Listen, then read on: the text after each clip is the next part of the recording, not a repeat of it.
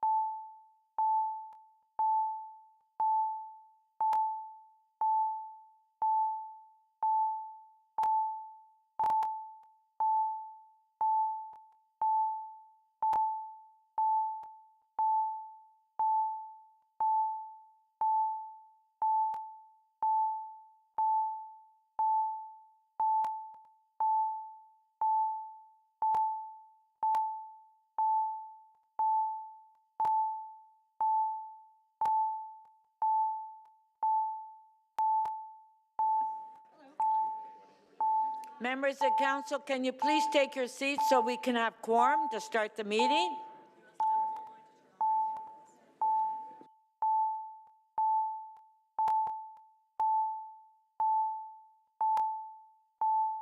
And members that are online, please turn on your cameras so we know you're here.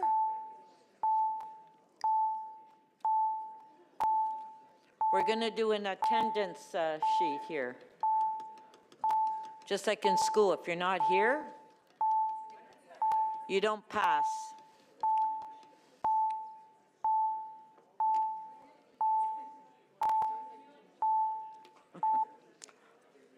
Okay, members, if you can take your seats.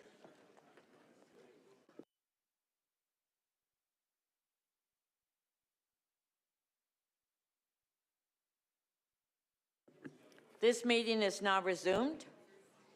Members, please rise if you're able and join me in observing a moment of silence in memory of Robert Ashley.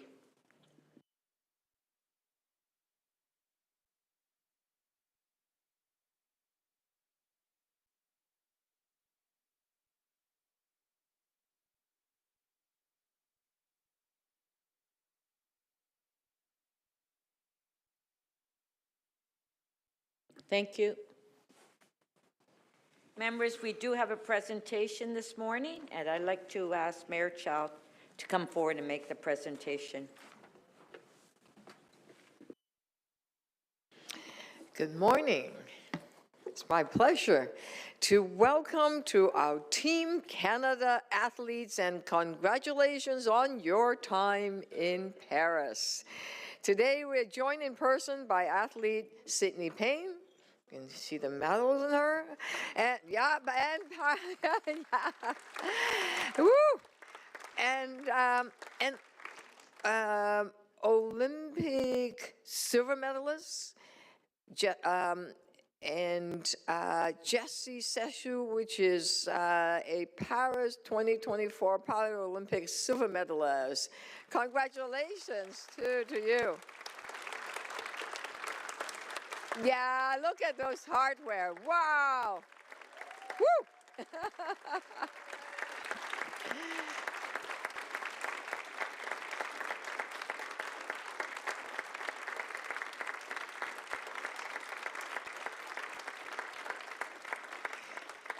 Now, I don't know whether we can see it on the screen. We're joined virtually by Erin Brown, Paris 2024 Olympic gold medalist, Brandon Rodney, also a gold medalist, and Charity Williams, a silver medalist. Well, maybe we'll see them. Thank you, everyone, for being here today. I'd like to take the time to recognize Toronto athletes. Yes, they are Torontonians who have medaled at the 2024 Olympic and Paralympic Games that were held in Paris this past summer, celebrating their contribution to sports and community. Now listen to this. Team Canada won 27 medals, 9 gold, 7 silver, and 11 bronze at the Paris Olympic Games, making it the country's second most successful Olympic Summer Games ever. And the Paralympic team had a historic performance, wrapped up an outstanding performance, earning 29 medals, 10 gold, 9 silver, and 10 bronze. And congratulations to all the athletes on achieving something that only a few in the world can only say they've done, competing in the Olympics and winning.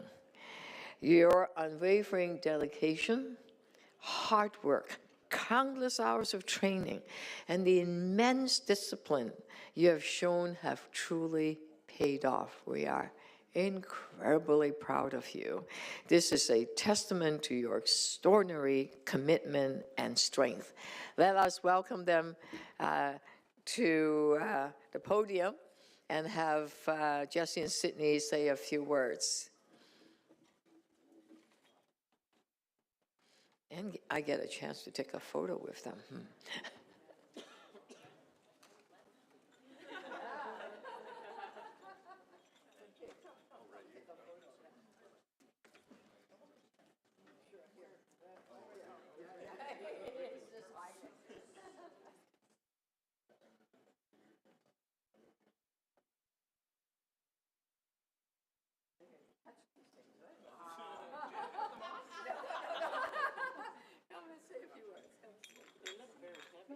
They are a lot heavier than you think. Hi. Oh. Thank you.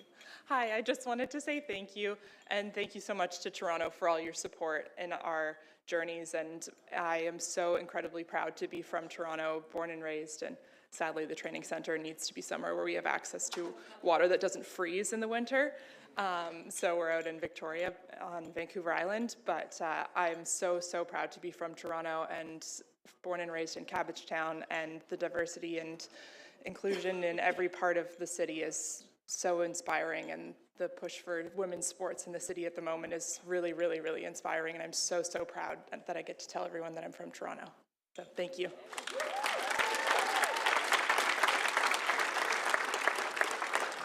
Same. I'm kidding. Yeah, I would just say actually kind of the same. I'd like to thank all of you guys for honoring us. This is really incredible. I said in my presser after I won the silver medal that that week the day that I won it was actually 20 years to the day. Plus or minus 2 days that I landed in Canada when I was 5 years old, and we moved to Toronto, and so just kind of a weird, cool little poetic moment there, and I think it just speaks to Toronto's diversity, Canada's diversity as a whole, and yeah, I just hope that I made you guys proud. Yeah, there you go. Yeah. Yeah.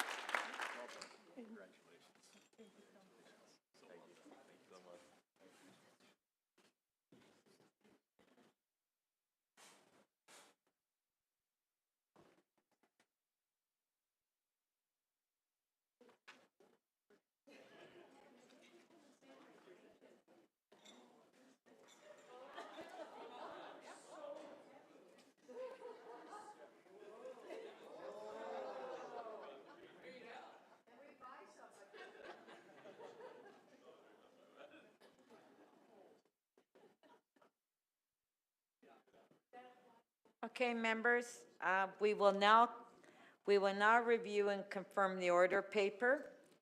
Once the order paper has been approved by council, any change will need a 2/3 vote. The city clerk has posted today's order paper online with agenda item RM 22.7, review of the order paper. There are 50 items left on the agenda, including 30 motions. The mayor has timed a second key matter, item EX 17.1, headed Building a Universal Student Food Program in Toronto, as the first item of business this morning. I will now take the release of holds. The clerk will open the speakers list in CMP, and you can place your name on the list if you have an item to release. Councillor Sachs. Thank you. TE 16.29, parking permit exclusion.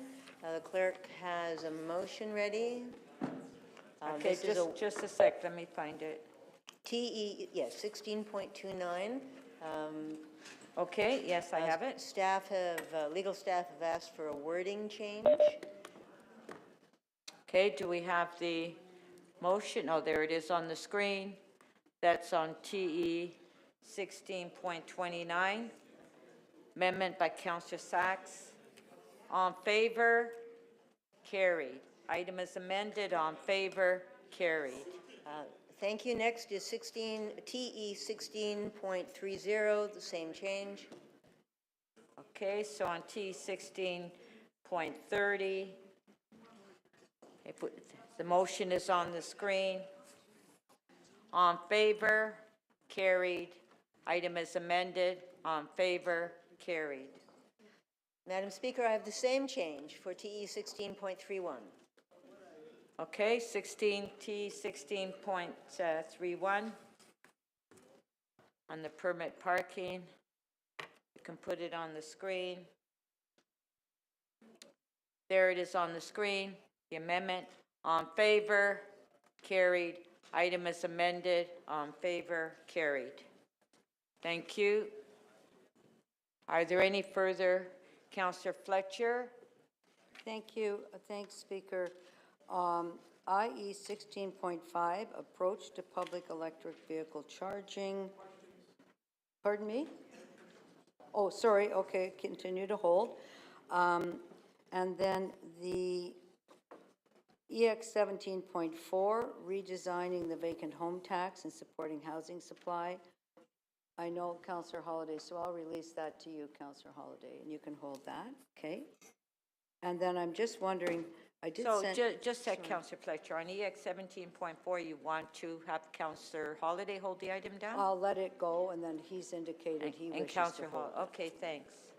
And then there's one from, I'm sorry, on the PILTs, it's GG 16.3, and I did send a motion to the clerks yesterday, I believe. I'm looking for... Do we have the motion by Councillor Fletcher for For GG? Metrolinx and the BIAs, and they're getting GG, PILTs, so... hold on, 16.3? Do we have the motion? Shall we just, I will get that organized, because I think it, if I can find, we do have it? Oh, okay. They have the motion. If I There could it is say on the screen. One little thing about it, it's because when Metrolinx expropriates the properties in the BIA, they lose their levies, but we're getting PILTs, so we need to sort out how that, the PILTs or the levy money would get to BIAs. Okay, so on GG 16.3, Councillor Fletcher's motion, amendment is on the screen. On favor? Carried. Item is amended. On favor? That's a what? Carried.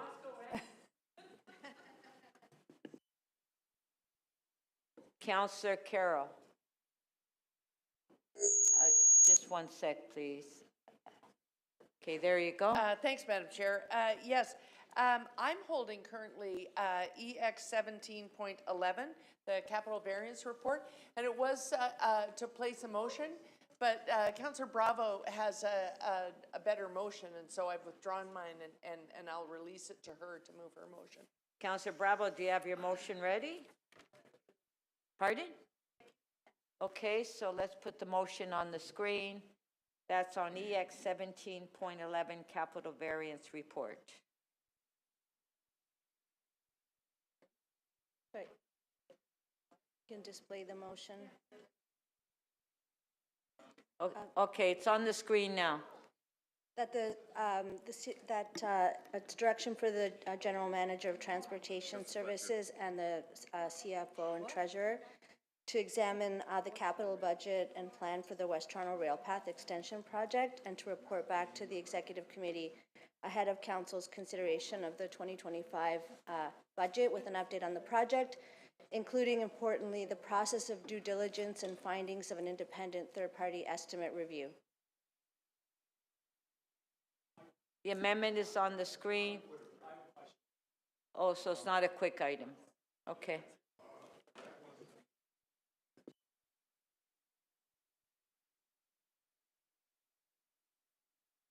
Councillor Fletcher? Councillor Moyes, Carol, and myself have been working on a quick release for EX 17.17. I'm just advising, and we're just finalizing the final version with staff. And just to let you know, that may go quickly at some point. Okay.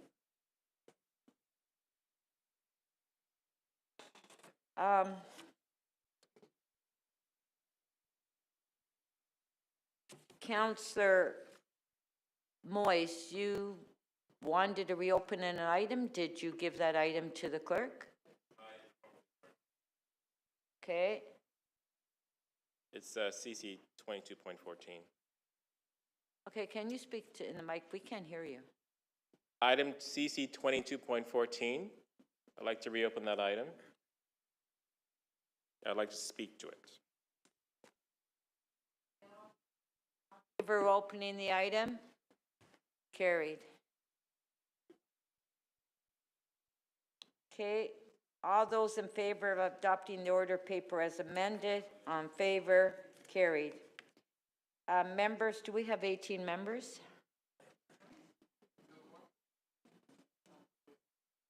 Do we have 18 members? Yeah?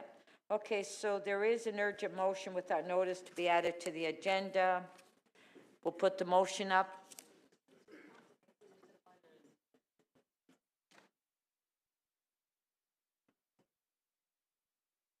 Councillor McKelvey.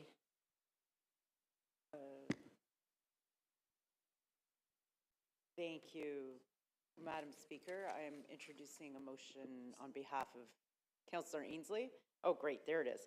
Okay, for representation at T-Lab hearing for 228 Guildwood Parkway, and the reason for urgency is that the city solicitor requires instruction. In favor? Carried. Okay, Councillor Bravo, I understand you want to make a presentation, or you want to speak to council to recognize October as Latin American History Month? Yeah, thank you very much, Speaker. This month was formerly called Hispanic Heritage Month, and it's been a long-held desire of members of the community to make the change to recognize the territory of Latin America, more than 20 countries, and what we have proclaimed now as Latin America History Month really reflects and encompasses the diversity of histories, traditions. People are indigenous.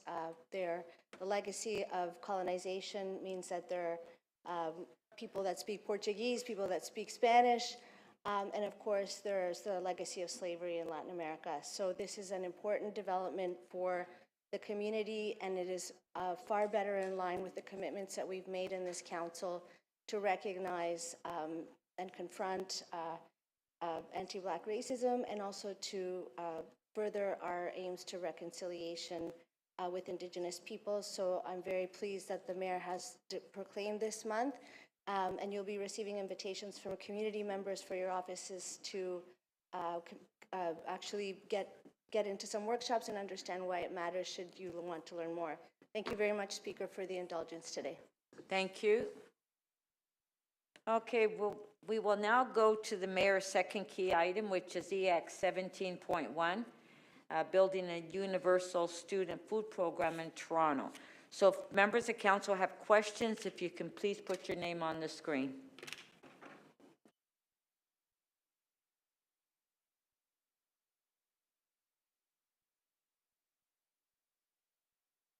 Councillor Holiday, questions? Could someone tell me approximately how much money we spend on the student nutrition program and how that compares to contributions from other orders of government? So through the Speaker, in 2024, the city contributed about $19 million. Right. And with respect to the provincial government, they contribute about $8.5 million last year, with occasional one-time top-ups from time to time since 2016. So I understand the objective of this is to request a report or a pathway to effectively provide meals to every child in the city? Is that the crux of it? So through the Speaker, yes, the crux is to consider how best to move with new funding announcements, including a federal funding announcement, to move towards a truly universal school food program. So what does truly universal mean? Well, through the Speaker, as I understand it, when we look at the motion, it's covering every child in every school in the city. So what is the purpose of the meal? It says mid-morning. I don't understand. Is that lunch or breakfast or both? Is it lunch? Through the Speaker, when we look at the health evidence in respect of provision of food within the context of schools, there is the greatest evidence in terms of benefit when we talk about a morning meal. So it may very well be breakfast, it could be mid-morning. What makes sense depends from school to school. However, the evidence is very clear that the greatest benefit in terms of health experience, in terms of academic outcomes, in terms of behavioral outcomes in the classroom, those are enhanced most through the provision of a morning meal, whether it's breakfast or a mid-morning meal. So you used the, Madam Speaker, the word morning meal was used as opposed to snack. Can you describe what is served? So through the Speaker, that's one of the areas that that we in Toronto Public Health actively support. There are guidelines that are published provincially around what constitutes ideal meals and or snacks within the context of the school food program. You know, they are meant to be nutritious meals that allow for children to get the necessary nutrients and foods that allow them to participate well in the learning environment and enjoy good health. So my child has breakfast before he leaves for school, and I send him with a lunch. What happens when he gets one of these meals is put in front of him? So through the speaker, again, when we talk about a universal program, it is actually accessible to all students within the context of the school. And again, when we look at the evidence in this regard, we recognize that there are some people within the school who will clearly benefit more from a universal program because they do not have access to food at home. However, when you select and isolate only certain students to be eligible to receive food under a school food program, unfortunately what has happened, and this has been borne out in the evidence, is that those who need it the most don't take advantage of it.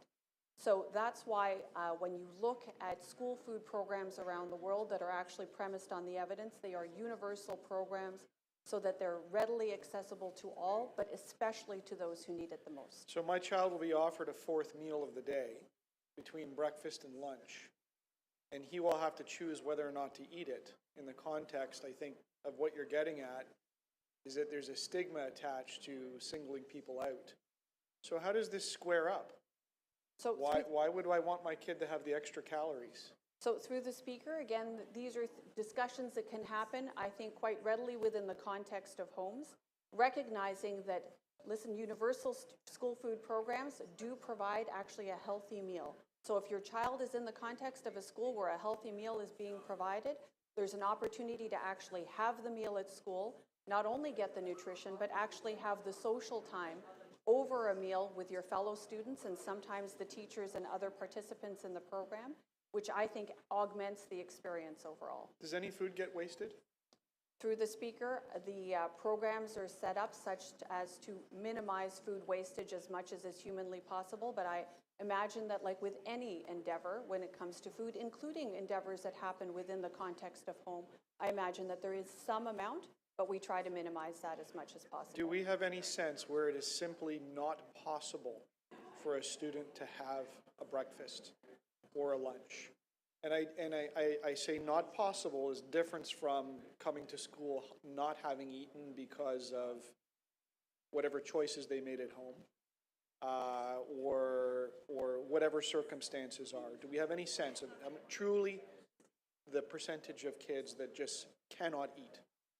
That was your last question. So through the speaker, I think it would be purely conjecture on my part, but to try to put a number on that. However, I would say this, when we look at our partners across the city, we certainly are hearing from our school partners that there is more and more uptake and demand, even of the existing school food programs. And as well, when I look at our partners at food banks across the city, we're seeing clearly increased demand for food through food banks and clearly challenges around food security. So I think while we may not have specific numbers, we certainly have lots of evidence to suggest that the need is there and growing. Thank you.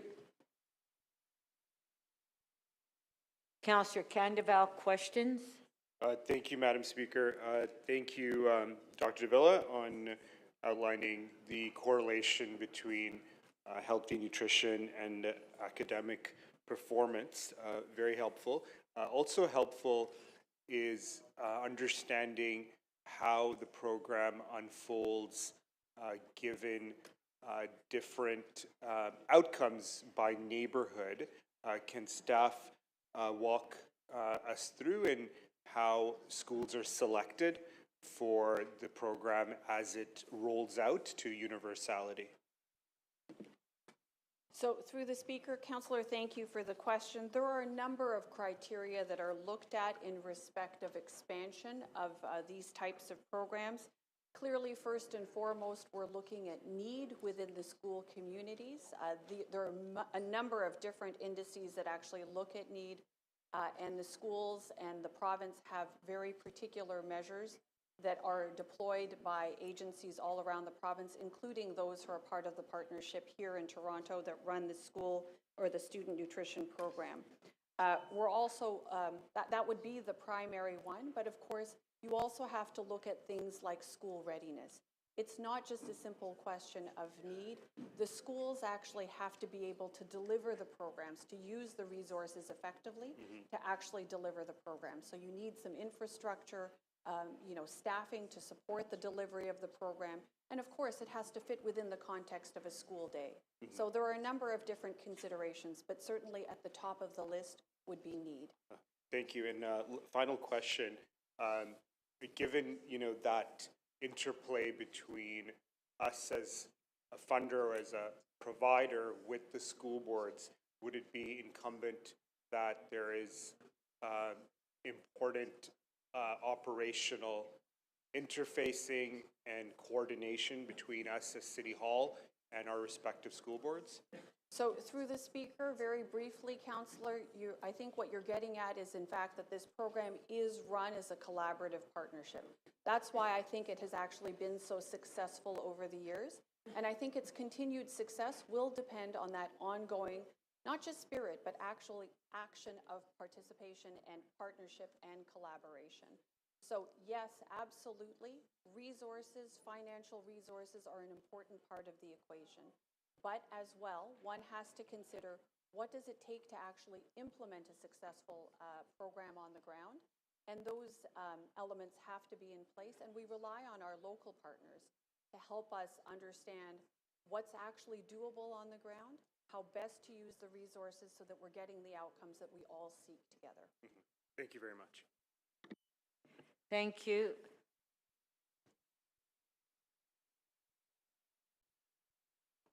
Councillor Moore.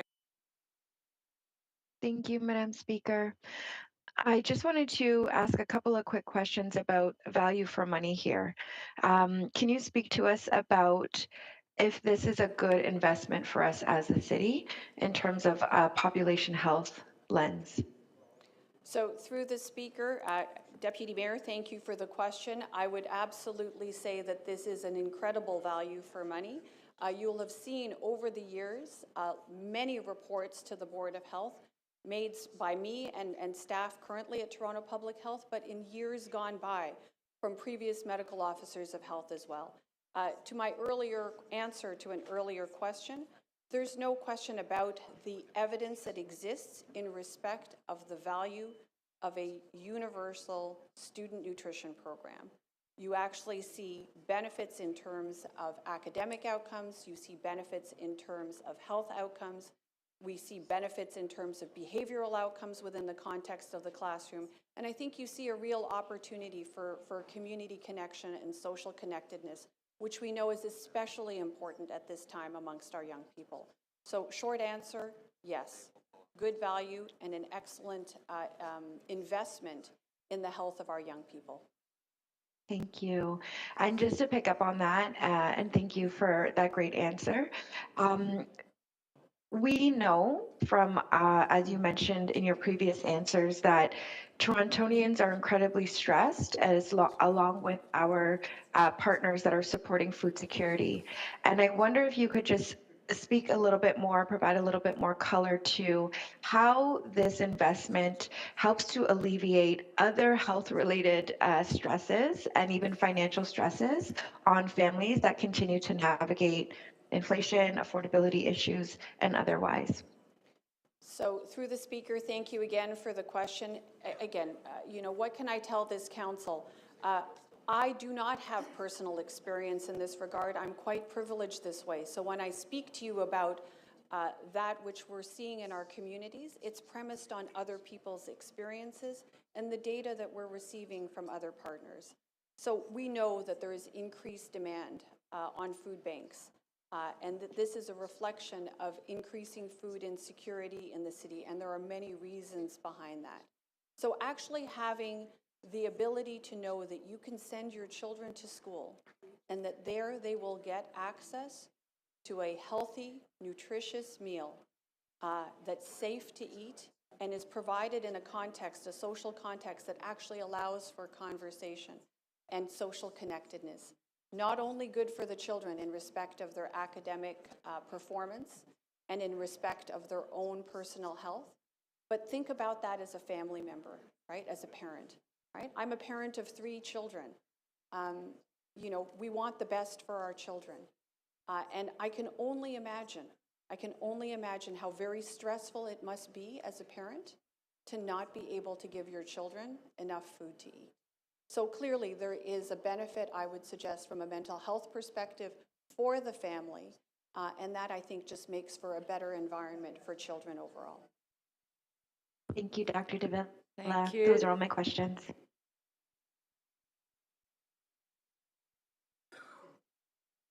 Councillor Pasternak, questions? Yes, thank you, Madam Speaker. Through you to the Chief Medical Officer. I have a Seventh-day Adventist school in the north part of my ward, and they were denied funding for a student nutrition program because I think they exceeded the threshold of Toronto residents who are enrolled in the school. So many from, I think, Vaughan and other areas of the city were coming to the school to disqualify them for funding. If it's a national program or even a province-wide program, can we use municipal boundaries and the amount of enrollment in the schools as a barrier to getting funding? So through the Speaker, again, the individual case scenario here I think needs to be managed on its own. But I think the question that you're getting at is exactly the reason why we are in strong support, not just on the evidence, the health benefits, the academic benefits, the outcomes that you actually see associated with a universal student nutrition program, but frankly with a universal program that is truly across the country, then issues like boundaries become moot or less germane to the discussion. Right. Unfortunately, our current circumstances are such that it is part of the conversation. So if we go universal, those barriers are likely to be removed or could be removed? Yes, so through the Speaker, without really being able to predict the future, I would hope that those would be less of a concern in a truly universal program. And with any universal program, we don't do means tests on individual students and their background. That becomes, I guess, unrealistic and ridiculous, and that everyone in the classroom would qualify if that school actually met the criteria. Through the Speaker, by definition, a truly universal national program would mean that every child in this country attending school would actually get access to a nutrition program. And we know that that is bolstered in the evidence and shown in the literature to be the best way to actually ensure that those who need the program the most get it. The good news is that those who don't need it as much also get it, and you have a real opportunity, I think, to create, to go beyond just the notion of nutrition, but to actually think about the notion of community and connectedness, which we know is incredibly important, particularly amongst our young people at this time when we look at mental health stats. And certainly socioeconomic is one, as we just discussed, one part of the puzzle, because we want to nurture kids to make smart food choices, and we also want to fight childhood obesity and diabetes. So through the Speaker, I think there are lots of opportunities to get good both health messaging and good health experiences, for lack of a better word, as part of a truly universal student nutrition program. Again, community benefits, health benefits, some learning, right? Understanding about what it takes to plan a meal, what constitutes a healthy meal. There's lots of learning opportunities associated with a universal student nutrition program as well.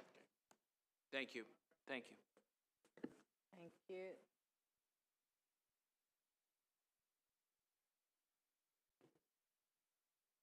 Councillor Bravo.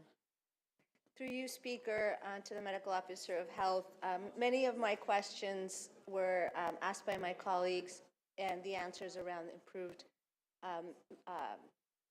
down the line, downstream health.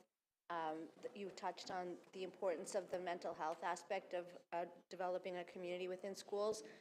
How out of step is Canada in relation to the rest of the world in offering a universal student nutrition program? How much of an outlier are we, really? So through the Speaker, it's my understanding that we are the only OECD country that does not have a national school food policy or a universal national food program for schools. Yeah, so the only OECD country, the only rich country in the world that doesn't offer this.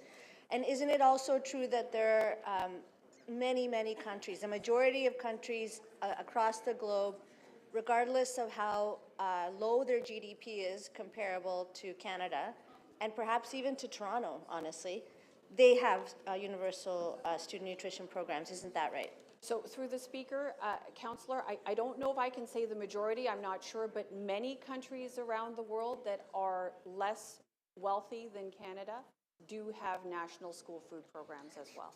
And so this intervention, population-level health intervention, is probably one of the most understood, studied, proven, along with clean drinking water and elements like primary vaccination, that we know that there are going to be better health outcomes for the entire population, correct? So through the Speaker, there is both evidence in the literature and experiential evidence speaking towards the value of student nutrition programs at a national universal kind.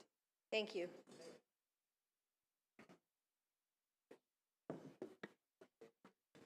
Thank you.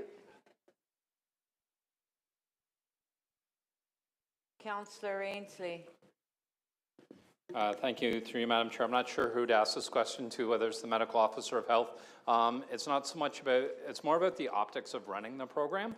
One of the things that I commonly see in my ward with the breakfast programs that are there now are teachers and support staff that are doing a lot of the delivering of the program, and they're always looking for volunteers. And then I have seniors in my ward that are like looking for things to do. When I say, hey, you walk right across the street and help deliver a breakfast program for children that, you know, otherwise wouldn't get breakfast. So I'm wondering what type of outreach would be done, if any, looking for volunteers like seniors in neighborhoods that trying to get them to connected. So through the Speaker, thank you for the question, Councillor. So as I tried to allude to in an earlier answer to one of the questions from your colleagues, there is a lot that needs to be done in respect of delivering these programs that needs to happen at the local level. And each individual school has its own rhythm, nuance, and very particular circumstances. So when it comes to implementation concerns, like who are the volunteers and how best are those volunteers solicited, those are some of the considerations that we look at as part of the partnership in terms of expanding programs to, you know, new and additional schools. But we do leave the operational details to the, you know, those who are closer to the ground so that they're more likely to be successful. So I think there's lots of opportunities for conversation around, you know, how we might make the best use of volunteers, how best to solicit volunteers. But I assure you those conversations are happening. It is a very active Student Nutrition Ontario Toronto partnership, and the partners do seek to learn from each other how best to ensure the sustainability of their programs, including acquisition and retention of volunteers. Okay, and then I guess my final question, I haven't fully read the report, to be honest. I just know I'm a big supporter of this program, but I know being involved with the Breakfast Club of Toronto, and they do a lot looking for corporate supports. Even with this funding, we're still going to continue looking for corporate support and partners? So through the Speaker, right now, that corporate funding continues to be necessary, so yes. I suppose that depending on what happens, you know, we can take a look then or consider what's necessary in the future as circumstances change, right? Okay. Right? So I think that's a responsible and reasonable thing to do, is adjust as needed depending on what funding comes in from the federal government, from the provincial government, and from other partners. Okay, thank you very much. Thank you, Madam Chair.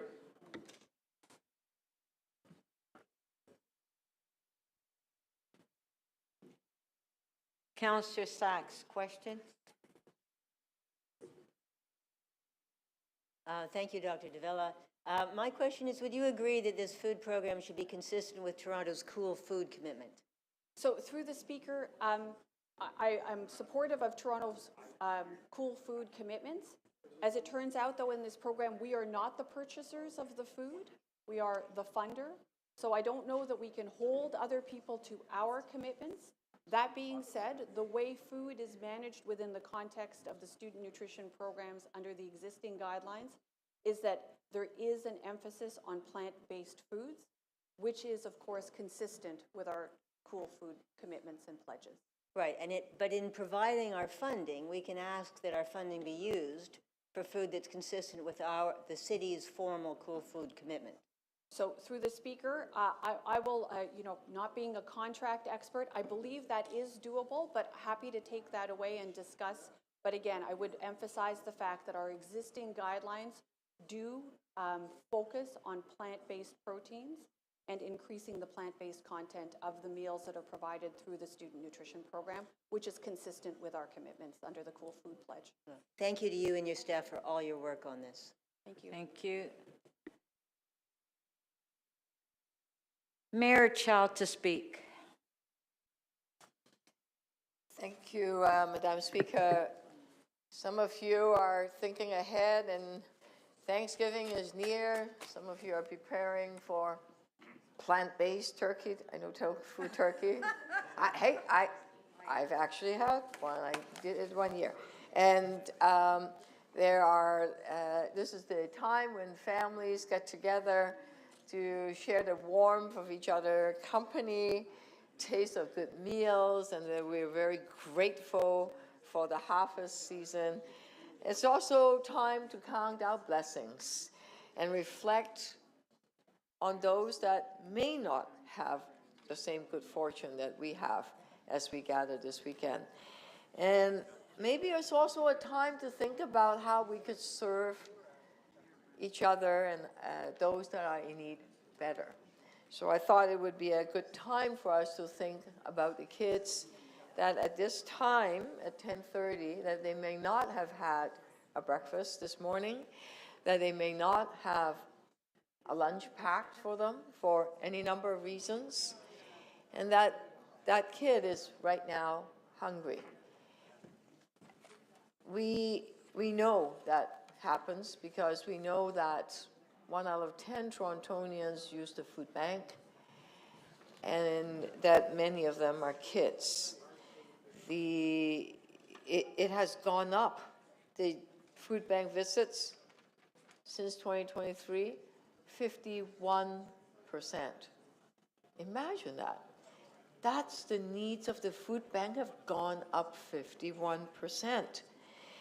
So we are doing our part. We're feeding over 200,000 kids. You heard, we're putting in 19 million, etc. But there are a whole lot of schools on the waiting list that qualified. They are ready to feed our kids, but we just don't have that funds available this year. Now let me quote from a teacher from St. John 23rd Catholic School. This is Laura. She worked in schools that have nutrition programs and schools that don't. She told us CBC News recently that the difference in kids when they have breakfast and when they don't is evident in their learning, in their attitude. Well, actually, the research said it is true. We found in 2023 better health, lower odds of being admitted to a hospital, reduced obesity, and improvement in math performances. Okay, less bullying, reduced discipline rate, improve attendance. It is a lifeline for children, especially children that might be hungry at this point. So I am extremely proud to put the motion in front of you, and I hope we can support it. It really is asking for the staff to map out a universal plan. I know Councillor Moyes through the Board of Health have been working on it. I know any number of you, Councillor Canifo, through the school boards and city committee, and because you're former school trustee are familiar with the program. Many of you are very familiar with the program. You do also know that recently the national government said that they are ready. After many decades of us saying that please do something, they are now ready. They have announced that it would be a national program, and they have put aside, let me look, a total of, for this year, 79 million, and then 201 million every year then, and that is a billion over 5-year national food program. And what we're asking is for them to flow the money through the province a lot faster. And I believe the agreement have been signed so that there should be funds coming through so that we can proceed with feeding kids. We're looking at 8,000 kids in January in the depth of winter. It's time that we do this. I just want to leave with you a little story. 1990, just before a Christmas holiday, Christmas Eve, my late husband, Jack Layton, and I were thinking of turkey and thinking about telling the kids Santa is going to come soon and etc. on a Christmas Eve. Don't ask me why, but we came up a national food program. A friend of mine found this, and a share model for funding school-based healthy food for our kids. And in it, outlined a program for a universal program in kids in all Toronto school. And the proposed motion was put together. And anyway, that was the beginning of many of the different programs right here in Toronto. So we did not reach the universal programs, but it's never too late, because I think we will get there, given that all the stars are aligned. And when there is a federal, provincial, and the municipality, I think there is now a great desire for us to provide decent meals, whether it's between breakfast and lunch, or a lunch. We'll work towards a universal food program in schools. And that would answer the prayers of a whole lot of parents and a whole lot of kids. So let us feed more kids and make Toronto a place where every kid and their family feel they belong. Thank you. Thank you.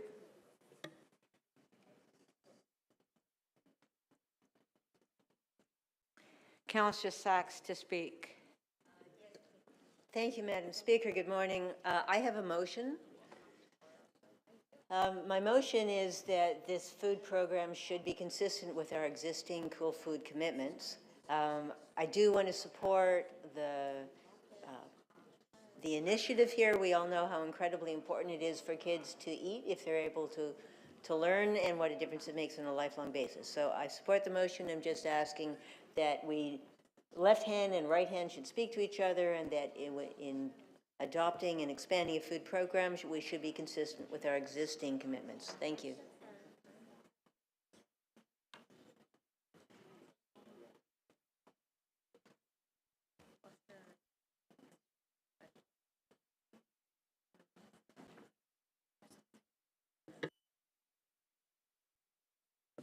Thank you.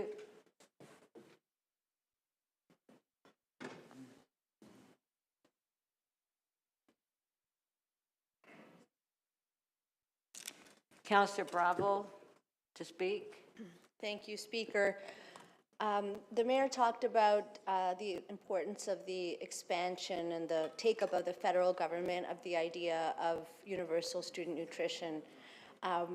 It took a lot of effort for a huge movement of people to put this on the agenda over time, but the commitments that the City of Toronto has made historically are foundational to this promise by the federal government, and the fact that it's starting to roll out shows that at this level, at the municipal level, where we're so close to the people, we understand what's needed, and the champions that have built this movement on the inside of the political side, successive medical officers of health, and the studies that have proven that this is an intervention that does make a difference and will make more of a difference.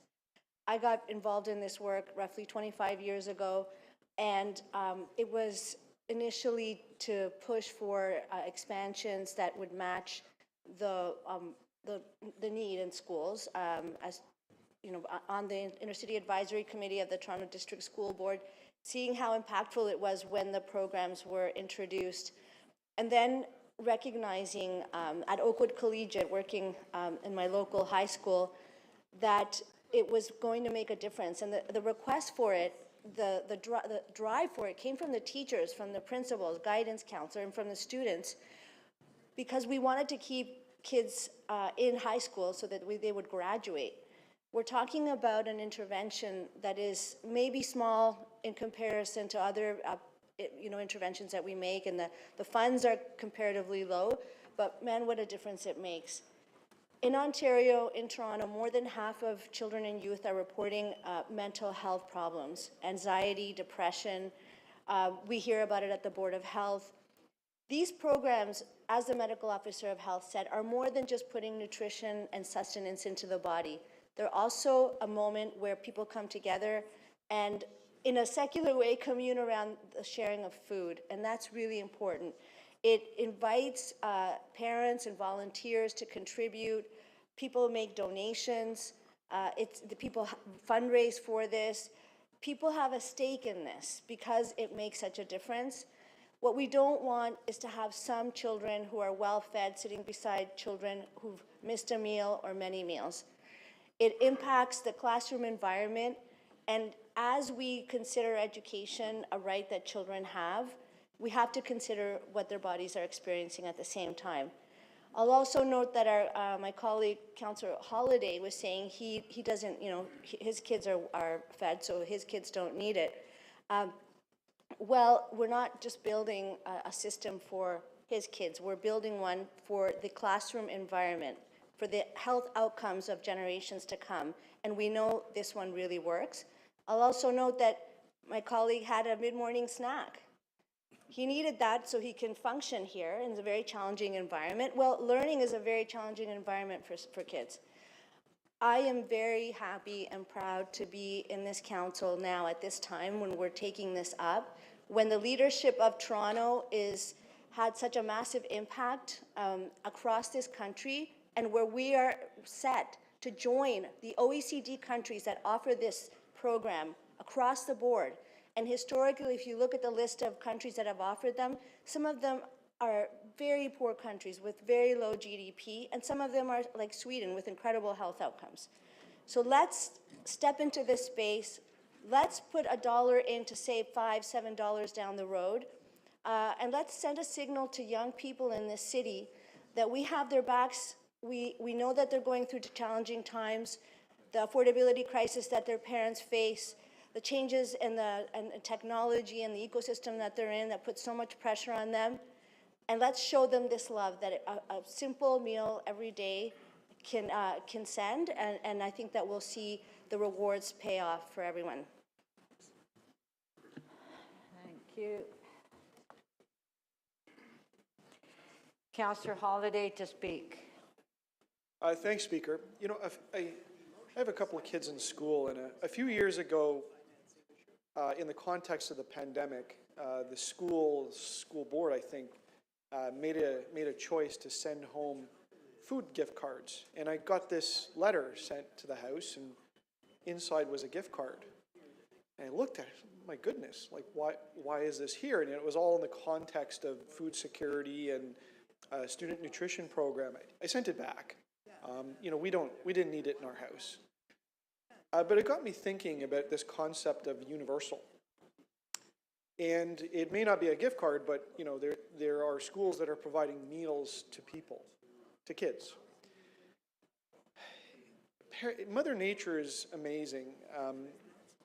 Anyone that's had a child knows that you go through a transformation and you reprogram yourself, and you get in this mindset that you'll do anything for your child and you'll sacrifice a great number of things. And for the non-parents, those without children, I think you can relate to this, and I think our society has a special place in their heart for children. And I think that's all part of Mother Nature's grand plan. But it strikes me, though, that, in the school system and in our society, there are a very small percentage of people that are so desperately poor that they can't put enough money together to feed their kids. And that's probably even a smaller subset of people that may not be able to feed their kids once in a while. But there's a whole span of situations where kids go to school without eating. Maybe they didn't like what they were offered for breakfast, or there was disorganization in the house, or they've made choices as kids, or even maybe poor nutritional choices. But those are really parenting issues. The question is, is that the role of government to parent? Maybe there is some help needed for those families that are that desperate. By the way, there's also systems and layers in the school that if kids show up with no food, especially consistently, that can be spotted and dealt with in a number of ways. I think this is really more about a worldview of how you see the world. There's a famous quote, from each according to his abilities to each according to his needs. That, of course, was Karl Marx. And if Karl Marx was sitting in the gallery, they would be smiling.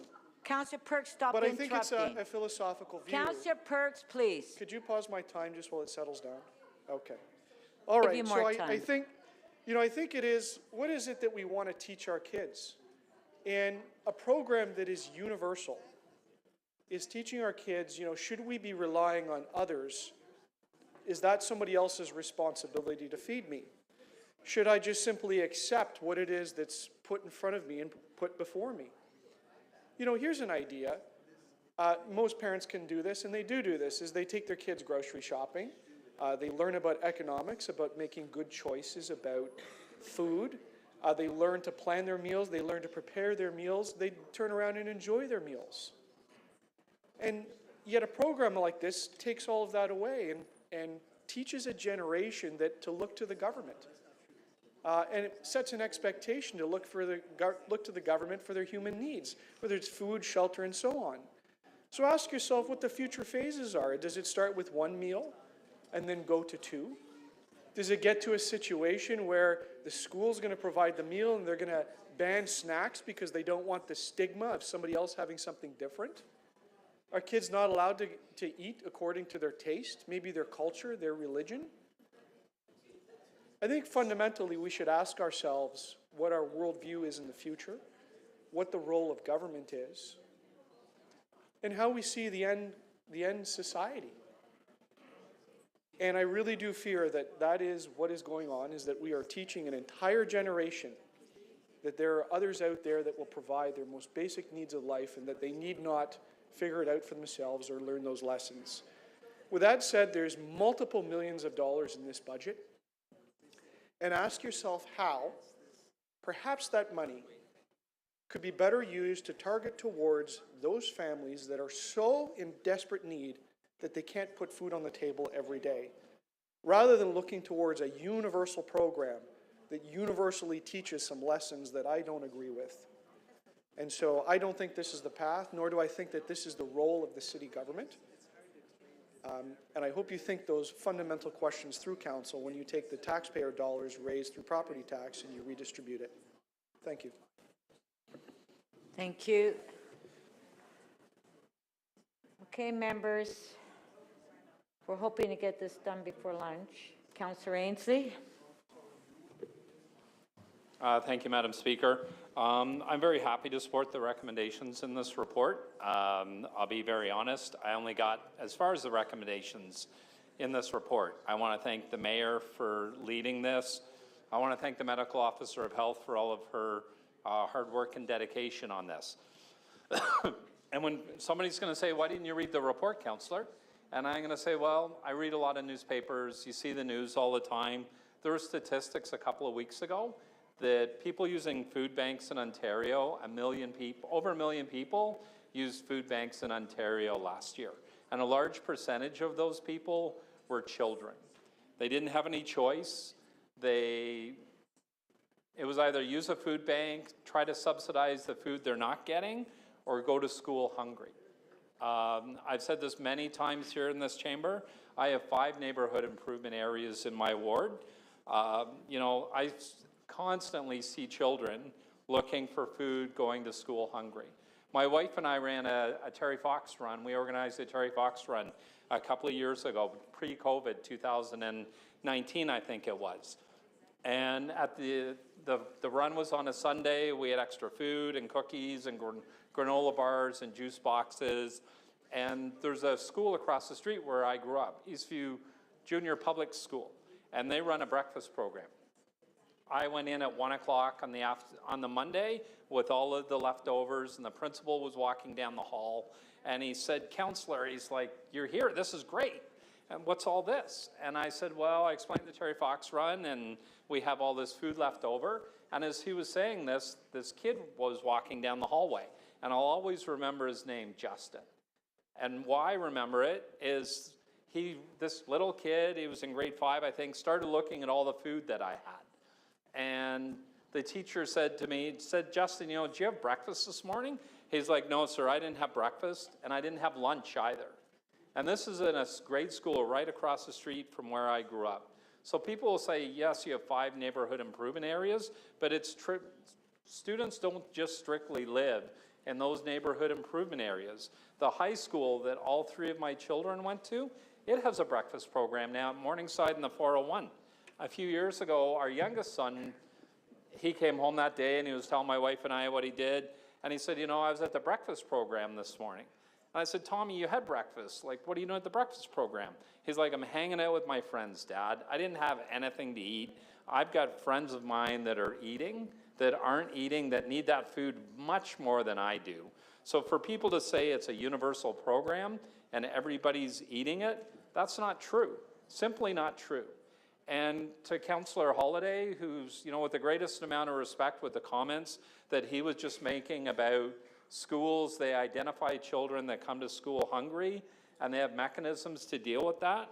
Councillor Holyday, once again, on all the schools that I've been in, and I get invited to the breakfast programs, I help volunteer once in a while. I'm looking for volunteers. I don't know what that mechanism is that you think that the school identifies children that are hungry, because it's not there. Maybe it's in Etobicoke. It's certainly not in any of the schools in my ward. And if you go to school hungry, as a parent, once again, as a parent of 3 children, going to school hungry, you don't learn.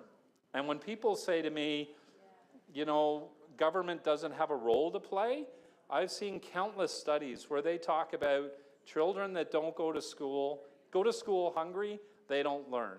If you don't learn, you don't succeed in school. And it's a trickle up, trickle down effect, whatever you want to call it. You have a harder time in grade school, you have a harder time in high school, you don't get to the colleges and universities that you want to go to because you don't have the grades. And when people say to me, government shouldn't be involved, when you're not getting your grades and you're not going to the college and university you don't want to go to, you don't get the job you want, you further look at a government for assistance for you and your family because you're not getting the income you have. So it's a long road. So when people say, you know, grade 4 or 5 and you're not getting the food, government doesn't have a role, eventually we have a role, a huge role to play if students aren't being fed properly. So I'm a huge supporter of our breakfast programs. I'll continue to be, and I want to once again thank the Mayor and the Medical Officer of Health for pushing this forward again, and I hope we see the funding that we need for all of our schools. Thank you. Thank you. Councillor Moyes. Thank you, Madam Speaker. I too want to thank the Mayor for championing this universal food program. And I also want to thank the Medical Officer of Health, Alan Davila, and her team for championing as well. You know, prior to being here, I was a school board trustee serving the most marginalized community in the city of Toronto, St. Jamestown, Regent Park, and Moss Park, and other areas of the ward. And with intention, I went into the schools. I went there during breakfast time and lunchtime and saw the kids sitting and eating, and how important it is to be part of that and help them learn better. If they didn't have the program in the schools, they would not have eaten anything that day. Many parents came to me and told me, listen, this is really an important program. I don't have food in the fridge at home. And it's important that our kids are able to, come here and eat and just focus on the learning. And so it's incumbent upon us to make sure that every child in the city don't go hungry. I've traveled many places and I've seen many children who are starving, and it doesn't have to be that way, especially in a rich country like Canada. It should not be that way. I remember many years ago, during the 650 Parliament fire, there are many kids who just were not able to eat for many reasons, and parents were just so desperate. And they came to me as a school board trustee, spoke to the principal and spoke to others. And we mobilized and tried to make sure that these kids had a breakfast, a lunch, and a dinner, and a place to shower, and a place to lay their heads. And again, there's so much we can do if we actually come together and just do it. And this is one of the things that I think, we need to do. And I hope that both the province and the feds, recognize what we're doing here today and step up as well and contribute to the program. I'd like to see this program across Canada because, you know what? The kids deserve it. So thank you.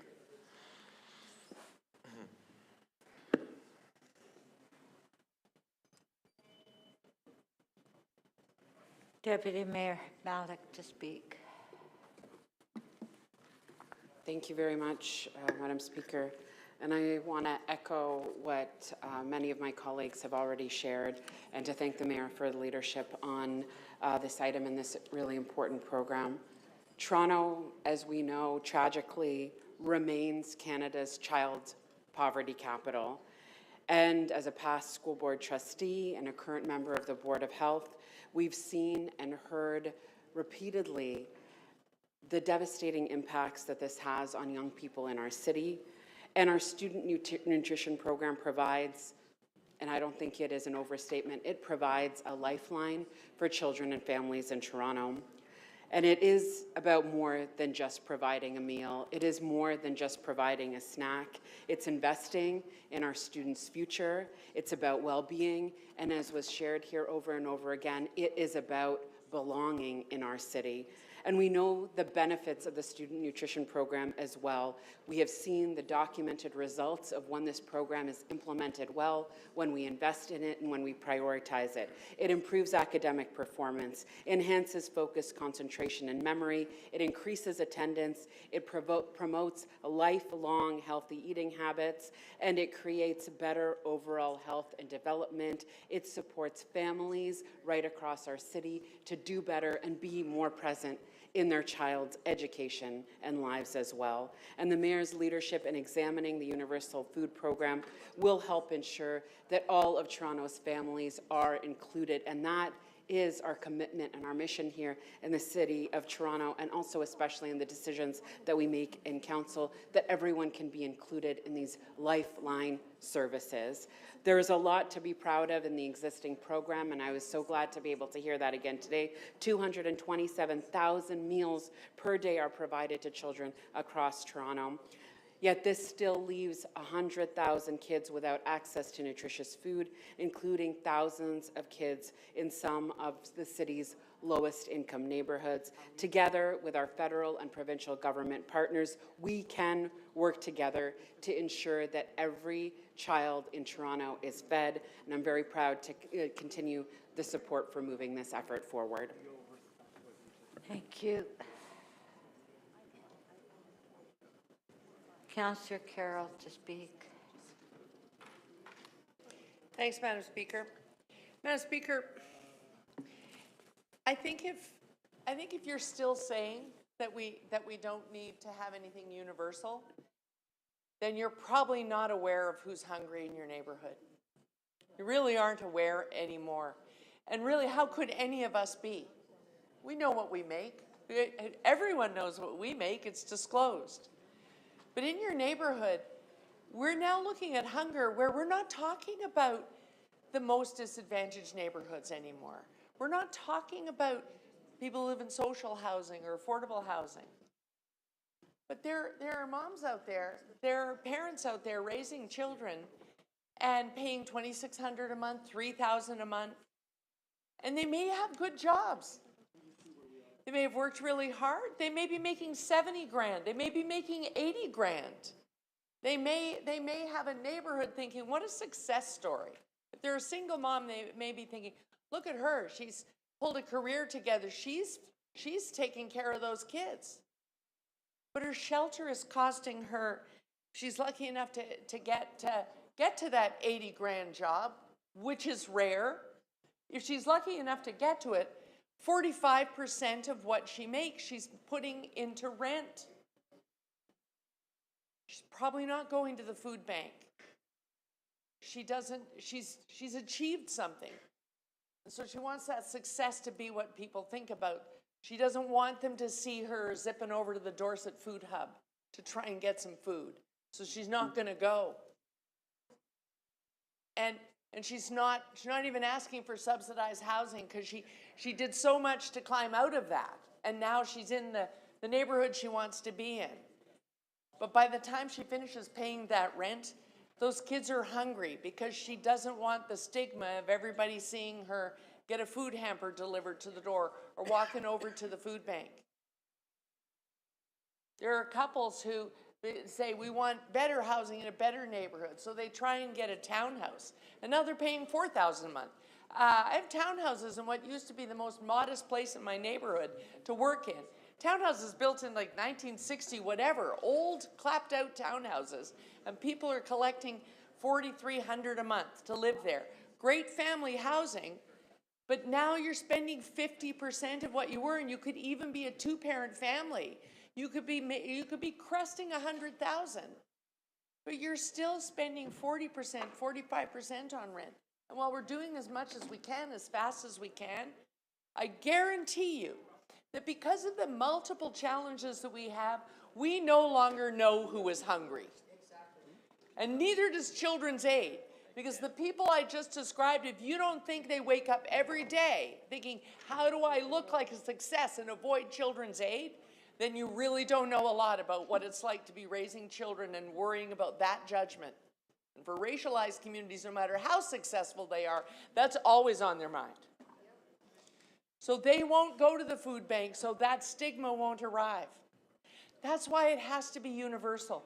It's just a thing we do. Let's go grab some breakfast. You want the kid who lives in the best house in Don Mills to turn to the kid who maybe doesn't, and whose mom really couldn't afford to put a real breakfast in front of them. You want them both to say, let's go grab some breakfast. Then we don't need to know who is hungry. We just know that globally there is so much more hunger than there was back in 1990 when you moved that motion. Things were pretty bad then for the mayor to have been thinking around the Christmas season, we got to do something about hunger, and we know that it's tens of times worse than that. We no longer know exactly who, but we do know the global how much hunger there is out there, and that's why universal is the only way to go. And any government that's arguing against that, any individual with a well-rounded pocket of 130 grand in it who's still saying we don't need universal, has lost touch with who out there is hungry. Those are my comments, Madam Speaker. Thank you.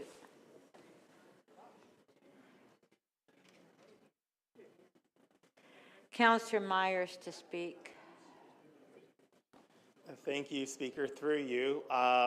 I just want to first thank the Mayor and Dr. Eileen Davila for their leadership on this issue. So I was one of those kids who used to go to the Breakfast Club when I was younger. I still remember we had to pay 50 cents to use the breakfast program.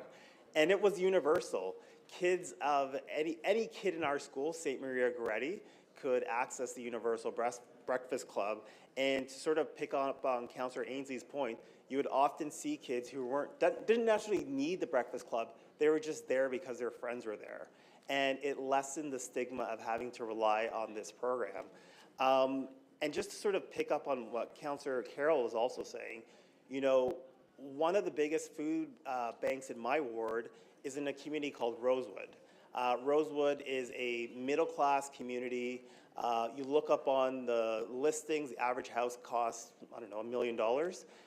And one of the community leaders actually started a food bank, Sunrise Food Bank, Courtney Fisher. And he didn't really know what to expect when he started this food bank. And when he did, he was just blown away by the need, by how many people living in the so-called middle-class neighborhood actually needed these universal food programs. So I think really we are dealing with an epidemic of hunger in this province. Over 1 million people have accessed food banks at some point in over the past year in Ontario. And I really, just really want to commend the city for taking this leadership role, the federal government for also playing a pivotal role in helping to fight hunger in our city, which is an epidemic and gets worse and worse as the price of everything goes up. Thank you. Thank you. Councillor Candeval to speak. Thank you, Madam Chair, and through you, to pick up on a couple of the threads that my colleagues have shared, that this funding, this program is not only for those in need and who have challenges at home in whatever circumstances. This is really universal, not just in letter, but spirit. Do you have a motion? Yeah, I'm getting to that, yeah. No, you have to do it before you speak. Okay. All right, no problem. If staff can present the motion to provide updates on the implementation and coordination of the Student Nutrition Program to the City School Boards Committee. To pick up where I left, this is beyond just an issue facing students and families with need, but really universal in letter and in spirit. Prior to joining City Council, I had the fortune to spend 12 years in the classroom where the bulk or the majority of my students came from very middle class backgrounds. So we're talking two-parent, I would describe as privileged, two-parent, two-income, in many cases, 2 degrees, middle-class home ownership homes. And it was surprising, especially in my latter years in the classroom, students that you would think would be coming with a nutritious lunch and snack, it was not the case. So on this question about is this only really serving students in poverty, I beg to differ, as many of my colleagues alluded to. This is a growing problem, perhaps cultural, that many families in the busy reality of lives in the city of Toronto, dealing with congestion, dealing with a number of issues, it's very revealing that nutritious lunches are not, or snacks are being provided as one would hope. So this really is universal and appeals to so many across our city. So I think it's important that we view it through a lens that is representative of families throughout our city. Secondly, the question also here is the role of government and who delivers this program. It's been my experience, most residents are not particular to who delivers it, whether it's the federal, provincial, or local. They pay taxes, they want services. And though for policy and governance nerds, we recognize we're the only country without a national student nutrition program, that really doesn't resonate with everyday families. They expect services, and if we're a G7 country without one, who funds it is regardless. So it's incumbent on us to pick up where other levels of government have not made the investments that similar prosperous countries have made.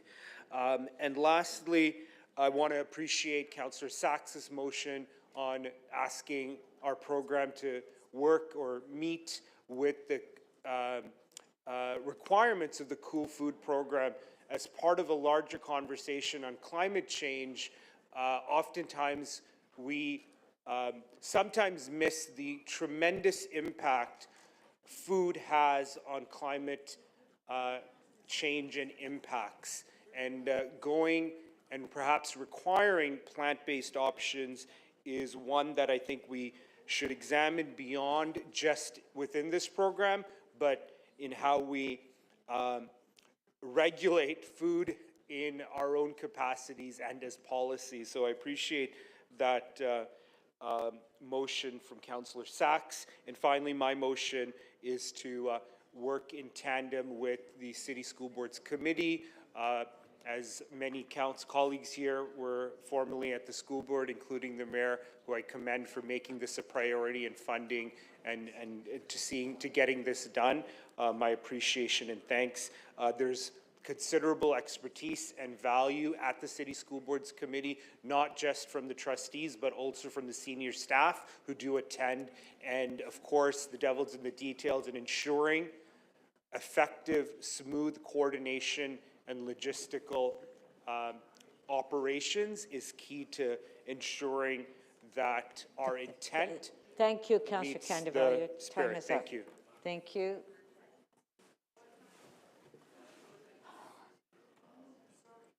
Councillor Pasternak to speak. I was debating whether to speak because so much has been mentioned about the program, but I thought I'd touch on a few issues that I have found over the years to be crucial in this discussion.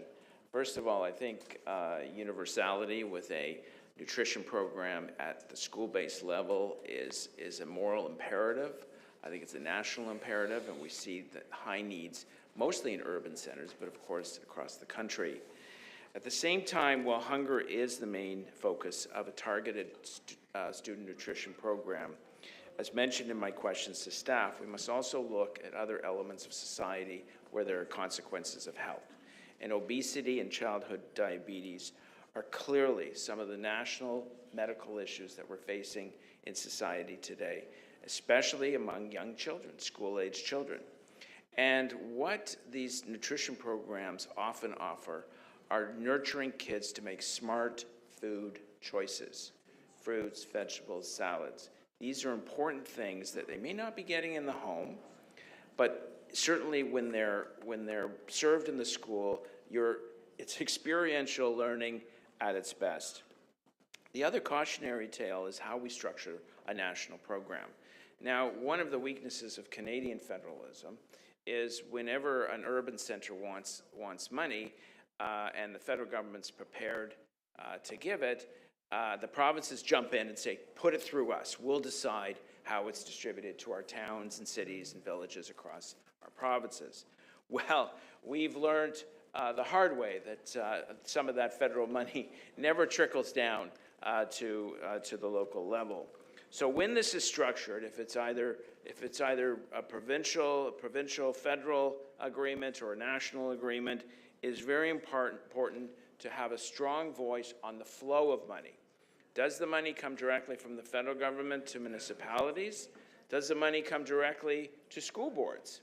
And how is it distributed and how is it paid for? What I'm looking forward when this report comes back to us, actually next month, it's very quick, is the different streams of money. You know, often when I go grocery shopping, at the cash, they ask for a donation to this food bank or that food bank or Tim Hortons Hungry Feed Kids. Where does that money go? How is that streamed back into schools, into local schools? And that's something that's come up before, and I believe we've moved motions on it to find out what the flow of money is at the local level from corporations doing donations at the point of purchase. The last thing I would mention is that operational money, the purchase of the food, is one expense line item, but often you have volunteers, parents, and teachers who actually prepare the foods and make sure they're served out. But if you're venturing into hot meals, for instance, you need a big capital allocation because you need a semi-industrial kitchen, or you won't meet the regulatory threshold of approval to serve hot meals. Many schools do not have that at all, and they are not regulatorily approved to serve hot meals. These are all considerations. It's a complex policy issue, but if implemented properly, can have transformational outcomes. Thank you. Thank you. Councillor Prusa, you put your name on to speak, but you're not sitting in the council chambers.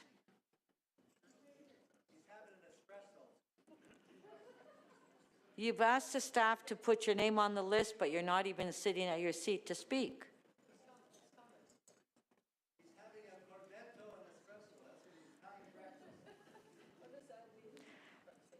It's the last speaker, and then we're going to vote on it. Councillor Perruzza to speak.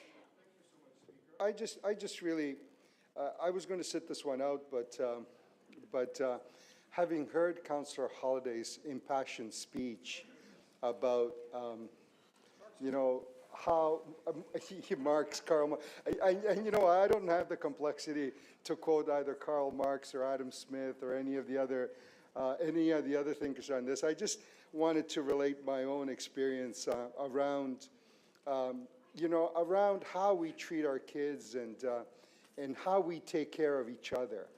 So I was born in this little town village in Italy, and there was very, very little government.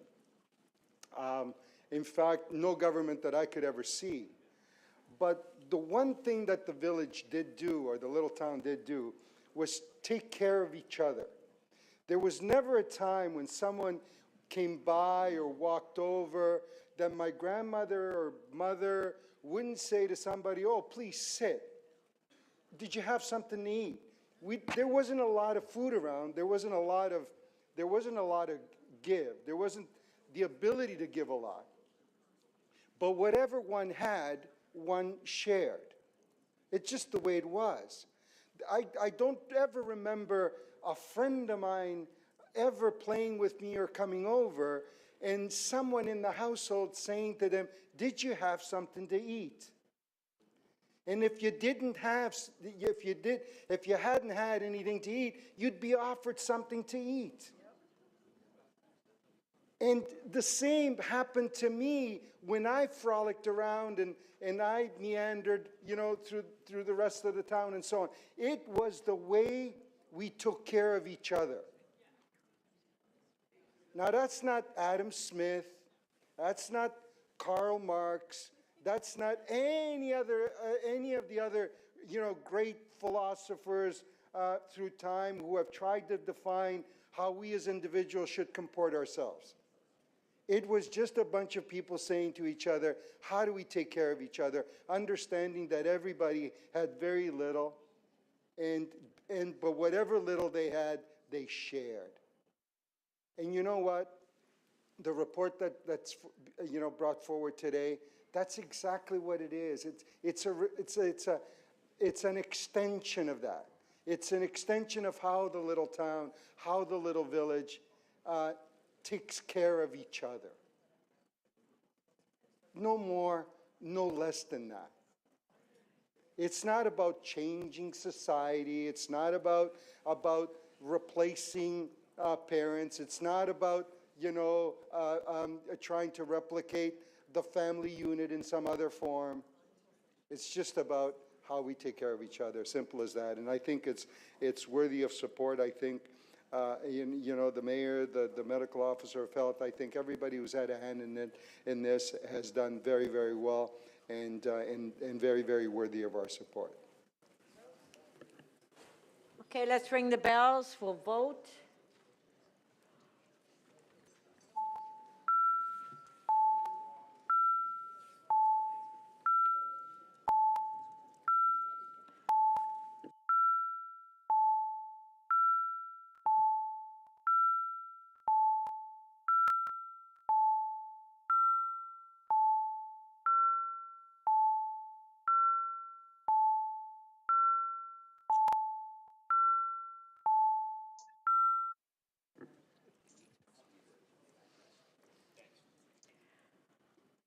Okay, so we'll put the motions on the screen.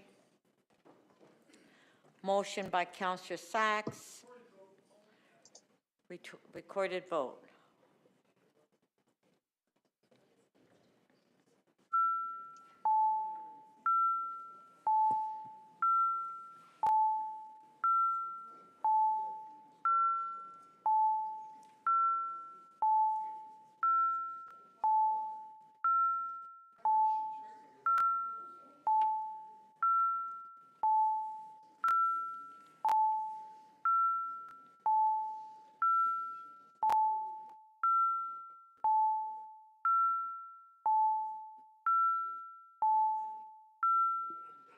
Councillor Perruzza, may we have your vote, please?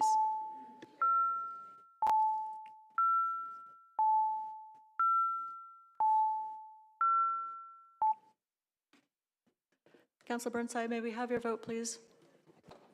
In favor. Councillor Burnside in the affirmative. Motion 1 carries. The vote is 23-1. Okay, next motion.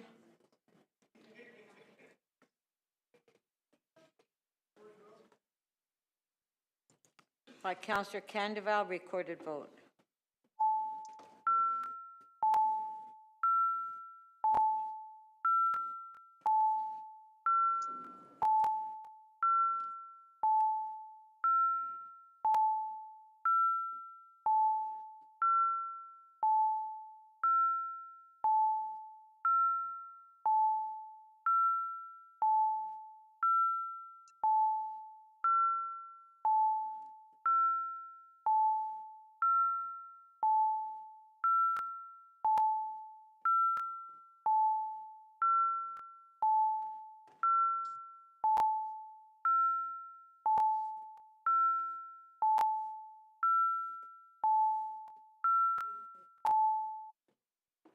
Councillor Sachs, may we have your vote, please?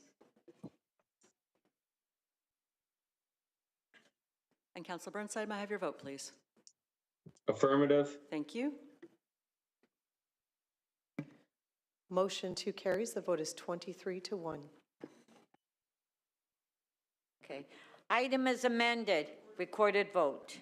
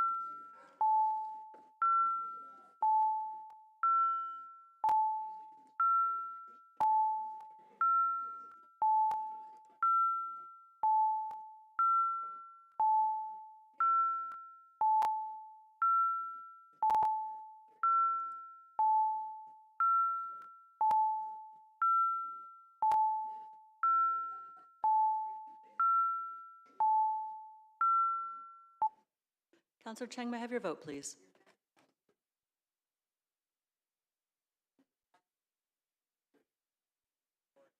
Councillor Cheng, may I have your vote, please?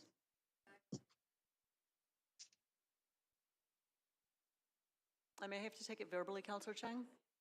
In the affirmative, thank you. Councillor Burnside, may I have your vote, please? Affirmative. In the affirmative, thank you. The item as amended carries. The vote is 23-1. Thank you. We'll now go to the item that we started yesterday, and I believe that there was one more questioner on the item, and that's IE 16.2 and IE 16.4, which is the congestive management plan. So if we can put the list back on the screen. I think there was one more question.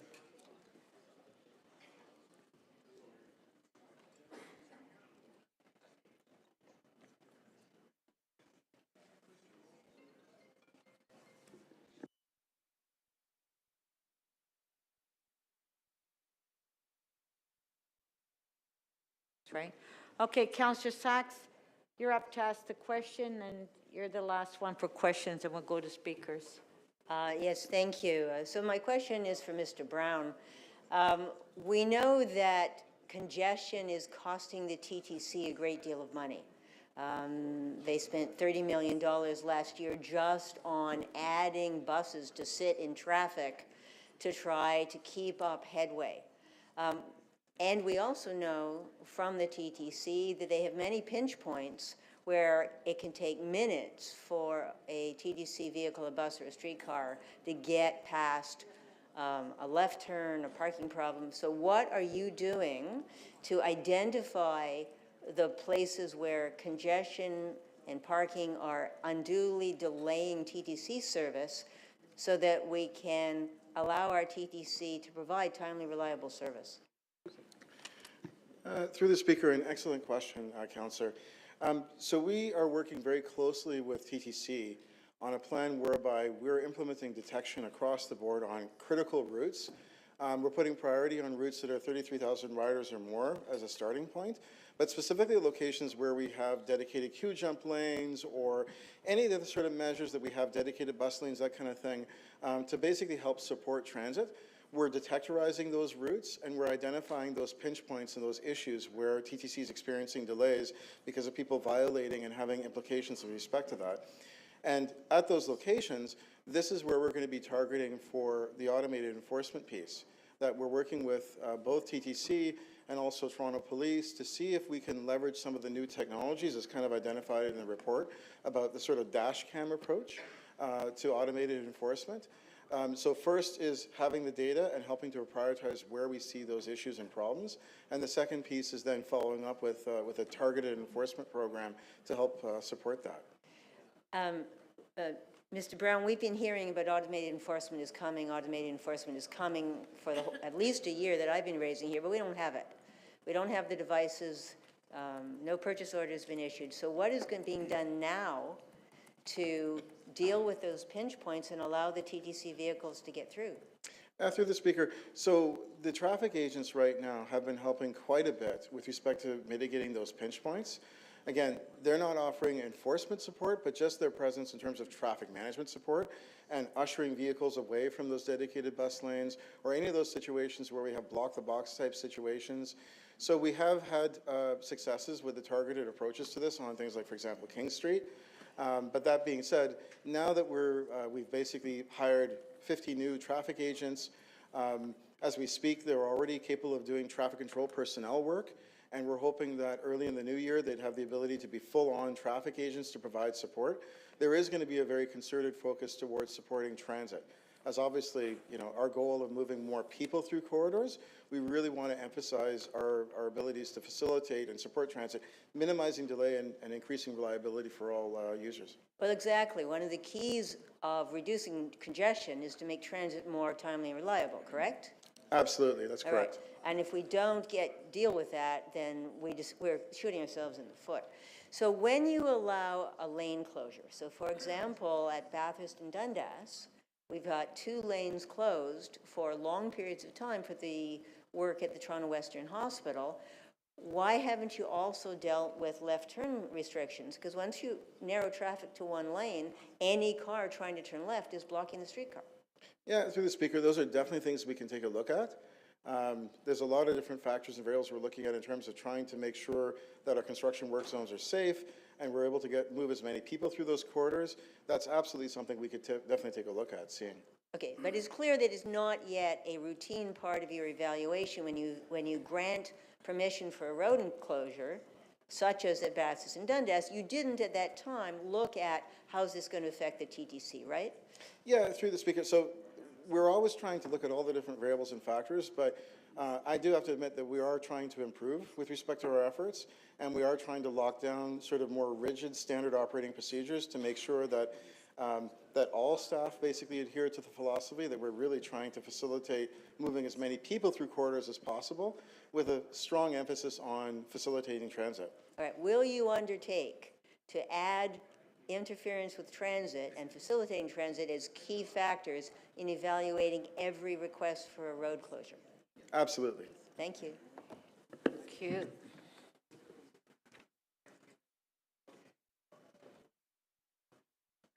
Councillor Holiday, questions? Why is it called the Congestion Management Plan and not the Congestion Reduction Plan?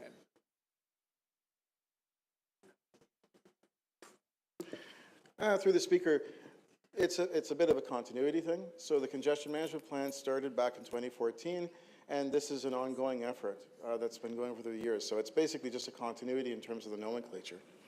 Do staff have explicit direction from council to reduce congestion? Through the Speaker, the direction of the Congestion Management Plan from the onset has always been to try and minimize the impacts of congestion across the city. Minimize the impacts. Does that mean minimize congestion, or is it 2 different things? Through the Speaker, it's always about managing traffic as effectively as possible. There's no way to basically make cars disappear. However, with the various issues that are going on throughout the city, particularly construction being a major factor, there's a lot of things we can do to basically manage it better and mitigate the impacts of that congestion. Does that mean that we have a view to reduce the travel time from point A to point B for drivers? Absolutely, and with the measures that we've already done this year, some of the targeted measures, we've already seen that. So, no surprise to council, the Bloor Street West bike extensions are very controversial. And if you dig through the reports and the different public documents available, it does speak to increases in travel time. But a lot of them were measured in the seconds. I think if you talk to people, a lot of the experiences are quite catastrophic changes, like several minutes to a very long time. Why is there such a discrepancy between the anecdotal things I hear in real life versus the way that we consider them at council and the information contained in the reports? Well, through the Speaker, number one, because we're always looking at the overall numbers in terms of moving more throughput through corridors, as opposed to just for specific modes. But that being said, you cited a specific one in terms of Bloor Street West. I should note that that is still a work in progress. There's a lot more work that needs to be done there in terms of the signal timings. In fact, just this week we're talking about expediting the work there in terms of the signal modifications that will have a significant impact in terms of improving travel times for all road users through the corridor. Users of the corridor, what about the streets that cross? That's one thing I learned, right? If you take from one and give to the other, somebody loses, right? So there's still big streets that cross that corridor. Yeah, absolutely. Through the Speaker, we look at all. We look at the throughput on the major arterials. We look at the impacts to the side streets. We look at all these elements when we model the situation, and we come up with traffic signal modifications to support that. Mr. Brown, is there a way to show council the poor scenarios that occur? And I'm going to back up to my earlier question about, the real life seems to be mismatched from sometimes the data in the reports, or at least the summarization of the data in the reports. And I think the way I understood it is things get averaged out. And you're forced to bring council a number, when in fact the reality is a range, right? Maybe things are imperceptibly different in the middle of the night, but during rush hour, boy, that number gets magnified. So is there a way that council could better understand these decisions and those poor scenarios when things are really bad? Yeah, through the Speaker. So, yeah, absolutely. We always try to present numbers as a range as opposed to a specific number to reflect that. The reality is there's so many different variables in terms of traffic patterns and things changing around the city, new construction sites opening up, new development sites opening up, that basically change the traffic patterns such that I want to say it's a bit of a moving target. But this is part of the reason why we always try to communicate statistics in terms of ranges to reflect that. And you have a wide variety of places that you can go to get information to provide analysis for congestion, do you not? Like, it doesn't have to be a counter with those rubber strips on every street at every moment. Is there not big data and things that staff could bring us information about? Yeah, through the Speaker, absolutely. So even in terms of how we report the data right now, there's Bluetooth readers, there's intelligent intersection data, but yeah, absolutely, we use data from here, we use data from Waze, we use data from Google, we use a variety of sources to basically generate those numbers that we present. So is there more opportunity to give consideration to congestion in the various decisions that we make? Last question. Thank you, Speaker. Through the Speaker, absolutely. Thank you.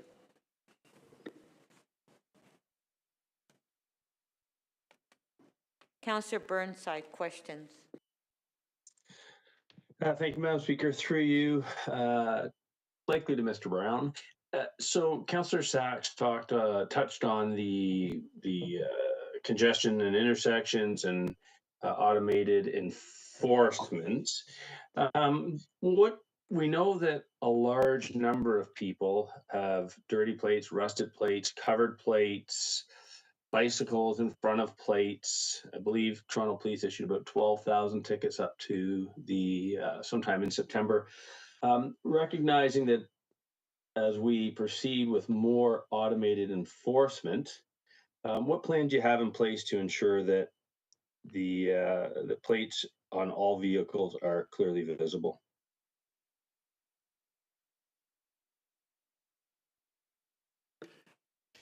Yeah, through the speaker. So there's a couple of things. On the automated enforcement side of it, this is why we want to do the Technology Innovation Challenge approach to looking at new and innovative technologies that are out there. Because some of the newer technologies that we're seeing on the market do have the ability to circumvent a lot of those issues that you spoke about. But in parallel with that, that's also why, as a concerted effort, really it's a combination of the automated enforcement and the support that we get from Toronto Police as well, too, in terms of actual physical on-the-ground support as well, too. So how many tickets are spoiled, automated tickets, I guess, speed and red light cameras per year? Through the speaker, I don't have that data in front of me right now, but we can certainly provide that to you at a later date. Do you have anything in place in terms of Toronto Police other than asking them to provide more enforcement? Because we know that that plan in general is not a winning solution. Through the speaker, again, I think the combination of, physical presence of the traffic agents doing their part in terms of traffic management and being there on site, along with the support that we've been getting from Toronto Police, which is very good support from the local division. Again, the success that we saw on King Street really was a combined effort between the traffic agents as well as the Toronto Police local division support. And then when you compound that with the automated enforcement that's coming down the pipe, I think that's going to be an adequate combination to really sort of achieve the goals. Well, given that I know thousands of tickets are actually spoiled because of obstructions, I'm worried that that may not be adequate. Maybe we can have a conversation in terms of other measures, because I'm just not sure that, as I say, as we increase our reliance on automated enforcement, notwithstanding any new technologies that are available, I believe that we're going to see an ever increasing number of people trying to cover their plates. So thank you. Yeah, through the chair, obviously, as the speaker, obviously, always open to suggestion. Thank you. Thank you. Councillor Perks, questions? Thank you. Councillor Holyday opened up an interesting area that I want to interrogate a little bit further when he was asking about why isn't this the congestion reduction plan? First question, there are many different things that contribute to travel demand and therefore to congestion. Is that correct? Yep, through the speaker, that is correct. And some of the things that actually increase travel demand are good things.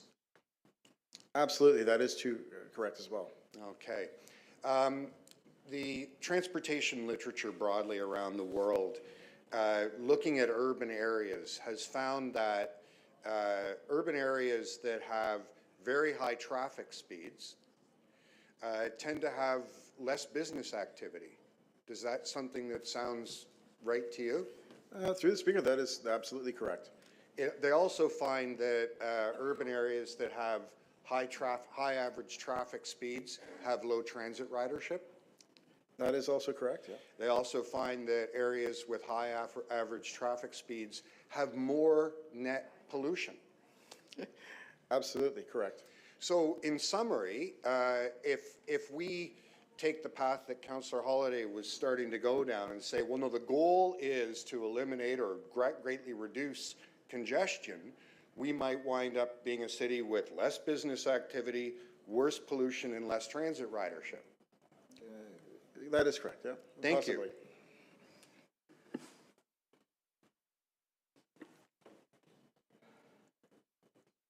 Councillor Cole, question. Yeah, thank you. By the way, I just want to say there's two things that are working very well in reducing congestion. That's your TTC queue jump lanes. Got one working fabulously. And the traffic agents are a godsend. I wish we had more traffic agents than we had parking people, authority. Anyways, question I have, what's happening to the modal split in Toronto in recent years? Is there a shift to more drivers? More transit users, more walking? What's the modal split trend? If you don't have it right now, I think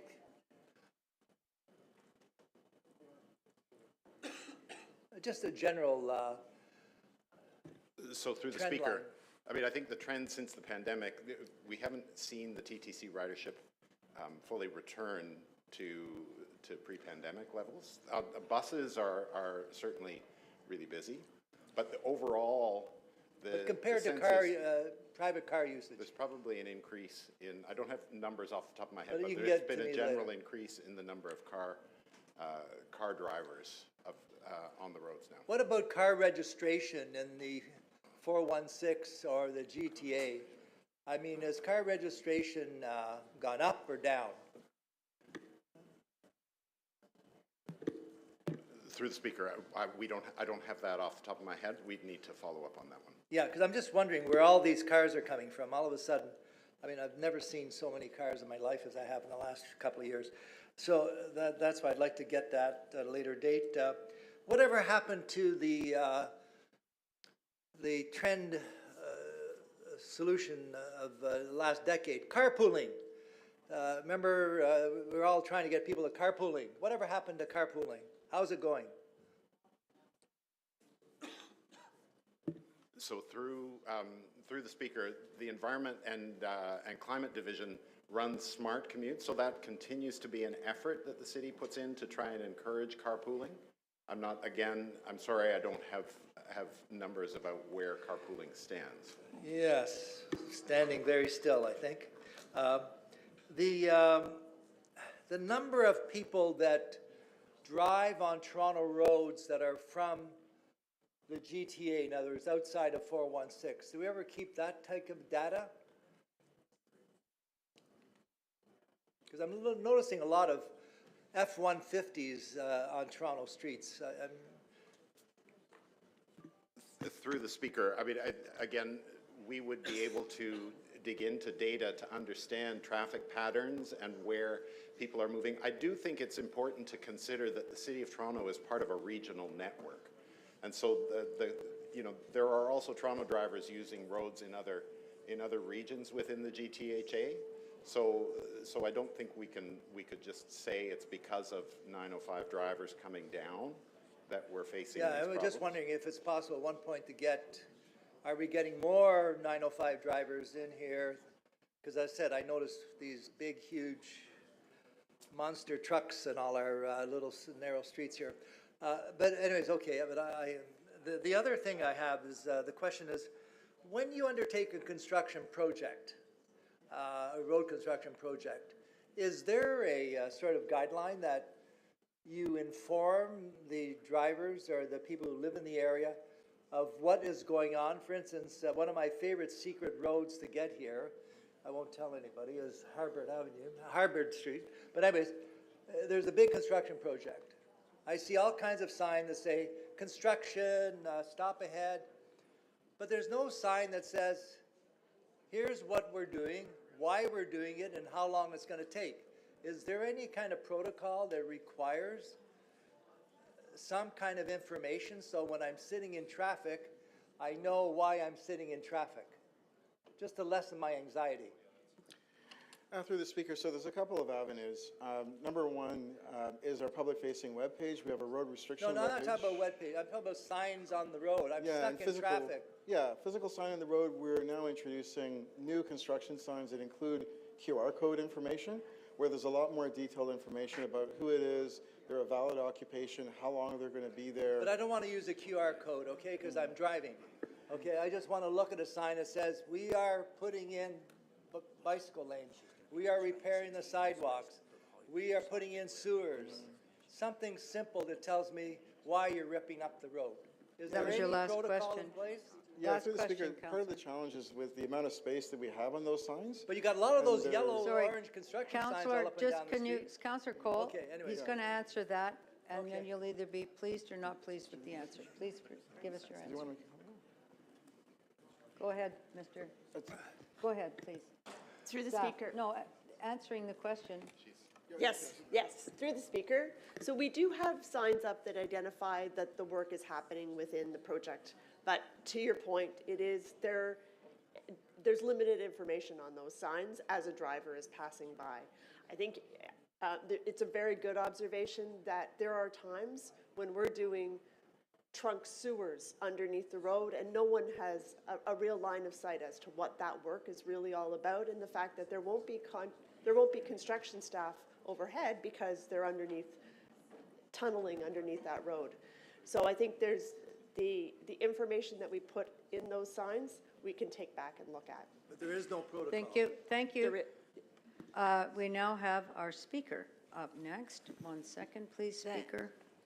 Thank you. I just have one question.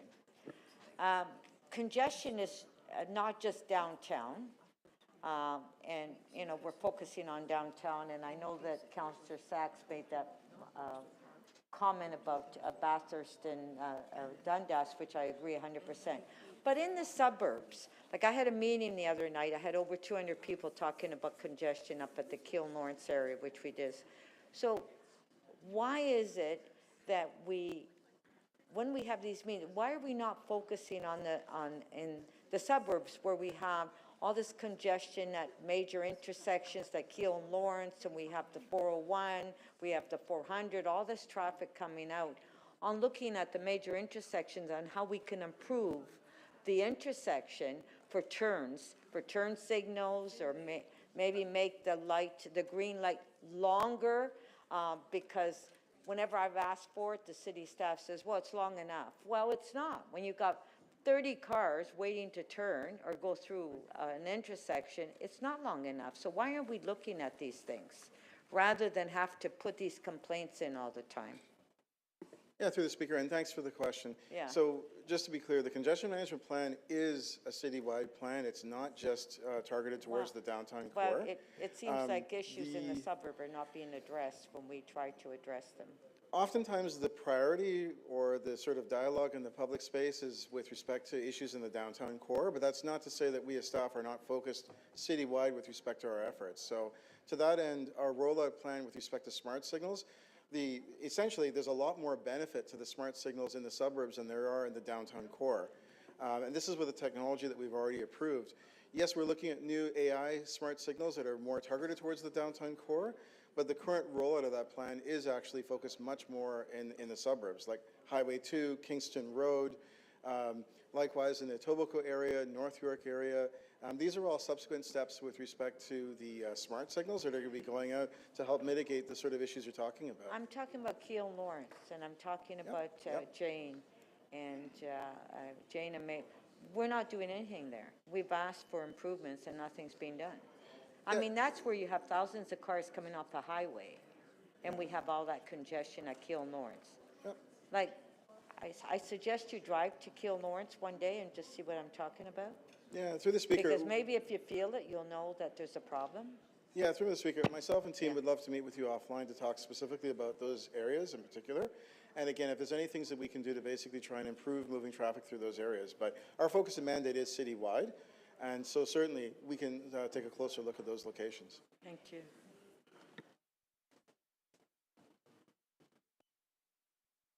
Thank you. Councillor Pasternak has to leave early. Councillor Bradford, would you be amenable to him speaking first since he held this down? Yes? Okay. Yes. I just want him to bump up to the top. Is that all right? Okay. Thank you. Councillor Pasternak to speak. 1 second, please. Thank you, Madam Deputy Speaker, and of course, Councillor Bradford for your gracious flexibility. I do have a motion. If staff could put that on the screen. So, what this motion asks for is for city staff. Go ahead. City staff. There we go. So, since 2022, I've moved a series of motions asking city staff to embed in any kind of congestion management plan rules or processes for addressing unjustified road and lane closures, abandoned construction sites, including self-financing option for enforcement. And I'm asking them to revisit this in a way in which we can finally put to a halt those orange barriers that are up all weekend long with no construction, no workers, no equipment, no holes, no digging, but a whole lot of aggravation for the drivers that are trying to get through. There has to be a reporting system. There has to be a follow-up system. And I say these construction companies that are making hundreds of millions of dollars off the City of Toronto, in either in road construction or in Toronto Water or other infrastructure work, they pay into a pool of money to fund inspectors. And there must be a complaint system, whether it's a trunk on 311, where people can read a visible number of a construction site and report that they've got orange barriers up all week and there's no work whatsoever. At the same time, when a construction site is empty, when there's nothing going on for weeks on end, that is another situation in which we must call our subcontractor and we must get them on site or justify why they've left this site abandoned for weeks. We had both these problems on a recent project for resurfacing and the installation of off-road bike lanes at Chesswood. The company put up orange barriers long before they were going to do any work. They cut off the lanes, the southbound lane, and we worked through city staff and got those removed because there was no work scheduled in the coming weeks. At the same time, they started digging up the corner of Chesswood and Shepherd, and then they left that for weeks on end. When it comes to, there's two other things I'd like to focus on. One is Metrolinx. And I know there seems to be a narrative around here to blame them for all the ills on our street. But I want to remind councillors that for decades, we couldn't get any transit built in this city, and we kept saying, federal and provincial government, we need you to come to the table. We need you to help build subways, LRTs, and high-level transit. You know, this year, we celebrate the 50th anniversary of the opening of the Finch subway station on the Yonge Line. And you know, the irony is, in 50 years, we couldn't even build it one station north to the municipal boundary. And now we have a provincial government that's prepared to do this. So they're building multiple subway lines in Toronto. We're very excited that they're also reviewing the Shepherd line, that key piece between Yonge and Shepherd West Station, as well as east from Don Mills into Scarborough Town Centre. So Metrolinx is not perfect, and when it comes to high-level transit, it is inconvenient, it is messy, it is annoying, and it is frustrating, but we are a good 30 years behind in our transit building, and this helps us to move forward. The second one is infrastructure. Believe me, I have many streets in my area torn up by Toronto Water. There's heavy equipment, there's street closures, there's workers, and so forth. But I tell my residents, I said, you know, the fact that you're seeing this is a good thing. It's a good thing because you're getting your homes protected from basement flooding. You're getting your businesses protected from basement flooding. And it creates economic activity for the city. So it's true. Much of the infrastructure that we're putting in is noisy, it's inconvenient, it clogs up traffic, but it is a good news story. And if you've ever traveled to mid-sized cities, either in the United States or here, if you don't see any construction or cranes, that is a city in trouble.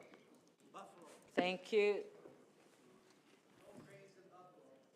Councillor Bradford to speak.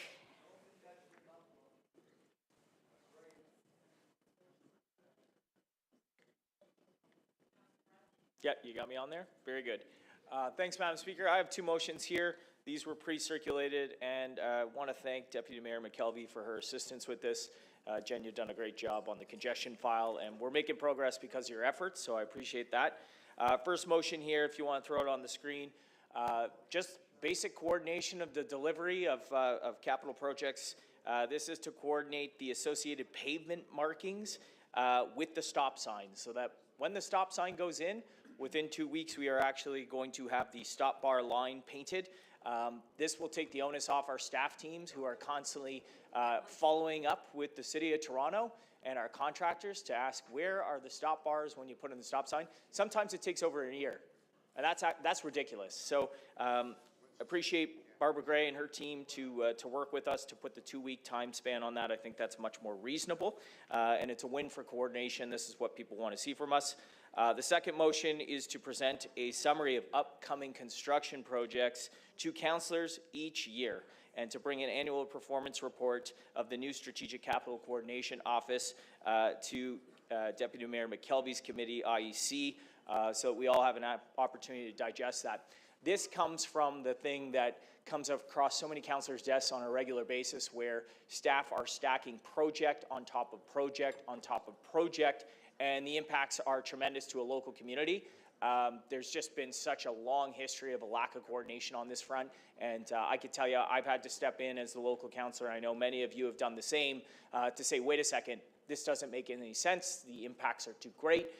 The congestion will be immense, and we have to sort of throttle that. And that is not our job as the local councillor to be doing that, but at least now, by forcing the conversation rather than chasing and begging for it, we'll have an opportunity to have those discussions. So I think these are common sense motions here to address some of the main concerns I hear from residents. I will just say there's a couple great motions coming forward. I think Councillor Mantis has a fantastic one about procurement, and I think that's really helpful. I'm glad he's bringing that forward, and change orders. You know, we saw a big change order on the Gardner with the 24/7, hugely expensive after months of additional delay, but we're seeing the benefit of that because now we're making progress and it's going faster. It's always, of course, more costly to do it after the fact, and I think Councillor Mantis's motion will sort of speak to some of that stuff.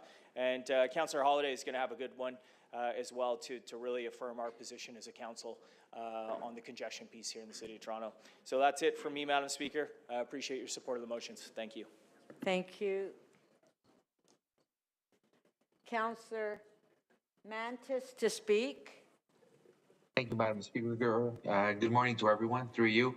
The motion, I've spoken with industry representatives, and they had expressed their concerns about the processing times for the change orders, and this is just a friendly amendment to help the work that, the great work that staff do with, and they're working on currently right now with processing times and the changes that are needed.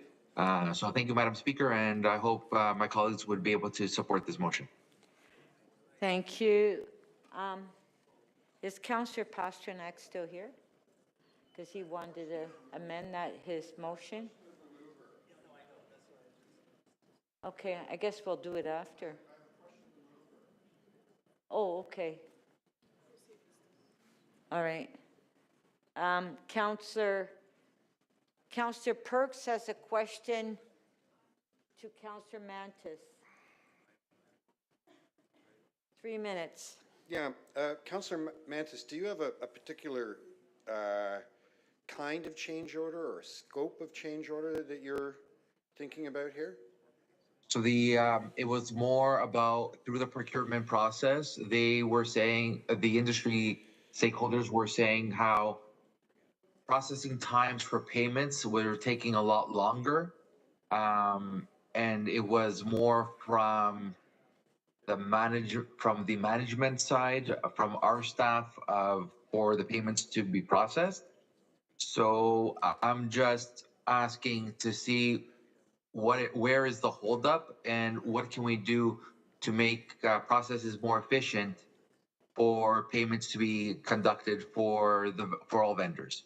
But what does payment processing have to do with change orders? They're two completely distinct. After the change order was done, the payment process for the change order.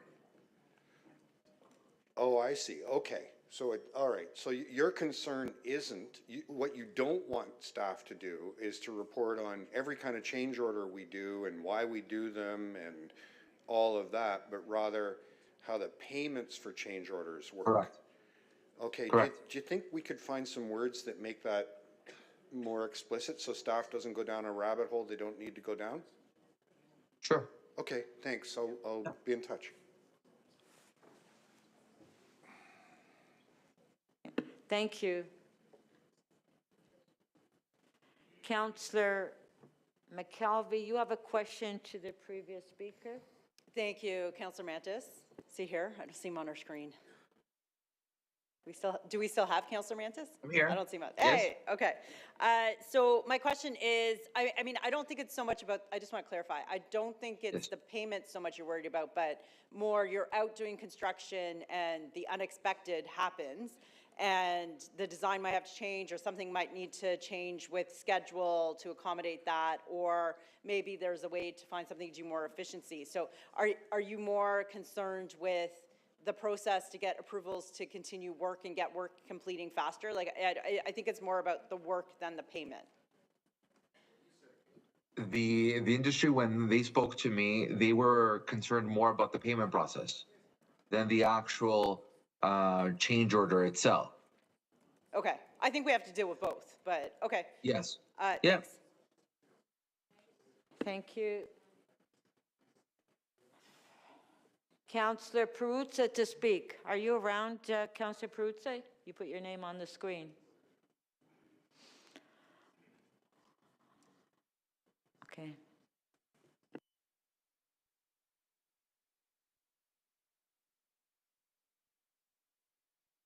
Oh, geez. Okay. Councillor Cole to speak. Progress, it's not ready, so can I just be bumped down till my great motion is prepared by our great staff?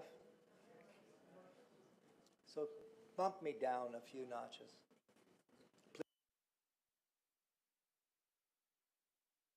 Speaker, I also have learned that the motions submitted aren't quite ready. I'm sorry. I'd love to speak right now. We're not ready. Okay. So To get their motions in way in advance, so when we get to the item, we can deal with it. You shouldn't wait for the last minute to submit in your motion. Okay, thank you, Mike. Really appreciate that. Councillor Perruzza to speak. What's the issue?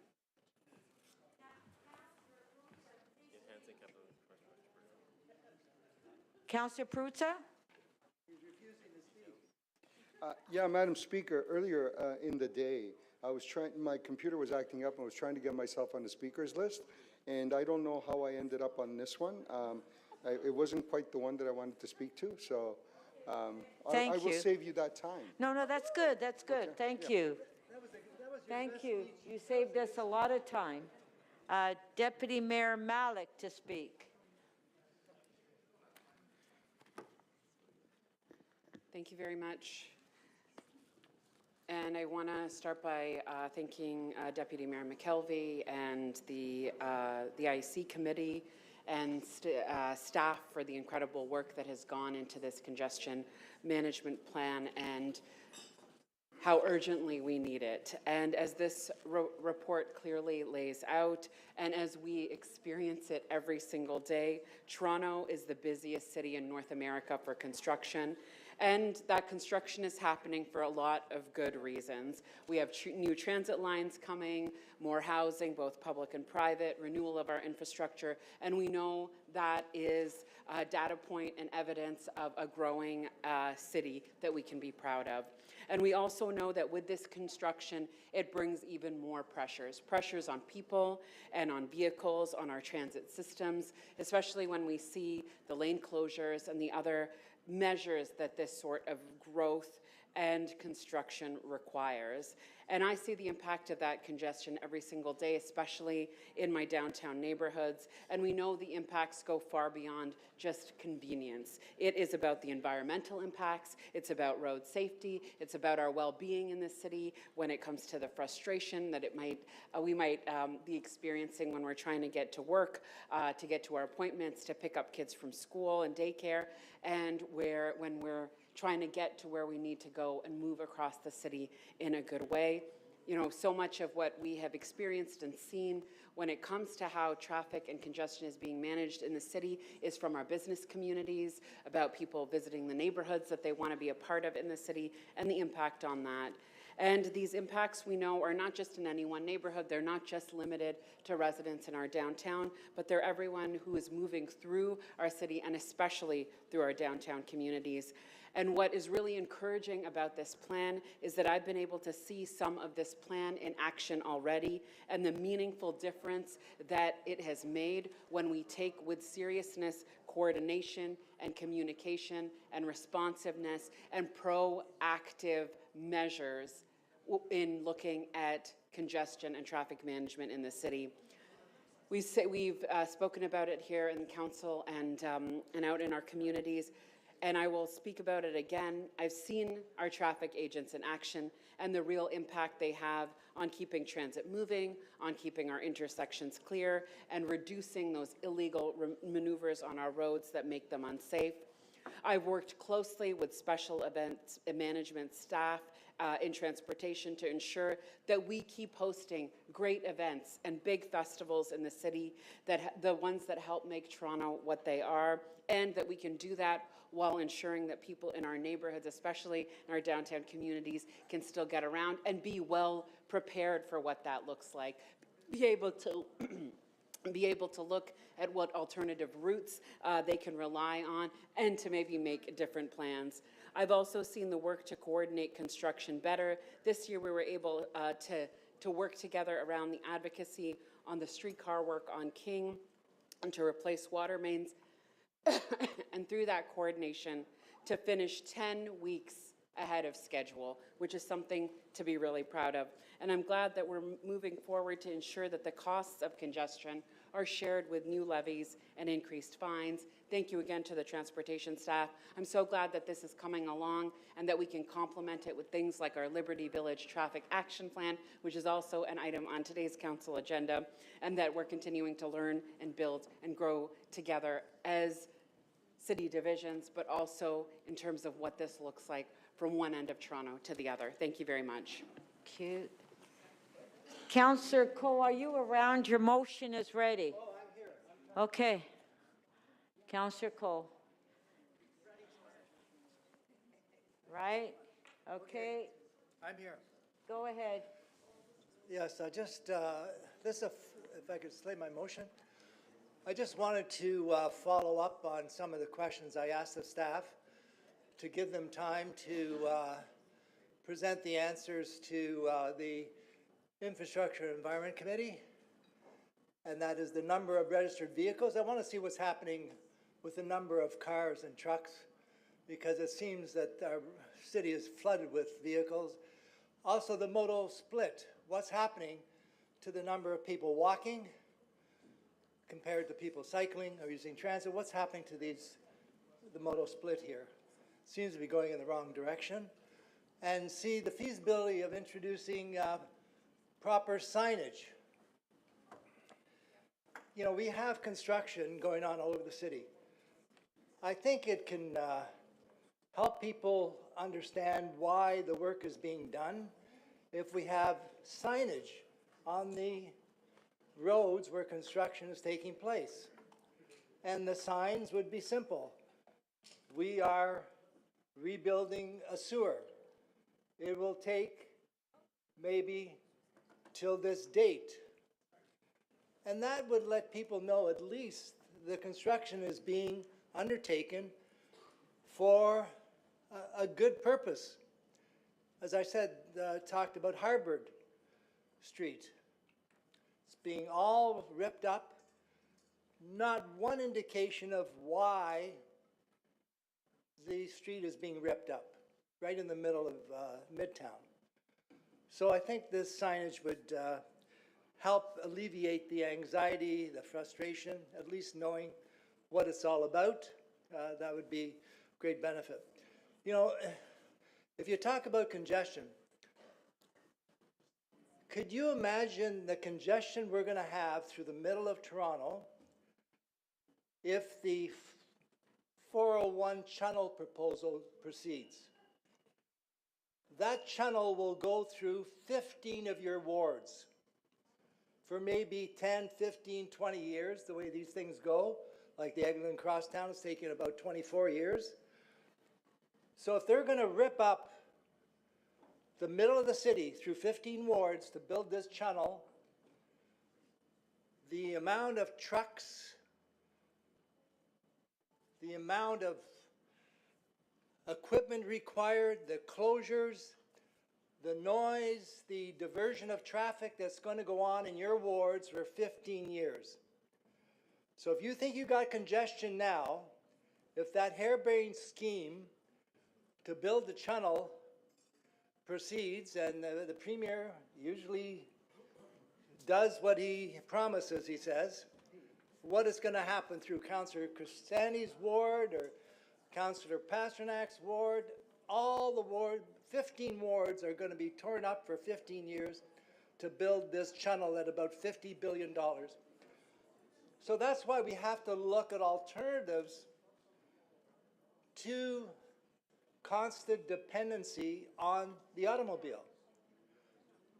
Certainly people who need cars to go to work, people who need trucks to go to work, they have to be on good roads. We all agree. But you know, it's like my local Costco manager tells me, the busiest days at Costco now are Mondays and Fridays. That's because of the new work at home phenomena. So people aren't staying at home working, they're going to Costco on Mondays and Fridays. But they tell everybody, oh no, we're working from home. But they're out there clogging the streets, shopping at Costco. They're not at home. Don't believe them. Most people, anyways. So that's the reality. So despite the fact that we were supposed to have this telecommuting, we were supposed to use, all the new technology to basically not travel as much, the technology is actually causing more congestion. The last thing I'll say, look at the Uber trucks, the Canada Post trucks, delivering junk all over the city 24 hours a day. Councillor Coe, 5 seconds. And then talk about the Uber. What, 80,000 Uber drivers circling through our neighborhoods on top of everything else. Thank you. Thank you. Councillor Holiday to speak. Your motion is ready. It is. Thank you, Speaker. In fact, there are 4, if I could ask them to be shown. It's okay, they're short. The first one is City Council commit to reducing congestion in Toronto. The second one is that City Council direct the future congestion management plan to be named the Congestion Reduction Plan. The third is that City Council commit to reducing travel times between origin and destination for motorists. And finally, City Council direct the City Manager to integrate congestion reduction considerations and measures into every report to Council, which could impact congestion or increase travel time. So I know you hear the same things that I do, and I go out and am in the community and speaking to residents, but speaking to family and friends and all sorts of parts of the city. And you know, there are a number of key themes that resonate with respect to politics. One of them, surely, is congestion. And if you live out in the West End, you know, our experiences are particularly unique because that's where people decide if they are driving, whether they're going to point their car towards the city to receive services, to receive entertainment, to do what they want to do, or point it out to the 905 and go that direction. And that's one of the joys of living on the border of the 416. And that's because congestion really has reshaped how people relate to their city and the choices that they make. And it is forefront, and certainly life is not getting easier.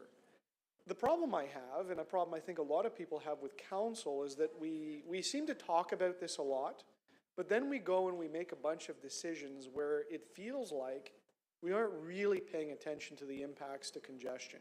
Put these wonderful plans out, but we never really turn around and seriously go at it. And we make decisions where the congestion impact, if it's mentioned, you know, gets washed away or balanced out with a whole bunch of other things that, that are arguably not that really important to a lot of people out in the city. Or we just don't look at it at all. So, you know, there's a couple of basic statements here. I mean, I hope we can agree with them. If we can't, you know, maybe that's a sign about what's happening at City Council. But really, you know, the last motion there is taking a deeper look at when we make decisions at Council, let's pay attention to congestion. And the only reason why I ask that is because that is what is top of mind and forefront for so many residents in this city. I'll give you one last dimension to this. We often talk about housing, and we talk about the quality of life and the cost of housing, the cost of living in this city. Some of the economic models that you will see regarding housing speaks to proximity of housing to points of interest or attractions. Effectively, what I'm saying is that congestion plays a role in the cost of housing. Even though your home hasn't moved farther away from the city physically, its time has become longer. And so there's a premium to be paid to live closer to the destination that you want. So if you want to think about costs, you should also think about congestion in the city. Thank you, Speaker. Thank you. Councillor McKelvey has a question for you, 3 minutes. Madam Speaker, I'm just wondering, with your change in title for the report and your request for metrics, which I think are important, 2 questions. Firstly, did you know that we are launching a new dashboard in November for the congestion management plan? Great. Okay. And on your goal of reducing travel times, how does that interface with construction and special events? Because in some cases, times could go longer in short term, either because there is an event, which we have the Special Events Advisory Team, or in the event of construction, it's temporal, it's short term. But there are things beyond just the travel time that we have to take into consideration. Well, and I think we do, but I think the expectations of citizens of us is to make things easier. So there's lots of ways to solve congestion. You can do radical things like ban cars, right? That'll solve congestion. But if you want to be a little bit more articulate about it and be purposeful, you know, we are trying to reduce the time and effort that it takes to move about in the city. And I think if we miss that point, then we are missing the point of what is expected of us by citizens. I think most people understand, and I hope Council understands, that we are going to have to make difficult decisions like permitting construction hoarding to occur. But in the spirit of taking this approach, we should be looking at these concepts in all of the decisions that we make. So that's mitigation, though, not reduction. So that is recognizing we have special events in the city. We are a big city with big events, and we need to mitigate the impacts. And with the construction, we are a big city. We will have construction we need to mitigate. So I'm just wondering, reduction versus, sure, management, but mitigation is really the goal and the best we can do. So if we make choices like allowing special events, and we do not give consideration to the dimension of congestion and the increase in travel time that it means to residents, which really impacts their life, because not everybody participates in the event, then I think we have missed the point. And that is what I'm trying to encourage Council to admit that we should be doing. I don't think we always do it. So have you looked through the goals of the Special Events Advisory Team? Because part of that is traffic mitigation. So Yet this Council continues to close the Gardiner Expressway for special events and causes pandemonium in the city. And I've tried to raise this at Council, and I am dismissed. Yet if you talk to people and you look at how things play out in the media, I think Council is detached from the expectations of citizens. But do you not think the Special Events Advisory Team is a step towards addressing that? That was your last question. Would you like me to answer it, Speaker? Yes, go ahead. So the Special Events Advisory Team may give advice, but Council ultimately makes the decision. and council is ultimately responsible to the public and the people that elected us for those decisions. And I'd like to be deliberate in how we approach them. Thank you. Councillor Perks, 3 minutes clarification of the motion. Thank you. I'm wondering if maybe two of your motions, or maybe three of them, are a little bit broad, and my questions might help you understand whether they are or not. The province of Ontario is currently undertaking a conversion of Ontario Place to a spa and building a large parking garage there. That will attract traffic into that neighborhood and increase congestion. Should the City of Toronto Council oppose that? I think my motion suggests that it should be considering congestion as a dimension. No, it doesn't say that. It says City of Toronto Council reduce travel times throughout the city and reduce congestion in the city. Well, so we should oppose that, right? Well, then we better be thinking about congestion. Okay. Yesterday we had a debate on the future of the island airport, and if the island airport, as some, including yourself, expands the number of people who are using that airport, that will lead to more cars driving into that neighborhood. Do you think, therefore, we should oppose having an airport at the Toronto Island? Well, I think if you're going to broaden the conversation to the point at which whether or not the city should continue to have population in it and population growth, I think we got some serious issues here in the city of Toronto. So you don't think we should have population growth in order to keep congestion down? Okay, fair enough. I said Taylor Swift is about to have some concerts in the city of Toronto. Do you think we should tell her not to come because that would increase congestion? Councillor Perks, clarification of the motion, please. No, he put a very broad motion out, and I'm trying to figure out where it applies. well, I think if we had those decisions before us, we would have to answer to the public for the decision that we make. And so just in the same way that we have to answer on the decisions that create congestion, which is diametrically opposed to the things that I hear from residents all over the city, we should own up to that. And we shouldn't dodge or fail to meet head on some of these big issues in the city. You're walking down the street and you pass a restaurant, and there's a big lineup for that restaurant. Then you pass another restaurant and there's dust on the tables and nobody in it. Your spouse asks you to make a reservation for a restaurant meal. Which of those two restaurants do you book your reservation in? Neither, because there's so much congestion, it's hard to get downtown. Okay, thank you. Come on, we have to move this along. Councillor Bravo, 3 minutes clarification of the motion, please. Through you, Speaker, I'm asking particularly about the motion that indicates that the focus is on motorists, reduce travel times between origin and destination for motorists. I'm wondering whether you've contemplated the numbers of people that move by transit or cycling, particularly since the growth of assisted or electric micro vehicles, and how you would include them or contemplate if the hierarchy of priority here, it doesn't include them at all and it only singles motorists. Well, if you want to put them in consideration, then you have to vote against this. You either want to reduce travel times or you don't. For motorists. Yeah, that's right. That says right there for motorists. So 50. So you have to choose one or the other. Yeah. So more than 50% of people in Davenport travel by don't consider themselves motorists, even when they might have a vehicle at times. But more than 50% of the trips in Davenport are taken by single vehicular trips. So I guess they wouldn't be included, as everyone that you speak to. I guess you're in a tough position. Well, you got to choose.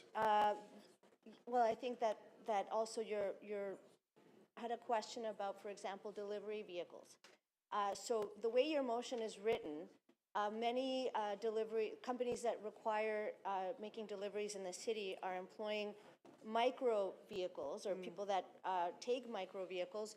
And the interesting thing, Councillor Holiday, is that they actually use less roadway. So they are contributing to lessening congestion. But the way that your motion is written, we would privilege the car deliveries over those very deliveries that reduce congestion. So I guess you'll have to live with that. I mean, I would also remind you that motorists, bus drivers I have to live with that, or the people of Toronto? I think you need to pick your lane. Okay. As a councillor. Let's try to move this along. I'm not done my time. Oh, you're not done? And so Okay.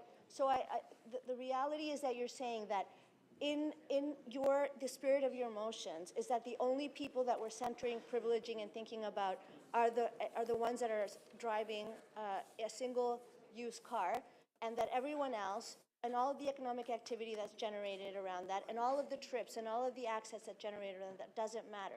So if you don't have a car, however you get to Okay, where you okay, need to go Councillor doesn't Bravo, matter. allow Is him that to right? speak. This is your last question. Explain to people, you either want to reduce travel times for motorists or you do not. Okay, thank you. We're running out of time. Councillor Myers, just clarification of the motion, please. Thank you, Speaker. Would you consider it, Councillor Holiday, as a friendly amendment if we changed City Council commit to reducing travel times between origin and destination for motorists from motorists to everyone? Because the roads compete for space, I don't think that Because can you're work. a TTC board member, Yeah. and we deal with these issues all the time on making sure that Yes, we're yes, running a and good you know service. what? And I value you as a TTC board member. TTC buses are in the category of motorists. So in fact, this is good. Okay, This is okay, enough. Thank you, thank you. We have time for one more speaker, Councillor Bravo to speak. Councillor Bravo.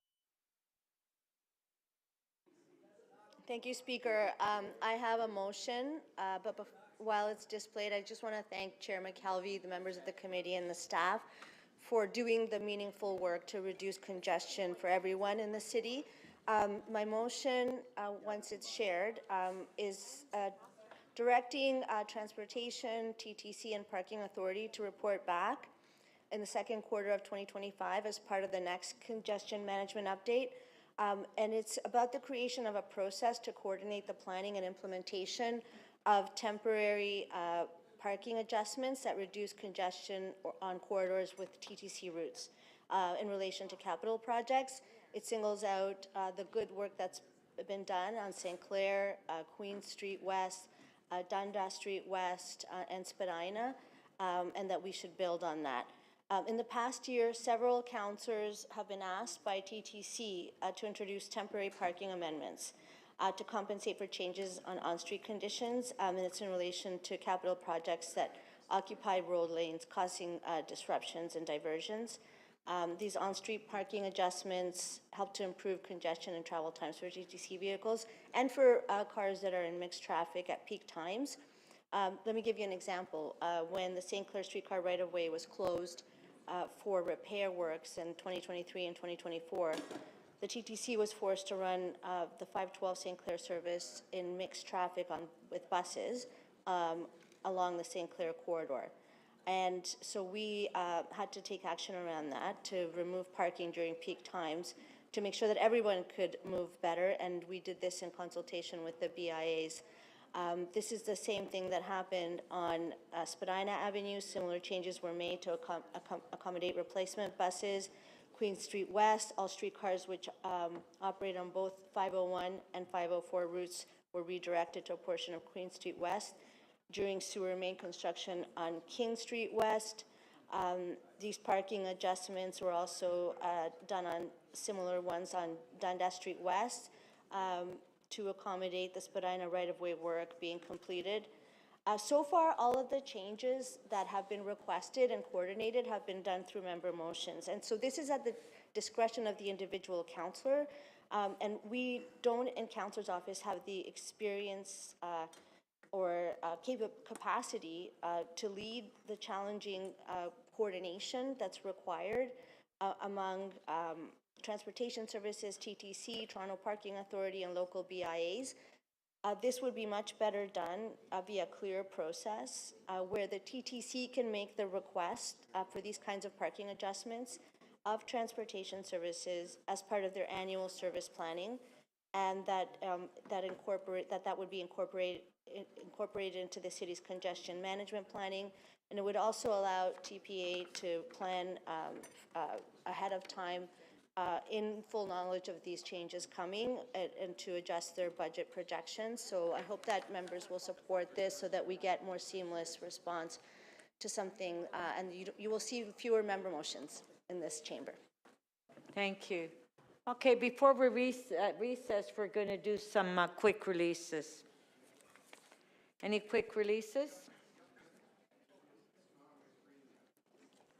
Councillor Perks.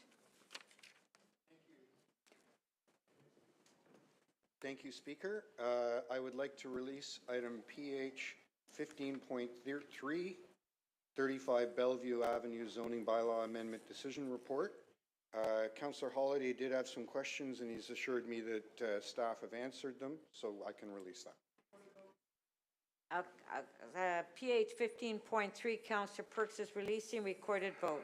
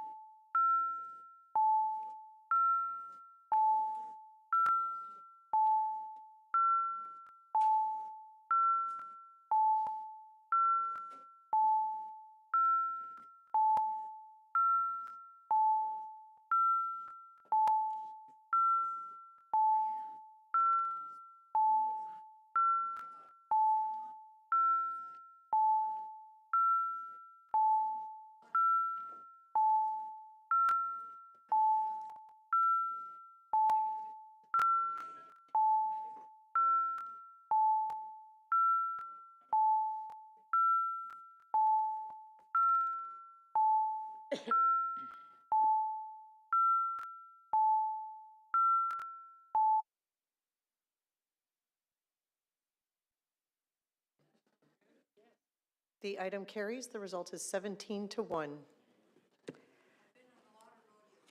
Councillor Perks, do you have any more?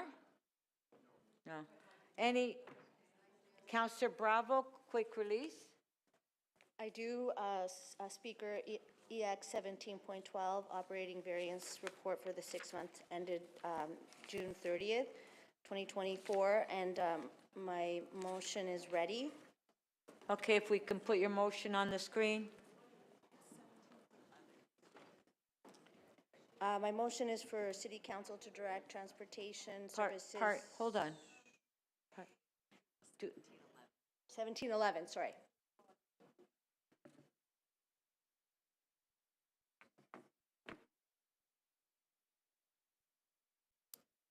Yes, direct transportation, Chief Financial Officer and Treasurer to examine the capital budget. I read this earlier, but it's essentially asking for an update on the rail path project, including the process of due diligence and findings of an independent third-party estimate review. Okay. On the amendment by Councillor Bravo, on favor, carried. Item is amended, on favor, carried. Thank you. Councillor Fletcher.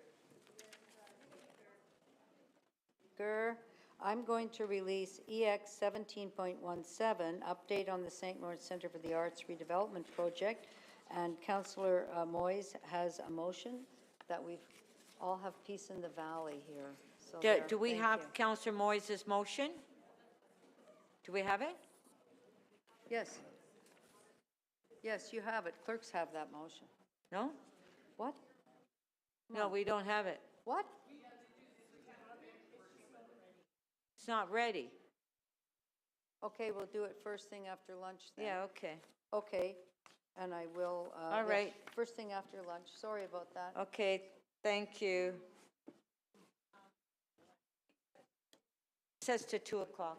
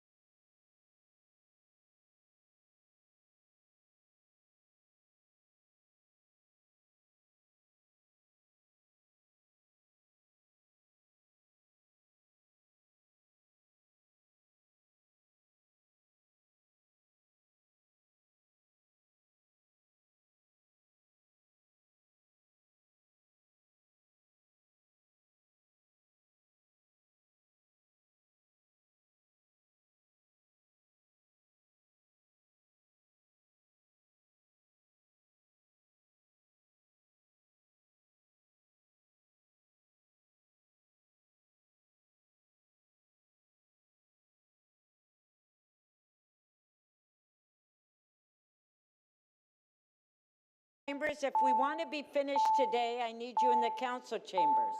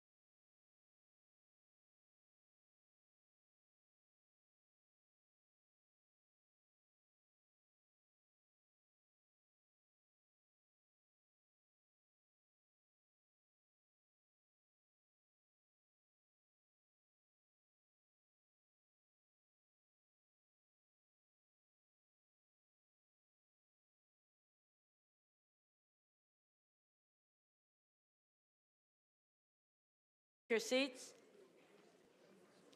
Members, I have reviewed a number of urgent motions without notice to be added to the agenda if we have 18 members. Do we have 18 members? Yeah, okay. Who's first?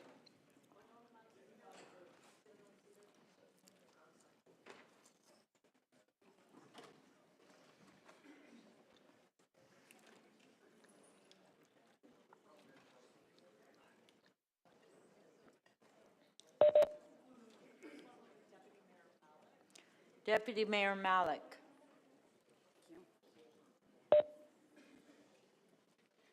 Thank you very much. I have an motion without notice. Sorry, it should be up on the screen. Okay. It's authority to release Section 37 funds for a new skating rink at Harbourfront Centre.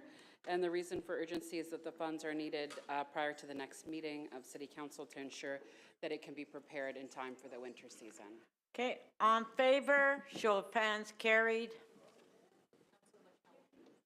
Councillor McKelvey. I don't. Sorry. Mayor Chow. I have a motion on pay it. Is notice motion? It's McCarthy? Oh, sorry. No, it's you, it's the mayor. You're appointing Councillor McKelvey. Oh, that one, okay, yes. To the, it's urgent because the Aboriginal Affairs Advisory Committee is starting to meet and we need to be represented there. On favor, carried. Mayor Chow, you have a second one. I do. It's coming soon. There it is. This one is the My Toronto Pay platform. Given the Auditor General's report, it's urgent because we need to promote confidence and we need to take action. Okay, on favor, carried.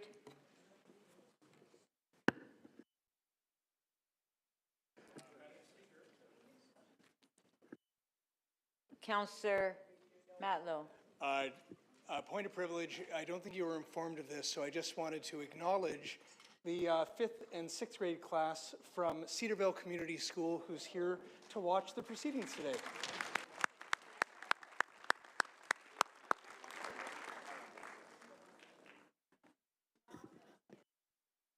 Welcome to City Council. Oh, you're welcome. Oh, they're so kind. Councillors should take a page from the kids.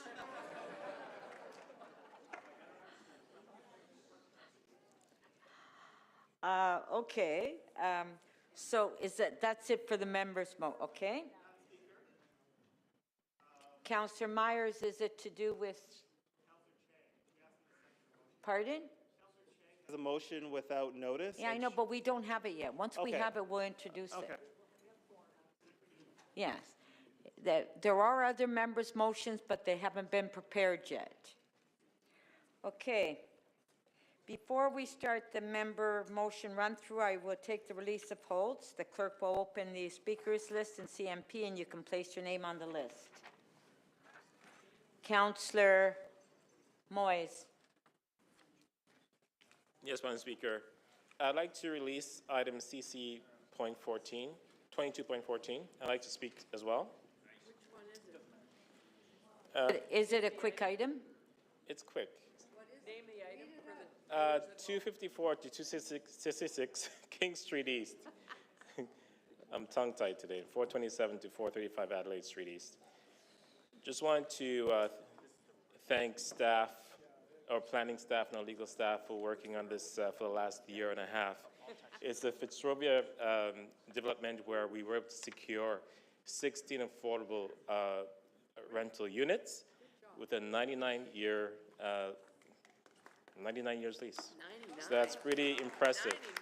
99. It took a lot of hard work, but I also want to thank everybody who involved, including those in my office, to make this happen. So thank you so much. Thank you, and congratulations. Members, we will now do the member motion run-through. The city clerk has advised. Oh, on favor of CC 2214, carried. Councillor Fletcher, I don't see your name on the list. Okay, Councillor Fletcher, quick release. Yeah, I'm just going to, I understand clerks have that motion ready that we were trying to do earlier before the break, and it's EX 17.17, update in St. Lawrence Centre for the Arts Redevelopment Project, and Councillor Moyes has his motion to put before, which I'm happy to support, so. So do we have the motion on? Yes, everything's good. Okay, so if we can put the motion on the screen, EX 17.17.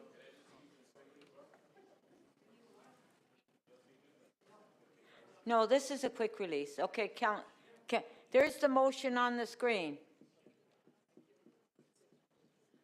for EX 1717.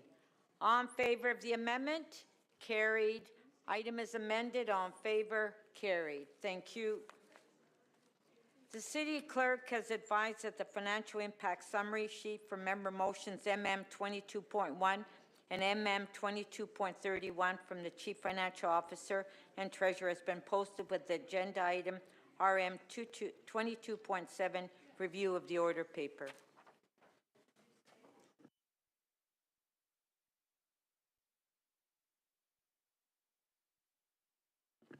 So we'll go through the members' motions.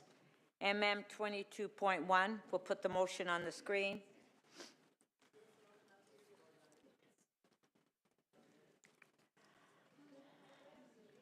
Okay, there it is on the screen. Notice if this motion has been given, this motion is subject to referral to the Executive Committee. A 2/3 vote is required to waive referral. All in favor of waiving referral? Carried. On the item, on favor? Carried. MM 22.2. Notice if this motion has been given, this motion is subject to referral to the Executive Committee. A 2/3 vote is required to waive referral. All in favor of waiving referral? Carried. On the item, on favor? Carried. MM 22.3. Notice if this motion has been given, this motion is subject to referral to the Infrastructure and Environment Committee. A 2/3 vote is required to waive referral. All in favor of waiving referral? Carried. On the item, on favor? Pardon? Recorded vote.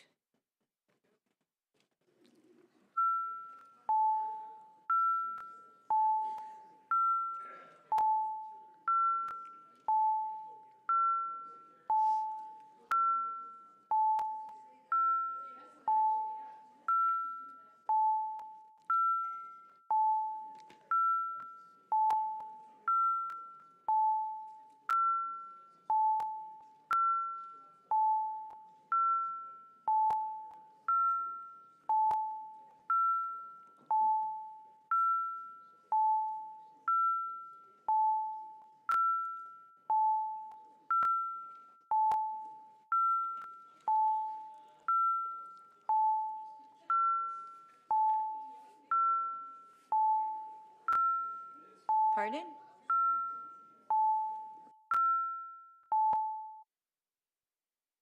Councillor Chang, may we have your vote, please?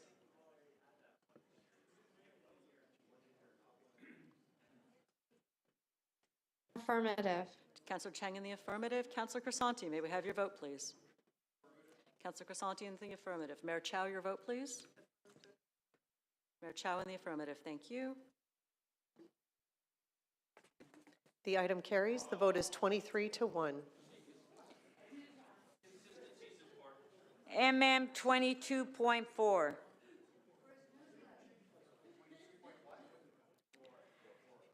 Notice if this motion has been given, this motion is subject to referral to the Executive Committee. A 2/3 vote is required to waive referral. All in favor of waiving referral? Carried. On the item, all in favor? Carried. MM 22.5. Point of order, Councillor Perks. Before we did the member motion run through, Councillor Holyday placed a number of motions about not slowing cars down, on not causing congestion. And unfortunately, this member's motion, because it expands the area where speed limits would be reduced, would be contrary to that. And I'm wondering if we should hold off on considering whether or not to introduce this until after Council has voted on Councillor Holyday's motion, so that we don't have contradictory opinions. Councillor Perks, you can hold the item down and vote against it. MM 22.5. Notice if this motion has been given, this motion is subject to reopening of item 2024 EY 15.16 only as it pertains to the speed limit zone set out in Part 2. A 2/3 vote is required to reopen that item. If reopened, the previous council decision remains in force unless council decides otherwise. So on favor, recorded vote. We have to reopen it first. Okay, so we're voting on reopening. Recorded vote. Recorded vote.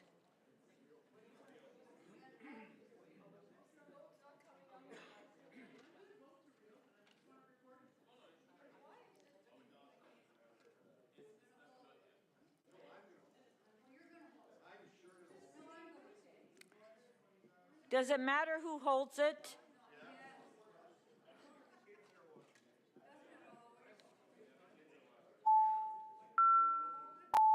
I don't want to hold on anything. So right now we're voting on reopening the item.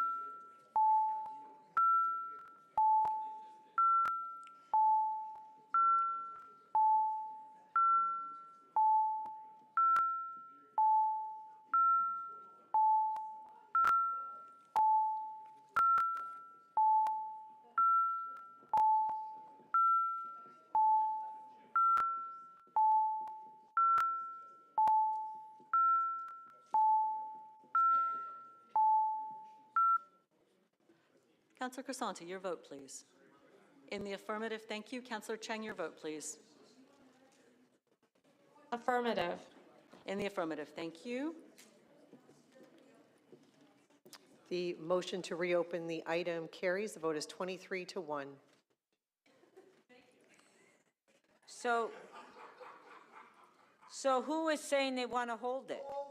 Okay, Councillor Perks.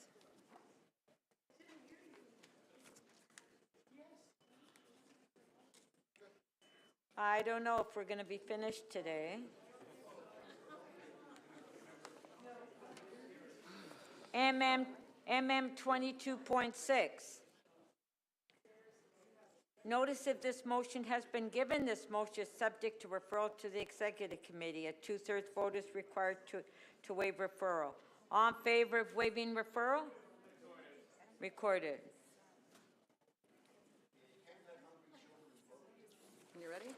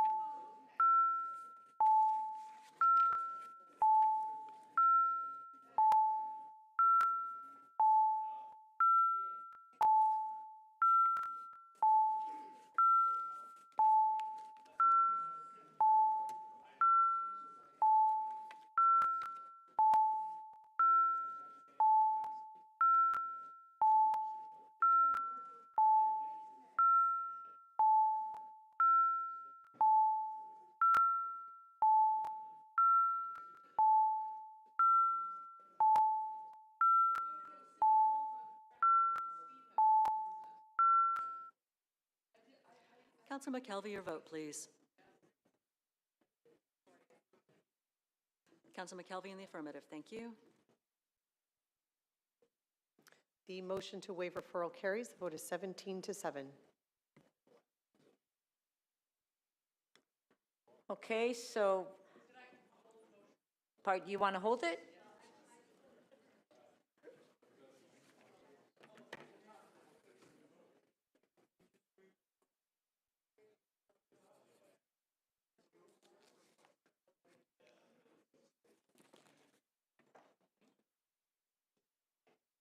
MM 22.7. Notice if this motion has been given, this motion is subject to referral to the Executive Committee. A two-thirds vote is required to waive referral. All in favor of waiving referral? Carried. On the item, all in favor? Carried. MM 22.8. Notice if this motion has been given, this motion is subject to referral to the Infrastructure and Environment Committee. A two-thirds vote is required to waive referral. All in favor of waiving referral? Recorded. Recorded. On the waiving referral, you want to record a vote?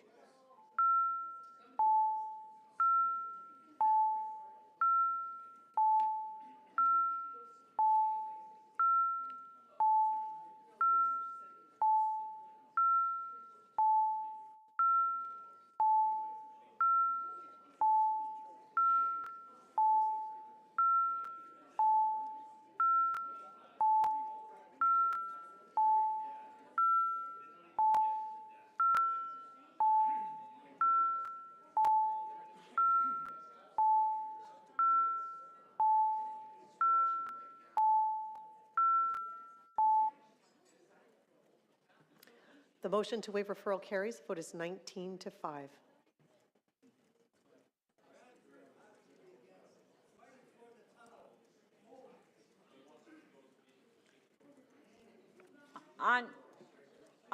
Hello? Okay, we moved referral. Councillor Carroll, please. So, on the item. Okay, we're voting. Councillor Holliday, you holding it? Okay.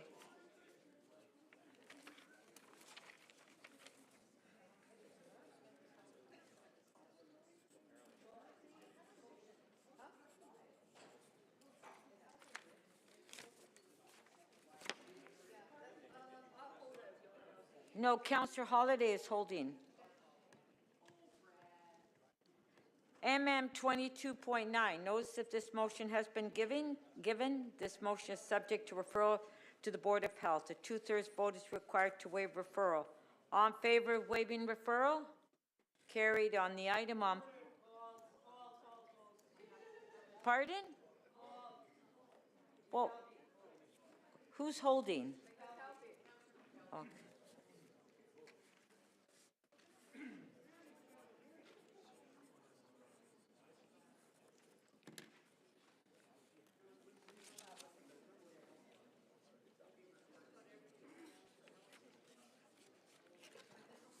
MM 22.10. Notice if this motion has been given. This motion is subject to referral to the Planning and Housing Committee. A two-thirds vote is required to waive referral. All in favor of waiving referral? Carried. On the item, all in favor? Carried. MM 2211. Notice if this motion has been given. This motion is subject to referral to the Executive Committee. A two-thirds vote is required to waive referral. All in favor of waiving referral? Carried. On the item? On favor? Carried. MM 2212. Notice if this motion has been given, this motion is subject to referral to the Economic and Community Development Committee. A two-thirds vote is required to waive referral. All in favor of waiving referral? Carried. On the item, all in favor? Carried. MM2213. Notice of this motion has been given. This motion is subject to referral to the Executive Committee. A 2/3 vote is required to waive referral. All in favor of waiving referral? Carried. On the item, all in favor? Carried. MM22.14. Notice of this motion has been given.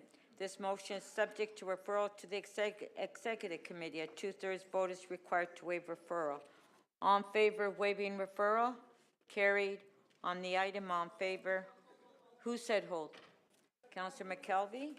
Okay.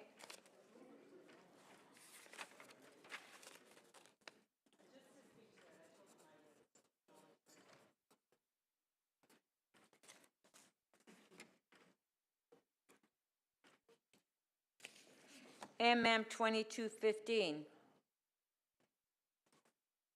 Notice of this motion has been given. This motion is subject to referral to the General Government Committee. A 2/3 vote is required to waive referral. All in favor of waiving referral? Carried. On the item, all in favor? Carried. MM2216. Notice of this motion has been given. This motion is subject to referral to the Executive Committee. A 2/3 vote is required to waive referral. All in favor of waiving referral? Carried. On the item, all in favor? Carried.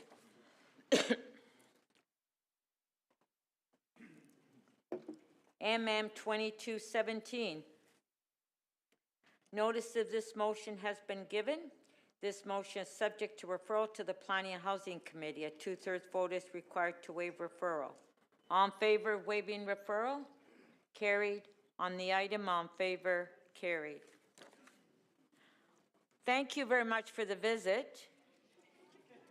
I guess you're getting a little bored, right?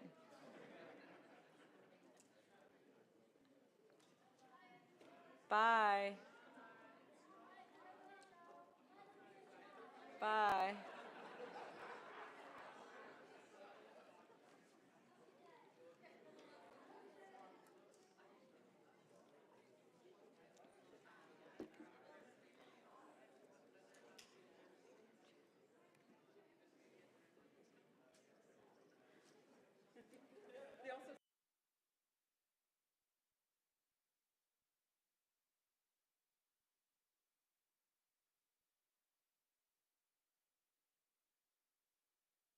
MM22.18. Notice of this motion has been given. This motion is subject to referral to the Executive Committee. A 2/3 vote is required to waive referral. All in favor of waiving referral? Carried. On the item, all in favor? Carried. MM22.19. Notice of this motion has been given. This motion is subject to referral to the Executive Committee. A 2/3 vote is required to waive referral. All in favor of waiving referral? Carried. On the item, all in favor? Carried.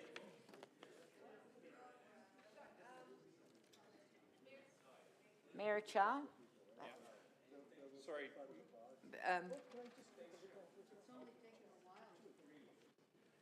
Councillor Ainslie? Sorry, Madam Speaker, I got distracted. I need to hold number 18 to move an amendment. You got distracted. Distracted. I move reopening.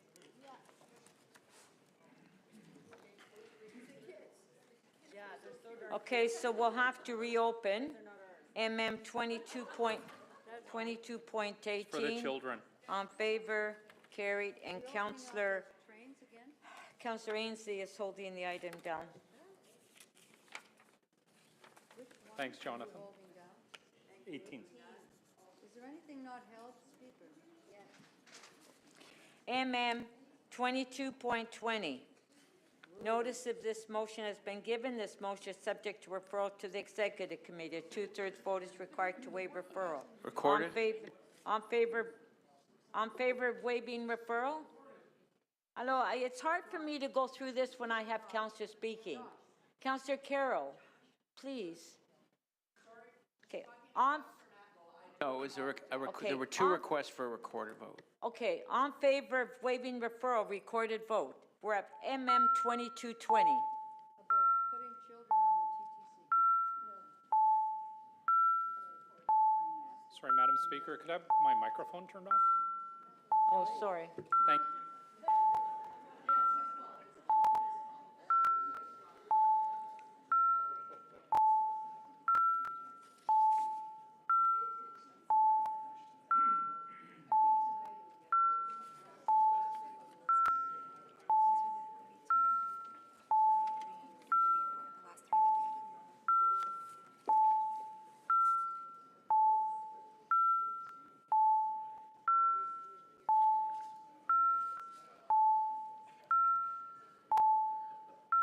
Council Perruzza, may we have your vote, please?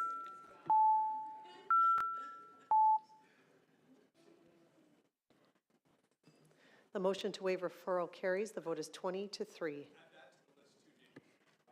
Okay, on the item? Pardon? Point of order, Councillor Holliday? Thank you, Speaker. May I request that clauses 1 and 2 be voted separately and recorded? Which do you want recorded? Yeah. There is only 1 and 2. Yeah, I'd just like to vote them separately. So you want to vote against the motion? No. He wants to vote on each one. I'd like to vote. Oh, you want to clause vote on 1 them and separately? clause 2 separately, both Oh, recorded. separately, Yes, okay, thank you. okay. All right, so on number 1, recorded vote.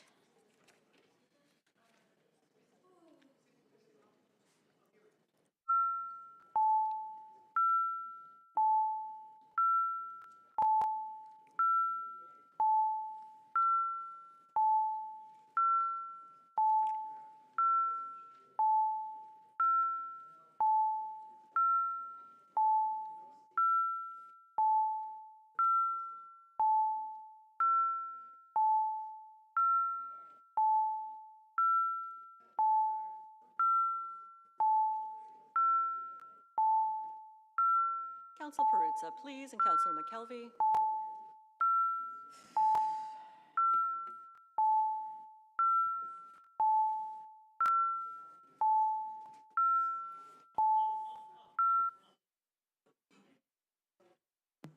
Part 1 of the item carries. The vote is 21-2. Okay, on part 2?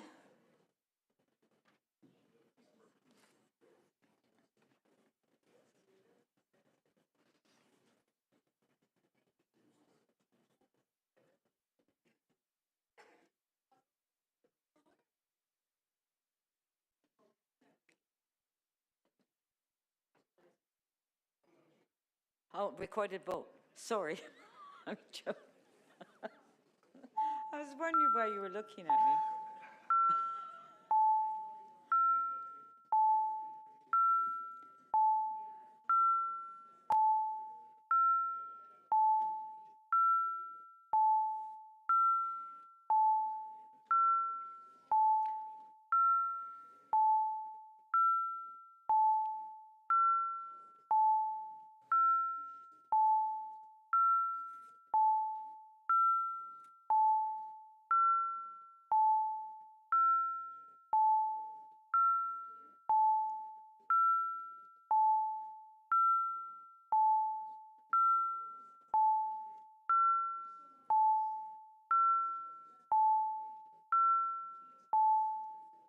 Councilor Perruzza, please.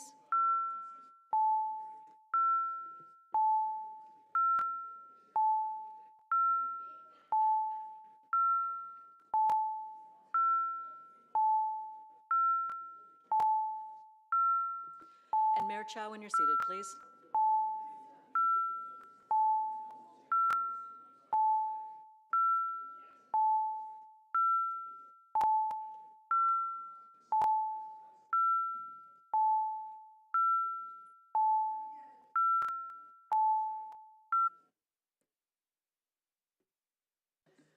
Part 2 of the item carries. The vote is 20-3. MM 22.21, notice that this motion has been given. This motion is subject to referral to the Executive Committee. A 2/3 vote is required to waive referral. All in favor of waiving referral? Carried.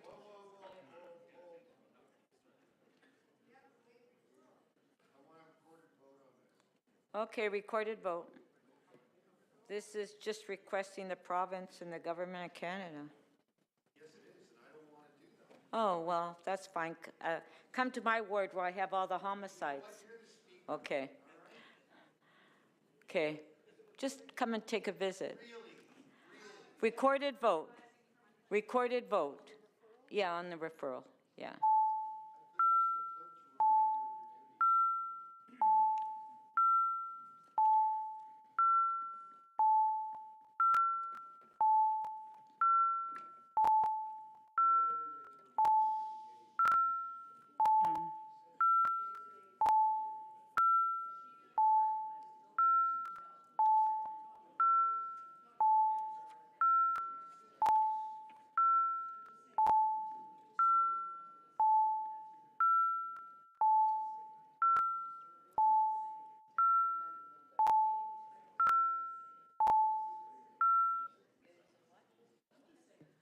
The motion to waive referral carries. The vote is 21-2. On the item, recorded vote.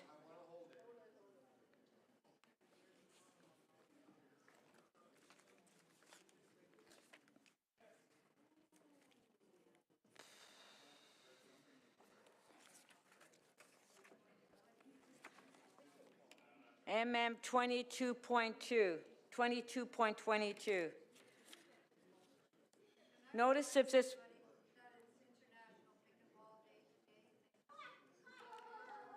No. Notice of this motion has been given. This motion is subject to referral to the Infrastructure and Environment Committee. A 2/3 vote is required to waive referral. All in favor of waiving referral? Carried. On the item, all in favor? Carried. MM 22.23. Notice of this motion has not been given. A 2/3 vote is required to waive notice. This motion is subject to referral to the North York Community Council. A 2/3 vote is required to waive referral. This motion has been deemed urgent by the chair. All in favor of waiving notice? Carried. All in favor of waiving referral? Carried. On the item, all in favor? Carried. MM 22.24. Notice of this motion has not been given. A 2/3 vote is required to waive notice. This motion is subject to referral to the North York Community Council. A 2/3 vote is required to waive referral. This motion has been deemed urgent by the chair. All in favor of waiving notice? Carried. All in favor of waiving referral? Carried. On the item, all in favor? Carried. MM 22.25. This motion has been deemed urgent by the chair. This motion is not subject to a vote to waive referral. This motion has been added to the agendas before council for debate. All in favor of waiving referral? Carried. On the item, all in favor? Carried.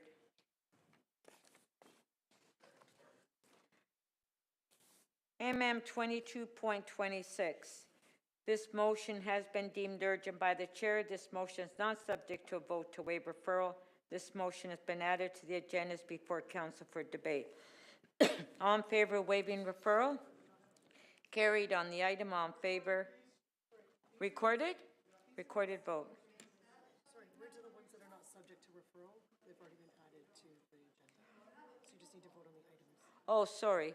This motion that we've already waived referral. So on the item, Councillor Holiday, you want to hold it down? Recorded vote on the item? Okay, recorded vote.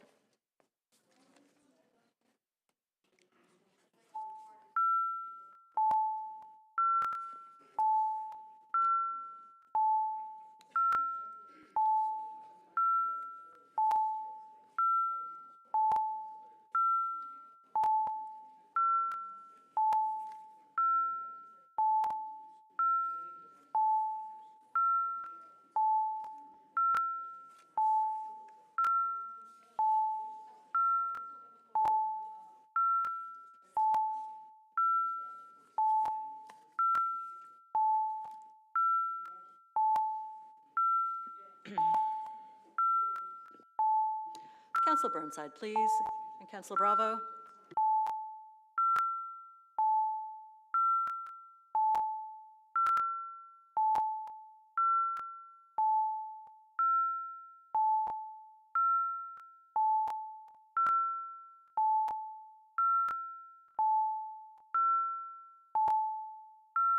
Council Burnside, are you able to vote using the system? Okay, I'll call your vote. Thank you.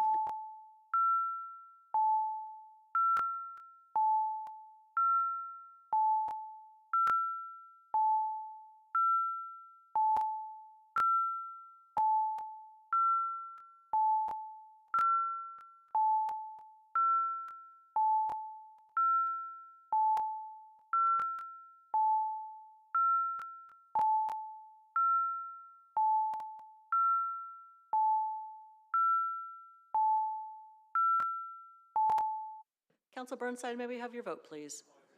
In the affirmative, thank you. And Councillor Bravo, your vote, please. In the affirmative, thank you.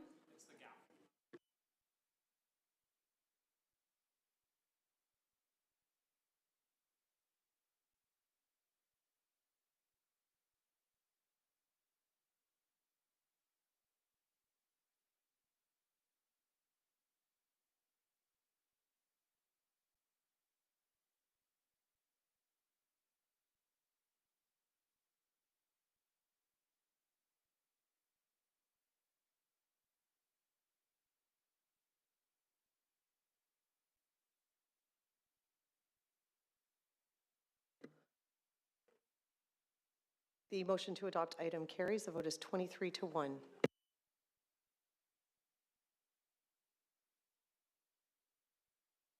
MM 2227. This motion has been deemed urgent by the chair. This motion is not subject to a waive referral. This motion has been added to the agenda before council for debate. On the item? You're okay, Councillor Holiday? Okay, all in favor? Carry.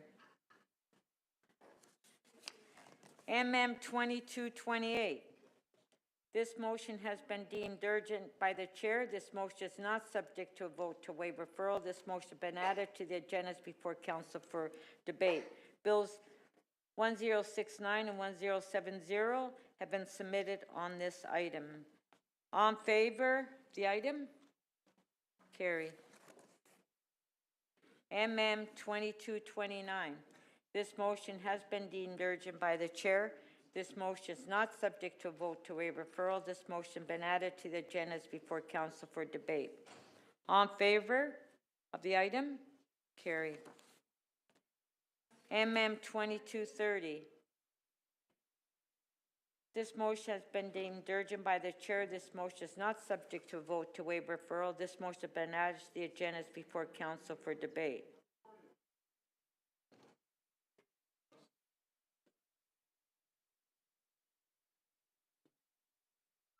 Recorded vote.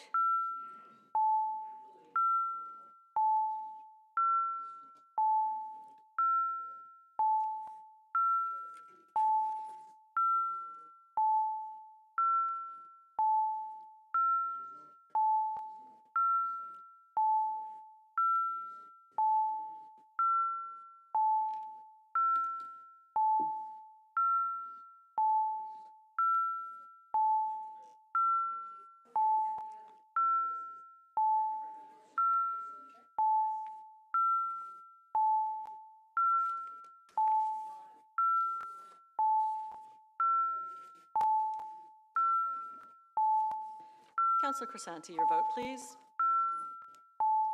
And Councillor Pasternak. Councillor Perruzza, your vote, please.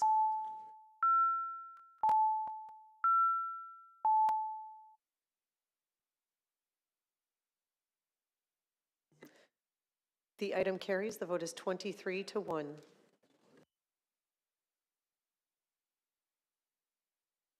MM 2231. This motion has been deemed urgent by the chair. This motion is not subject to vote to waive referral. This motion has been added to the agendas before council for debate. On the item? Recorded vote.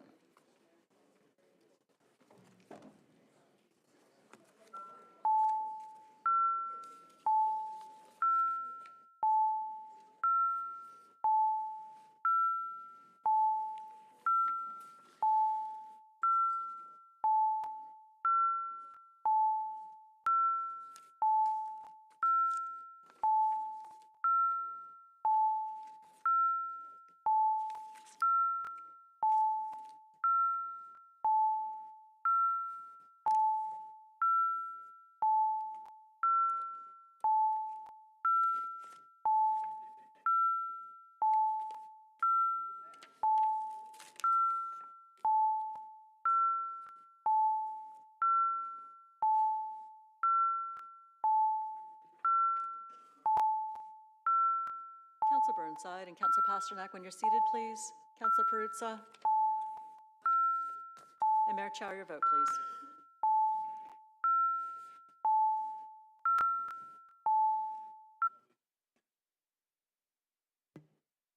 The item carries. The vote is 23-1. MM 22.32. This motion has been deemed urgent by the chair. This motion is not subject to a vote to waive referral. This motion has been added to the agendas before council for debate. On the item, on favor? Carried. MM 2233. This motion. Oh, sorry. Sorry.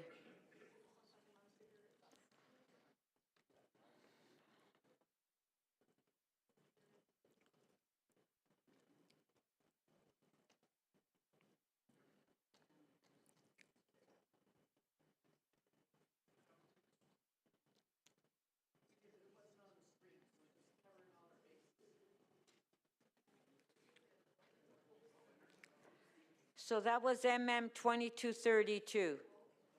On favor? Carried. Okay, the next one is MM 2233. We'll put it on the screen. On favor? Carried. The next one is MM 2234. It's on the screen. On favor? Recorded vote.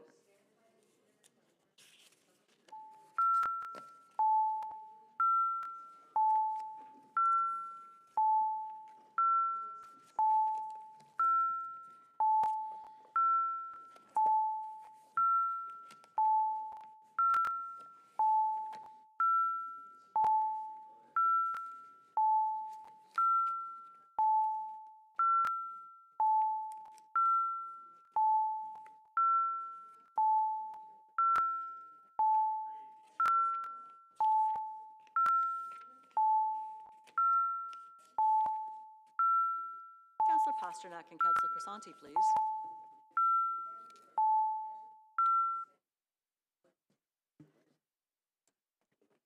The item carries unanimously, 24 in favor. Okay, we'll give the staff some time to put up the list. And going back to IE 16.2 and 16.4. We still have a couple speakers.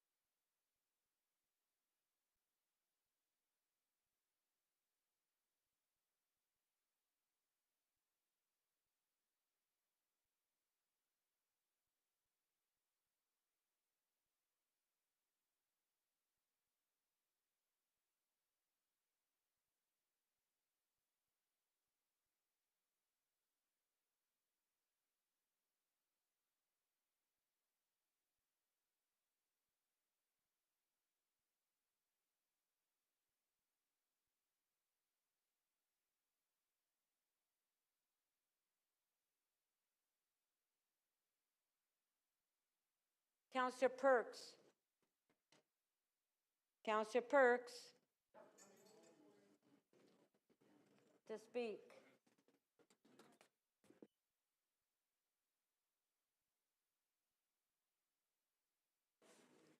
Thank you, Speaker.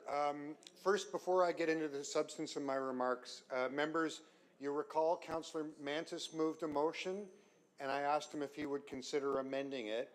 I've since talked to Councillor Mantis and to the relevant staff, and Councillor Mantis agrees that probably the right thing to do is to withdraw his motion, which he told me he would do, because there's a report coming on the very same topic to the January or February IEC committee. So I hope Councillor Mantis has got in touch with the clerk, but that's what he informed me he would do. And if he doesn't get around to that, we need to vote no, because he will be directing staff to write a report, which they are already writing. And we will wind up with 2 different reports at 2 different times on the same topic. Now, on the general issue, I wanted to make a couple of comments. We have been asked to think about this by some members of council as not a congestion management plan, but a congestion reduction plan. And I want to talk to you a little bit about why that's really, really dangerous. I asked our transportation staff, and I hope you listened to their answer, does congestion have many different kinds of causes? And they said yes. And I said, are some of those causes the result of beneficial activity? And they also said yes. I asked them, if we had no congestion in the city of Toronto, wouldn't that be an indicator that our businesses were doing poorly? And they said yes. I asked them, wouldn't that be an indicator that we really weren't doing that well at having an attractive city that people wanted to live in? And they said yes. I asked them, wouldn't that be an indicator that we weren't really succeeding in public transit? And they said yes. In other words, if you have a city that no one wants to be in, where there are no interesting attractions, that's how you get rid of congestion. And nobody wants that. Nobody wants that at all. Other things that you might do to make a city's traffic slower would be things like putting in school safety zones or reducing the speeds on residential streets. Something Councillor Holyday is going to ask you to do a little bit later in the meeting. The member motion of his that I held actually expands the area where speeds are being reduced near a school. That will, of course, run directly contrary to 3 of the motions he's moved. It will increase the time it takes cars to travel. It will increase the travel time from point A to B, and it will increase congestion. Congestion is not an indicator of failure. It's in many instances an indicator of success. Like the 2 restaurants I was talking about. The restaurant with the lineup is doing very well. The restaurant with nobody in it and dust on the tables is doing very poorly. One is congested and the other is not.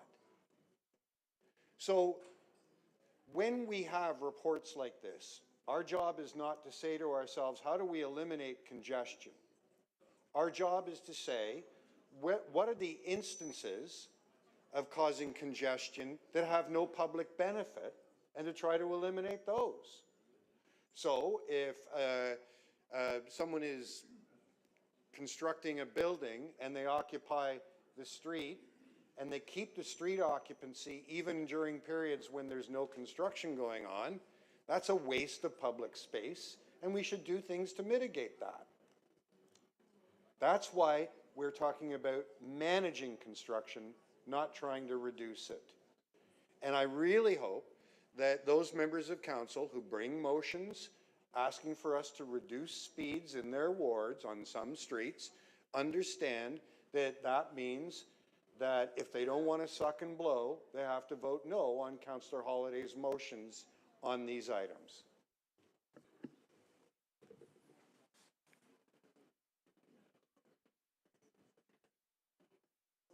Councillor Myers?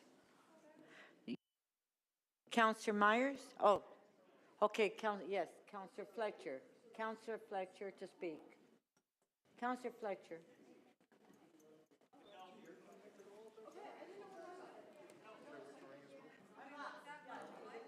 Councillor Fletcher, you're up to speak. I'm not last. The chair is last. No, the mayor and Councillor McKelvey want to be last, so. I understand. Yes. But apparently it doesn't show that on the list. That's I all know, I'm saying. because Thank they you. put their name up, that's why. But I know when they want to speak.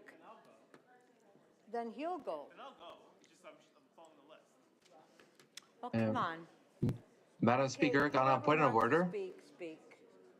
I don't need to go last. I just need to know what the order is. No. Who wants to speak? I do. Okay, Councillor Myers to Mandas. speak. Go ahead. And then you have to put your name later.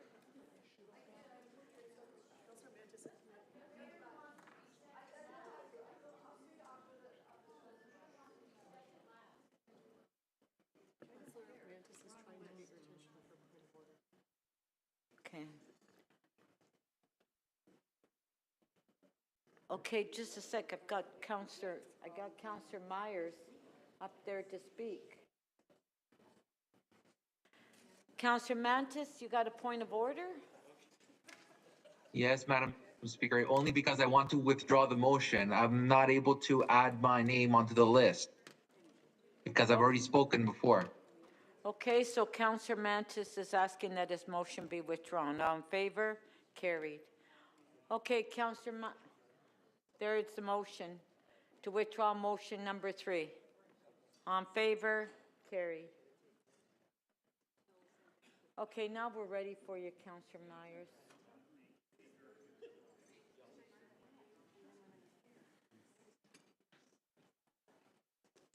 So I have a motion. Okay, do we have Counselor Myers' motion?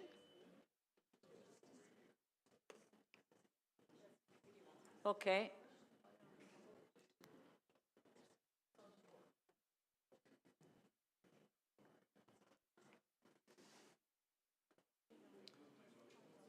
So it's simply amending Councillor Holiday's motion to C to read that City Council commit to reducing travel times between origin and destination for everyone.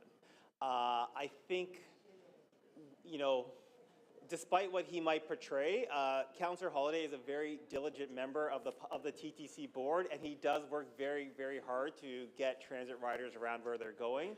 And I wouldn't want to cause any confusion as to where he sits. I think we really need to stop thinking about motorists versus public transit versus bikes. It's about mobility in general and how people move around the city and giving people the options to use different mobility methods to get to where they're going. And I think that's really where the focus should be on. However you want it, however you choose to get there, whether it's transit, driving, ride share, bike share, walking, whatever, you should be able to get there safely and conveniently. And I think that's really the way that we should be thinking about that. So I think there's a lot of good things in the motions that we've seen. I also want to really commend Councillor Bravo for the motion on making provisions for when we have to do diversions along certain TTC routes, so that, you know, we don't have a situation where the shuttle buses are running in mixed traffic in one lane and that there is parked cars on the next lane. That's a very frustrating experience for everyone. And I think we really want to make sure that our service is running as efficiently as possible and we're moving people as quickly as need be to get people to where they want to go. So I think there's a lot of good things. And just to say, for my ward, we have some really bad traffic every rush hour along Nielsen, right from 401 right up until Sewell's. There's a huge lineup you'll see all over. You'll see every single Monday to Friday weekday. And I think there's some good things in here about helping traffic move in the suburbs where it's really needed and where a lot of these traffic jams really happen, because unfortunately our public transit system just is not yet as developed as we'd like it to be. So thank you very much.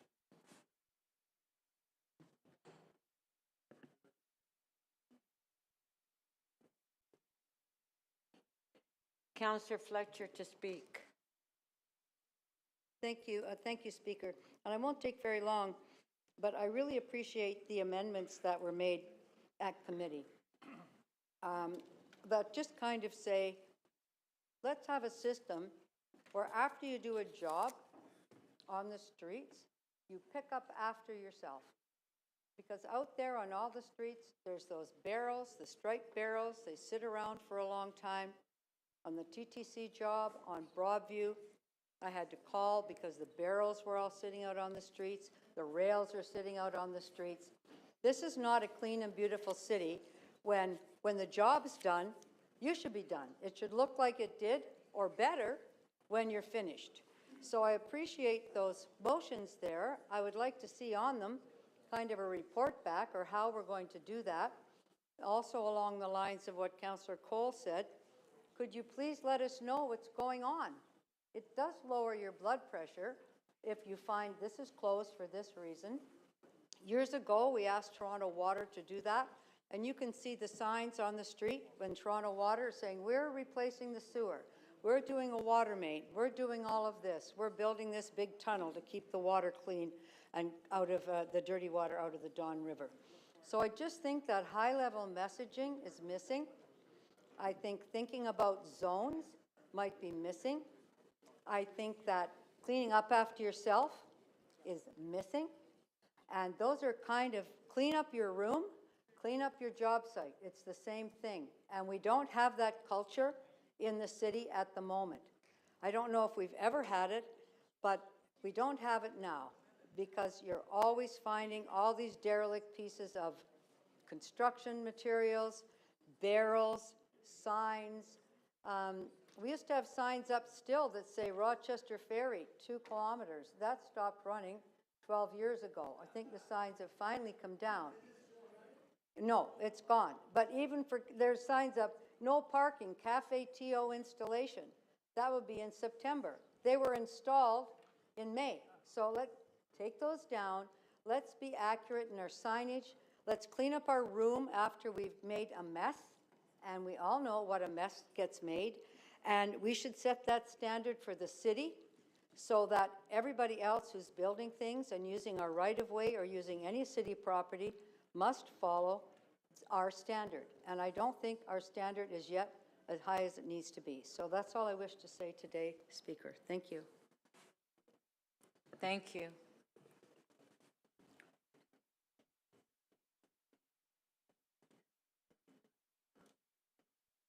We have more names. Councillor Chang. Thank you, Madam Speaker. I just am concerned about some of the language about cars and versus transit, and I think both are important, and we have to recognize different contexts. Not everyone in Toronto is in transit-rich areas of the city. And there are many people who have to drive in order to function in our city. In particular, parents with multiple children and multiple programs that are located in different places. It's very hard to compete, as you may know, for a spot in parks and recreation programs. And so we're left trying to navigate very difficult schedules, and I think sometimes it's virtually impossible to do it by transit. So it's concerning to me when we're saying, oh, traffic is good because traffic shows that we have somewhere to go. Well, actually, it also causes people to have poor mental health. They're losing time with their families, and it hurts our ability to be productive and competitive in a global context where Canada is failing in productivity. So I support the idea that we need to reduce the congestion. It is painful to drive downtown, and it shouldn't be painful. It should be something pleasant. Does it have to be at full speed? Maybe not, and especially during work hours, but we need to reduce the pain and acknowledge that there are people in our city who do not have the luxury to take transit to the places that they need to go. So I hope that as we consider all these motions, we acknowledge the diversity of the transit needs of our city, including the drivers who are not evil people who are inconsiderate for driving. It is, in fact, a necessity in many parts of our city. Thank you. Okay, Councillor Matlow to speak. Madam Speaker, however one gets around the city, or at least tries to get around the city, they are trying to either get to school, get to work, get to recreation, or get home to spend more time with their family, perhaps. They also want to contribute to our economy. And every time that they are stuck in congestion and gridlock that affects their own lives and it affects us all. And that's why they're asking us to prioritize addressing congestion and traffic in our city. I was very happy to contribute to this package, and I want to thank, Chair McKelvey for her reception to ideas. A few years ago, you may remember that I brought forward a motion we colloquially refer to as the curb hog motion, where far too often during the busiest hours of our days, we see some selfish individual decide that their convenience is more important than everybody else, especially everybody else waiting behind them in the through lane. They put on their blinkers, they go grab a Starbucks, they grab their dry cleaning, or maybe they're making a delivery, but they're sticking their vehicle right in the middle of a through lane when everybody else is stuck behind them waiting to get around. And sometimes it's impossible to do so. That's not acceptable. And what we realized intuitively is that if they don't care about anybody else, they might care about their own wallet. And that's why at that time, I wanted to increase the fines for that selfish behavior from $90 all the way up to $500. Now, under the last mayor, it went from 90 up to 150, and I think I went from 150 up to another 190. Now, I'm happy to see that it's going up to 300. Now, is it as far as I'd like it to go? No, honestly, not quite. But I'm glad that it's gone up to at least a level that will make some people pause about their behavior, how they're affecting other people. And I hope that that will contribute to freeing up those lanes. We are all struggling to find different ways to get around. We're demanding the government finally get on with completing major transit projects. Everybody needs more options and alternatives to get around this really busy city. But isn't it absurd that when we actually have existing spaces for people to get around, that they would be unnecessarily blocked up by somebody who shouldn't be there in the first place? And that's why I'm happy to contribute to this. I'm glad that there is a holistic approach to this problem, and I look forward to many more things coming forward, including addressing unnecessary construction staging in many of our curb lanes to finally get the city moving in a way that it should, to contribute to our quality of life, our economy, and to make this a healthy, navigable city. Thank you. Thank you. Okay, we have other people that put their names up. Okay, we're going to go to the last speaker soon, so please just don't add your name on in the last minute. I actually was not Councillor going Moyes. to speak. I was not going to speak, but I got inspired. I was in Copenhagen last week for a Healthy Cities conference. And while there, you know, they put people first, pedestrians first, then bikers, and then cars.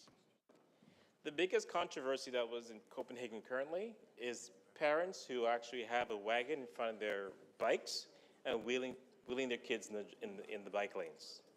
That's a problem, right? But people are put before cars, right? Cities are built for people, right? And that's the most important thing. And it's unfortunate, you know, here in Toronto, we're always talking about vehicles. Let's shift the conversation to making sure we have a city that, you know, we can all feel safe and welcomed in.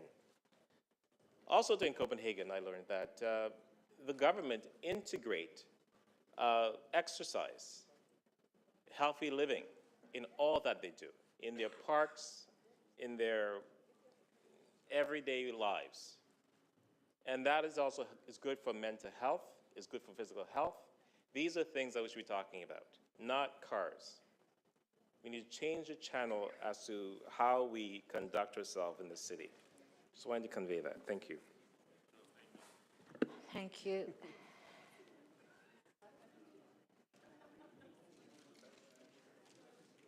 Okay, Mayor Chow to speak. Thank you. I know Deputy Mayor McKelvey have been working on this for quite a few years. We thank her for her leadership. So in this report, we're talking about less road closure, shorter construction period, because it's infuriating. You bike or walk or drive by and you notice that cars are parked on the road rather than there's construction going on, or that it takes for a long time. So this report deals with it. Also, the coordination of all the construction projects, and lastly, enforcement, both through traffic agents, which are doing very good work, and asking the province to allow us to use webcam or to be able to just have the police take photos with the license and be able to charge people that are blocking the box or stopping at the no stopping zone. So all of that will work. Having said that, I do want to mention two things, that is, to answer Councillor Perk's question. I looked at TIFF. TIFF have 700,000 visitors, generate $114 million of economic benefits, 1,000 jobs, and they always bring in big directors and stars, movie stars, and from time to time they complain about traffic. One of the reasons why TIFF generates and it's that much economic benefits and that they are able to create such a buzz is that they also ask us to close the street on King Street. We close it on Thursday and Friday, and guess what? It contributes to the congestion in the area. It's not just King Street, it's all the side street also, because then the fans can then enjoy the red carpet and all the buzz in the neighborhood is packed with people. And yes, it does contribute to congestion. Is that something we should stop doing? No, because it is worth a while. So there's all the street closure on the Taste of Everything Everywhere. I also noticed that an Australian racer that was coming for the most in India was also talking about traffic jams. But guess what? We also closed the street. So it's interesting. When we have special events, visitors come in and talk about congestion, but often we close the road because of these special events. I do want to provide two statistics. Councillor Coe, Deputy Mayor Coe asked, what is the split between drivers and transit users? In Toronto last year, driver at 74.1%, okay? And transit users are 20.6%. 2 out of 10 takes public transit. The national average is 11%. We're at 20%, which is great. But there is hope, because this year, the driver is 71%, and transit is up to 23%. Guess what? We are getting more people onto the public transit in a higher ratio. Yes, there are more cars too, because our city is growing, and but because of our investment in public transit, because we are keeping the fares affordable, we are having more people in public transit. So imagine the congestion if we don't have the people in public transit or in bike shares and all of those things, it will be worse. So yes, we can do a lot to mitigate the congestion by doing all the things I just mentioned in terms of road construction, shorter period coordination, and increasing fine to those people that are blocking the box, all those important things. But at the end of the day, if we have much better alternative, people would take it and use it. There will be less cars on the road. Leave you with one news. Some of you might have seen it last night. Remember, we have to rebuild the Gardner in one piece of it. And it was going to take 3 years. It will be done by summer of 2027. But guess what? because of the provincial government willing to partner with us, it's going to be done in April 2026, just before the World Cup.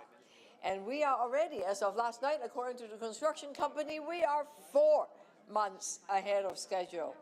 That is a good news because of our cooperation and because of our good work from our transportation and other departments and the company. So I just want to leave you with that.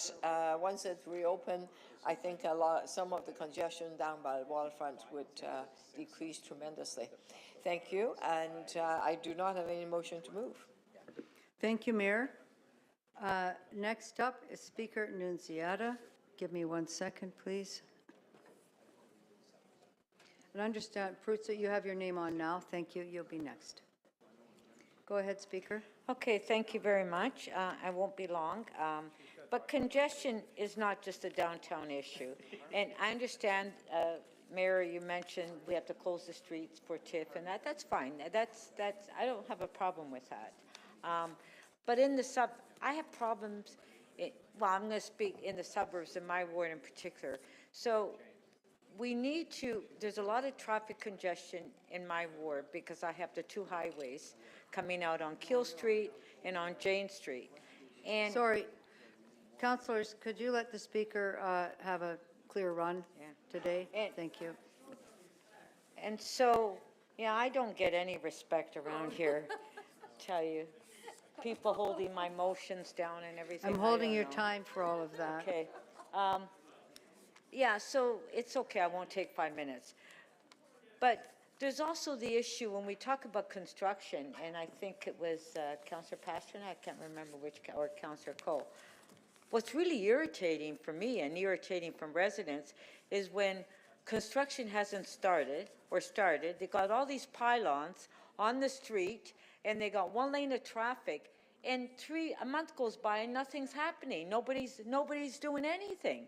Then you get a call from residents that says, well, why are these pylons here? So people are actually taking the pylons and throwing them on the sidewalk because it's just closing a lane of traffic.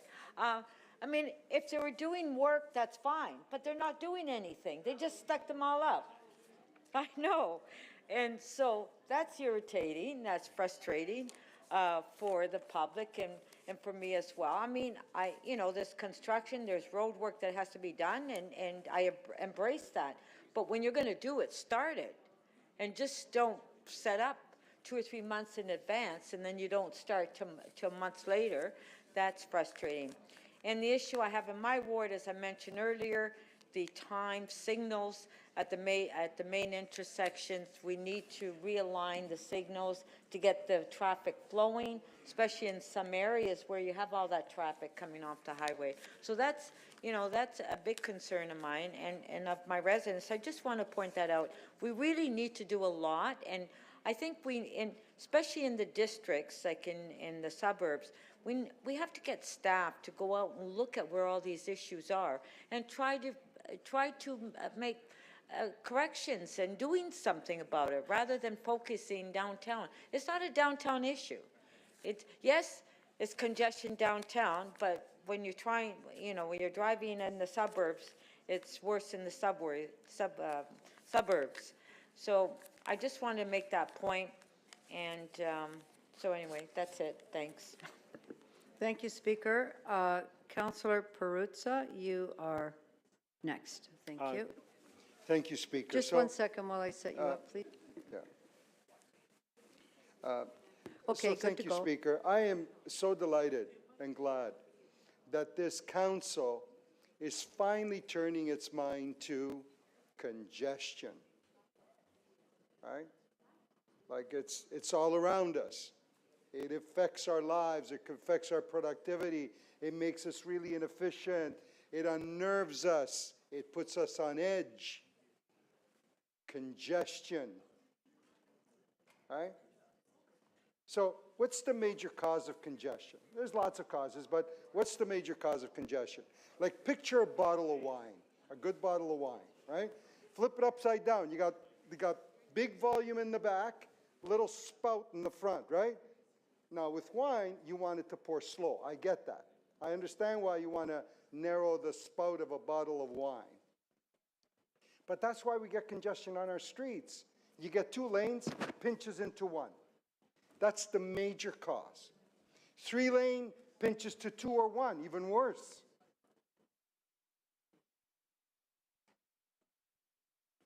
Major, major cause of congestion. Does that have to be the case? Absolutely not. Absolutely not. Every single works project, every single one, can be done in a way that does not narrow the lanes on a road. We all know it. If you can build the Coliseum without a crane, if you can build the Pantheon without a crane, you can fix a road without narrowing it. Let me give you an example. Keele Street, just north of Finch. We're going to do a waterworks project there, right? It's going to span about 2 years. It has narrowed the roadway. I think Keele in that area is about 3 lanes, goes down to 1. So imagine the volume of traffic coming through, and then all of a sudden, boom, 3 lanes to 1. Everybody merging into the same lane. Does that have to be the case? Absolutely not. Big, wide, meandering boulevards on either side of Keele Street. Yes, it would cost a little more money to build temporary lanes in those boulevards and keep the current number of lanes. And then do your works project in the middle of the street. Is that ever going to be the case if we don't add those directives into the contracts for those works, into the way people get given those works? And if that don't happen, it'll never happen. In part, this report speaks to those kinds of issues, those kinds of things. But that's it. We want to deal with congestion. There's going to be a bit of a cost to it, but imagine the gain on the other side in terms of non-loss economic productivity and all those other wonderful things, the stresses, the time, and all of those things in moving around. You know, another pet project, pet peeve of mine is the way they did College Street. You just repaved College Street about a year ago. Small contractor goes, digs the north side, digs the south side. Why? Because he brings the same machine in to bust up the curbs and the thing. Pinches the road. Now moves the pylons in the middle of the street, you'll lose the traffic lanes, right? And so the works on the north side, forms and all the stuff, then moves to the screws to the south side, forms and all the stuff. Meanwhile, the road is pinched for months and months and months, right? What's wrong with structuring that contract where you do the north side in a narrow way, you finish it complete, and then you move to the south side. Maximum, you lose maybe 1 lane for short periods of time. Are we ever going to get to that? Scadding Court Community Center. You know, that work moved out onto Dundas and moved out onto Bathurst Avenue, lasted forever. Why? Because the pedestrian walkway was built there. Why couldn't that have been moved onto the site itself as the first order of construction work and never having to move out onto the street and never pinching the road? Councillor. So that's the direction I would hope that we would head in, because it don't have to be this way, Madam Speaker. Thank you very much for your comments. We're now going to, where did the speaker go? Oh, sorry, Councillor McKelvey, last speaker. 1 second, please.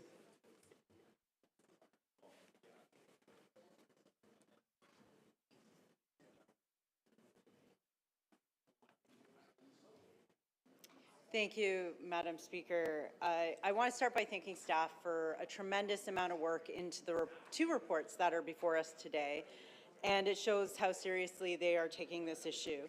And I think we have to remember how we got here. For so many years, we weren't investing in our city. We weren't investing in transit, we weren't investing in housing, we weren't investing in the state of good repair.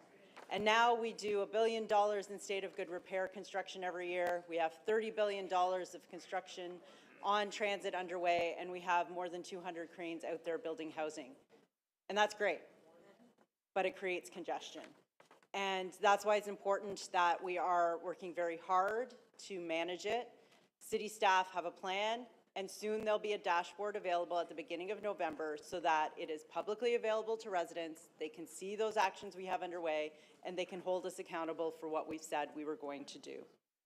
In the spring, we tasked our city staff with coming back with 5 big measures that they could implement that could get Toronto moving.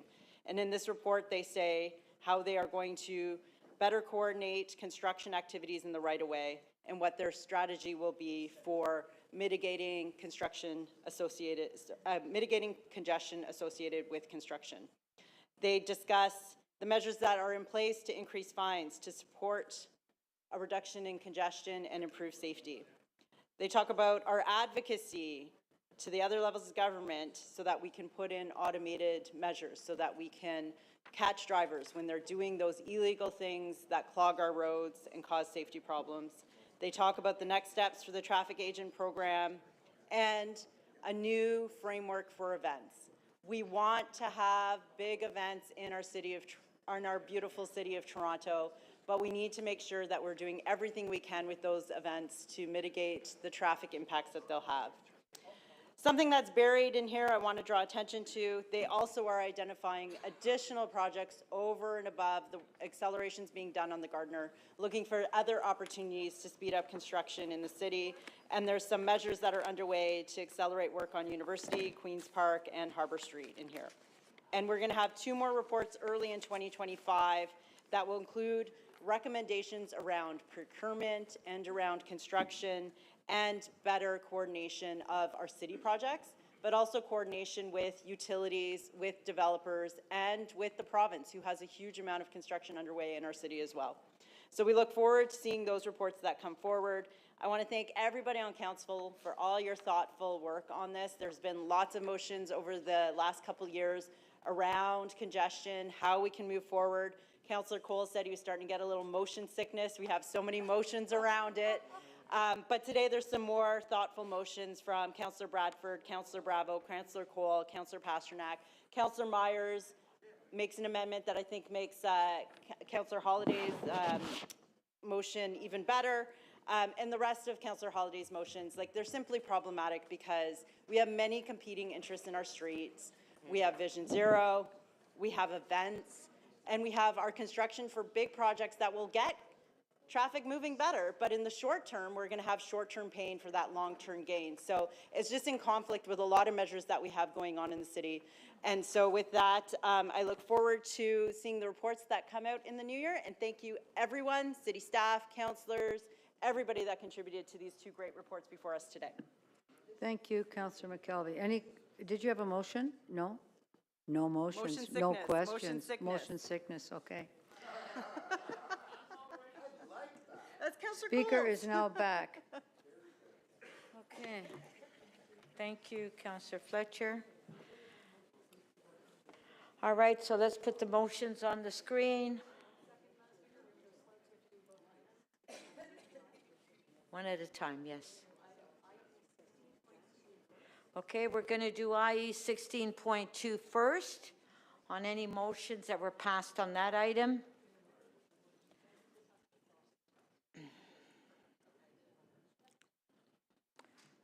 Paula, you left your pen here. First you take my stuff, and then you leave your pen. My God. Thank you. Thanks.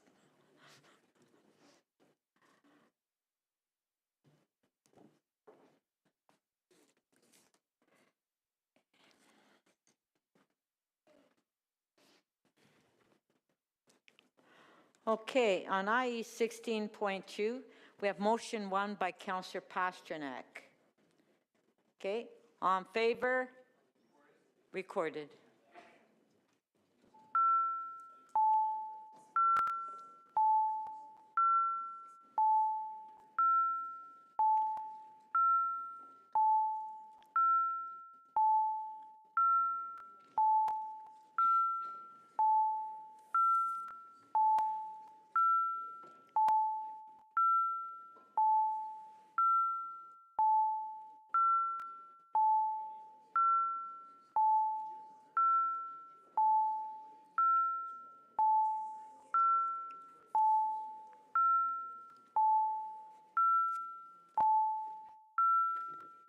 Councillor Burnside and Councillor Myers, please.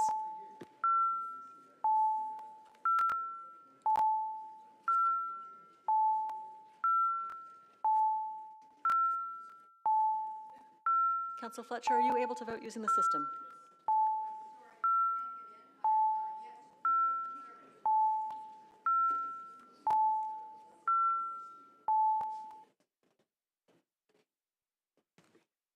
And I'm sorry, Councillor Fletcher, that was in the affirmative? Thank you.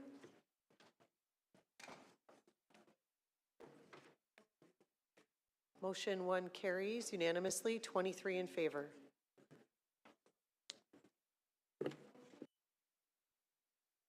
Okay.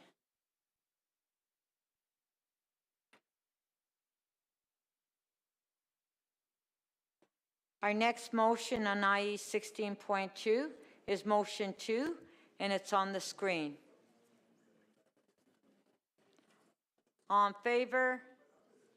Carried.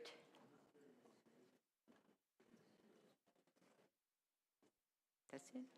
Item is amended on IE 16.2. On favor? Carried. Okay, so we'll now go to IE 16.4.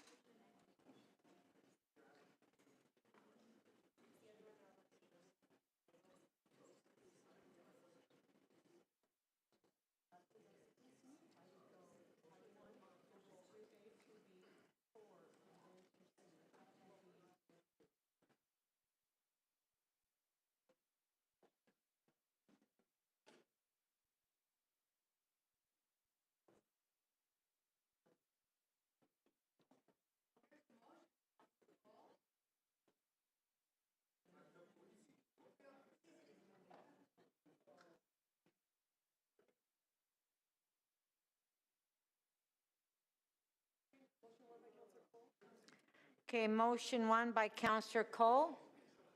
On favor? Carried.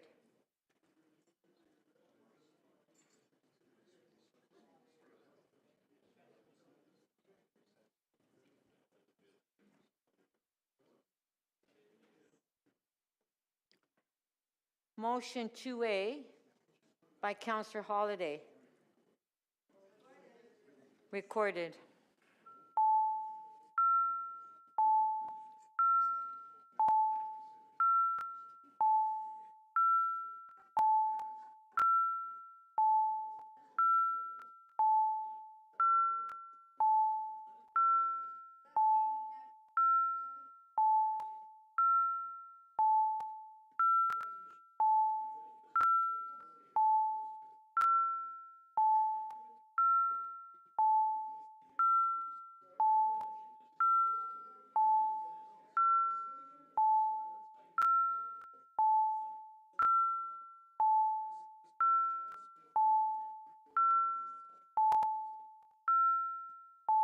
Councillor Mantis, are you in the meeting?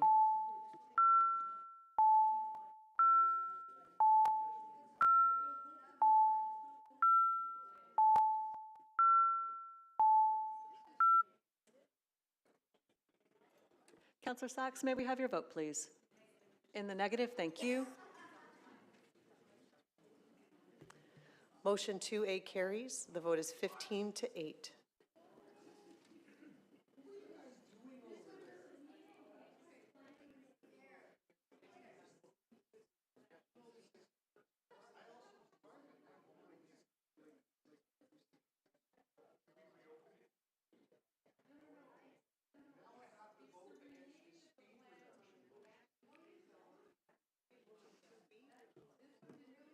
Okay, motion 2B.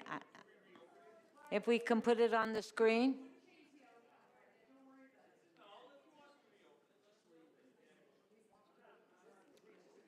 Two B by Councillor Holliday. It's on the screen.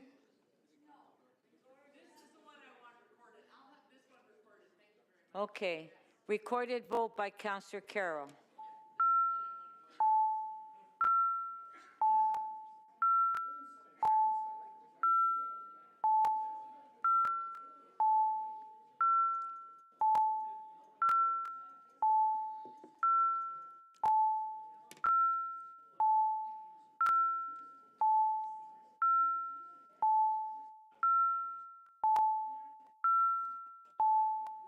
Councillor Perruzza, please.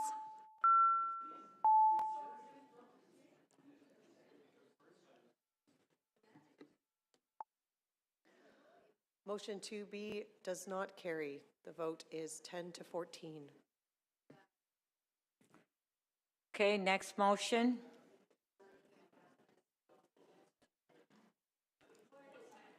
Motion by Councillor Myers, amending motion 2C by Councillor Holliday. Recorded.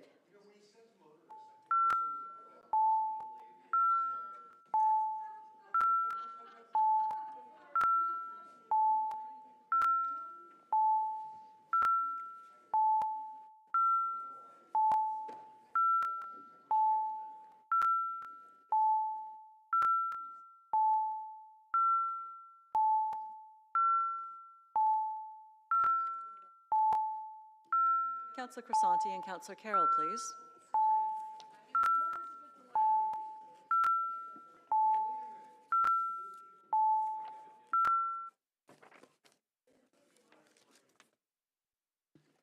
Motion 4 carries. The vote is 21 to 3.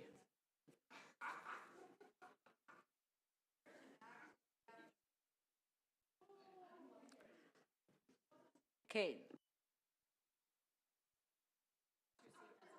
Motion 2C as amended. On favor?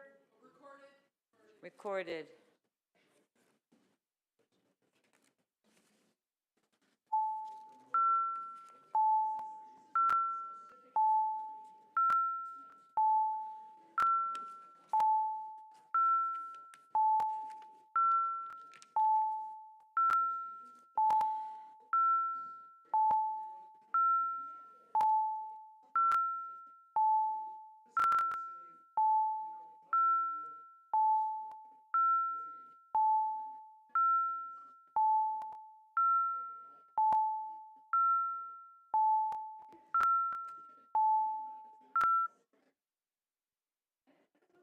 Motion 2C as amended carries. The vote is 17 to 7.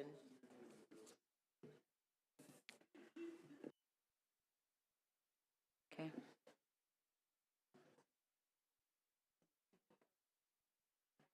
Motion 2D by Councillor Holliday.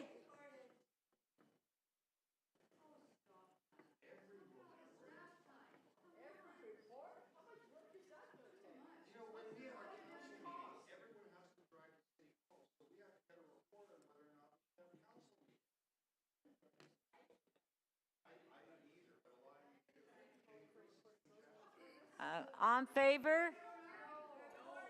Recorded vote. Recorded vote.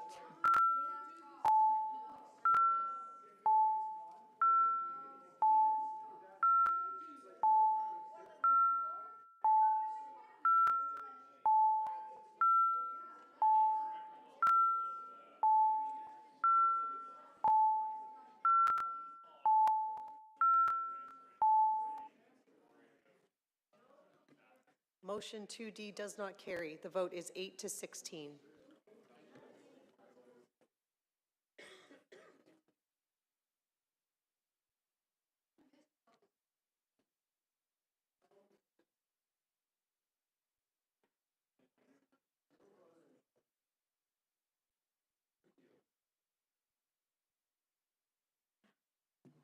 Motion 3 by Councillor Bravo.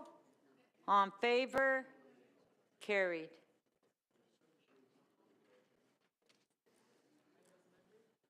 Item is amended. On favor? Carried. Okay. So our next item is EX 17.4, which is that Councillor Holliday held down, redesigning the vacant home tax program. Yeah, does staff have it? The staff will tell me. Okay, do we have any questions to staff on the vacant home tax? Councillor Bradford. Actually, is there a presentation? Councillor Bradford? Oh, he has one. No, he literally is sitting there with his computer. No, he thought we were going to another item. thought it was for another item, Brian. I saw it already. I'm just going to ask. Mayor Chow has a point of order. For those that are asking questions, is there a desire for a presentation? Because we've seen it. Okay, all right. Just asking because it's available. Thank you. Okay, Councillor Bradford, are you ready to ask questions? Okay, go ahead.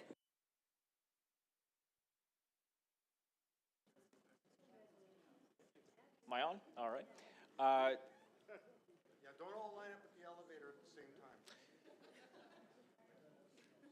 To our CFO, you did a bunch of consultation and outreach based on the shortcomings of the rollout of the 2024 program. Could you tell us what you heard?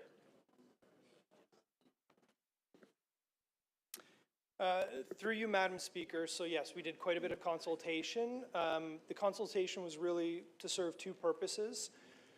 First efforts we undertook was understanding some of the challenges experienced through the April rollout of the VHT, both from the lens of the public, councillors, and staff. We heard challenges associated with information provided as it relates to the program itself, awareness, the need for annual declarations. We heard challenges as it relates to the portal, the ability to track your progress in the portal, the ability to receive a confirmation at the end of the portal. We hear challenges as it relates to individuals that might have a barrier to technology. We heard challenges as it relates to individuals where English might be a second language. And then in terms of some of the feedback that we would have provided around the program, we engaged with councillors and councillors' offices to quite a large degree, especially appreciating that they bore a lot of the phone calls that were coming in from residents and running through the proposals that we presented and trying to get some feedback in terms of the adequacy of what we were bringing forward to address concerns, and for the most part, seemed to have positive feedback. Positive feedback on the program. Okay, could you tell me how many vacant homes you identified last year? Through you, Madam Speaker, as part of the 2023 tax year, we had identified roughly 8,700 vacant properties or vacant homes, in contrast to the first year where we had identified roughly 10,200. Okay, and so in this year of the 8,000 and change, how many of those self-reported vacant? So in terms of those that declared as a vacancy, it was around 1,500 or just under that. What is that as a percentage? As a percentage, okay, I'd have to, Someone do math? my team with a calculator will tell us really quickly what the percentage is. But yeah, it was around 1,000, just under 1,500 that declared as vacant, and then there was about 7,200 that were deemed vacant through the process. Okay. And the percentage on the declaration was around 17.5%. So 17% of Torontonians self-reported or self-declared vacant. And so the balance of those that were deemed vacant is?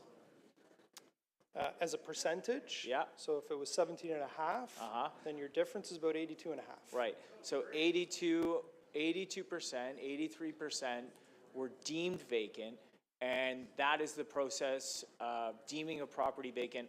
What does that look like? Is that us going out and challenging people? Is that saying sending bylaw out to determine if in fact a property is vacant? What does that look like when we deem a property vacant because they're not in the 17% of folks who put their hands up and said we're vacant? Sure.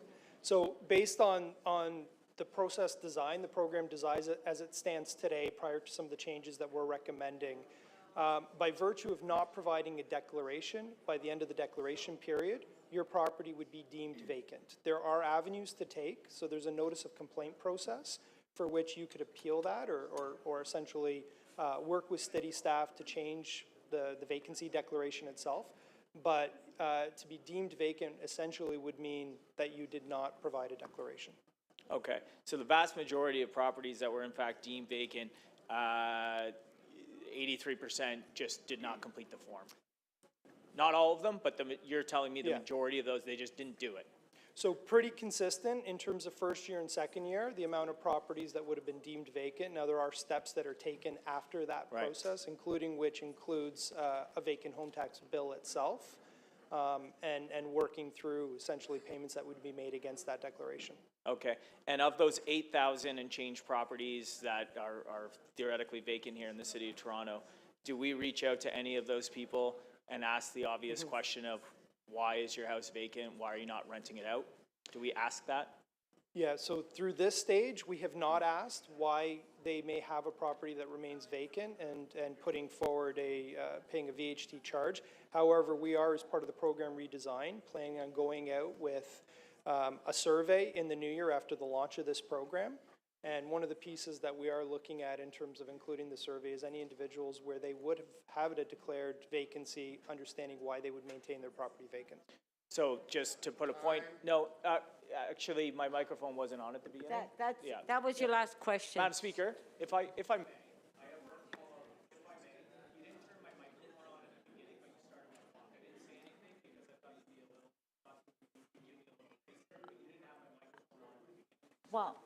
Well, I did. No, you didn't. No, I did, because then the mayor had a point of order. Well, She so wanted to can I ask my last But just question? ask one more question Right, fast, thank you. please. Right. Councillor Bradford. So, to the CFO, to be clear, with what's in front of us today and your recommended reforms to the program, it doesn't include any feedback from those 8,000 and change vacant home property owners on why they don't actually rent out their property. Not in front of us.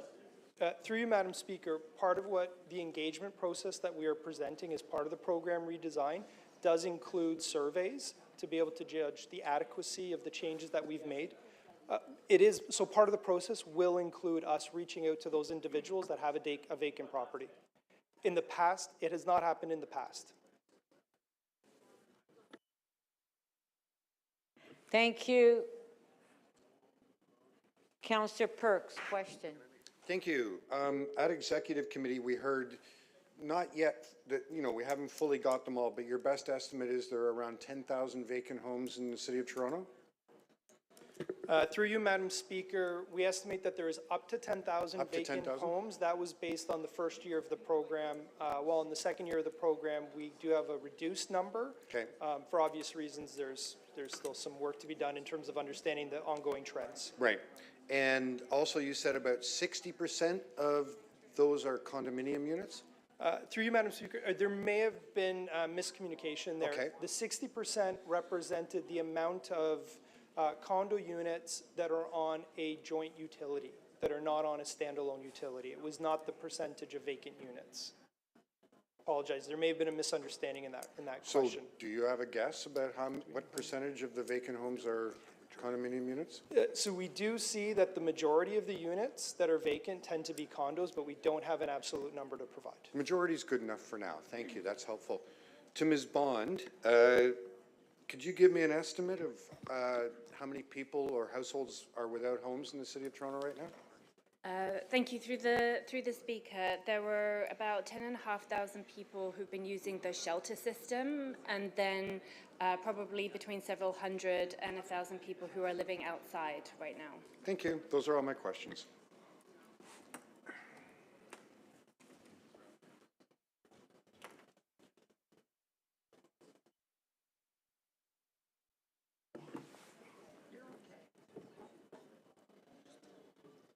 Councillor Burnside, questions. Thank you, probably to my good friend, Mr. Conforti. I believe we were using the 1%, 3% number. I guess it's going up to 3. We're trying to reduce the number of vacant homes through a monetary system, right?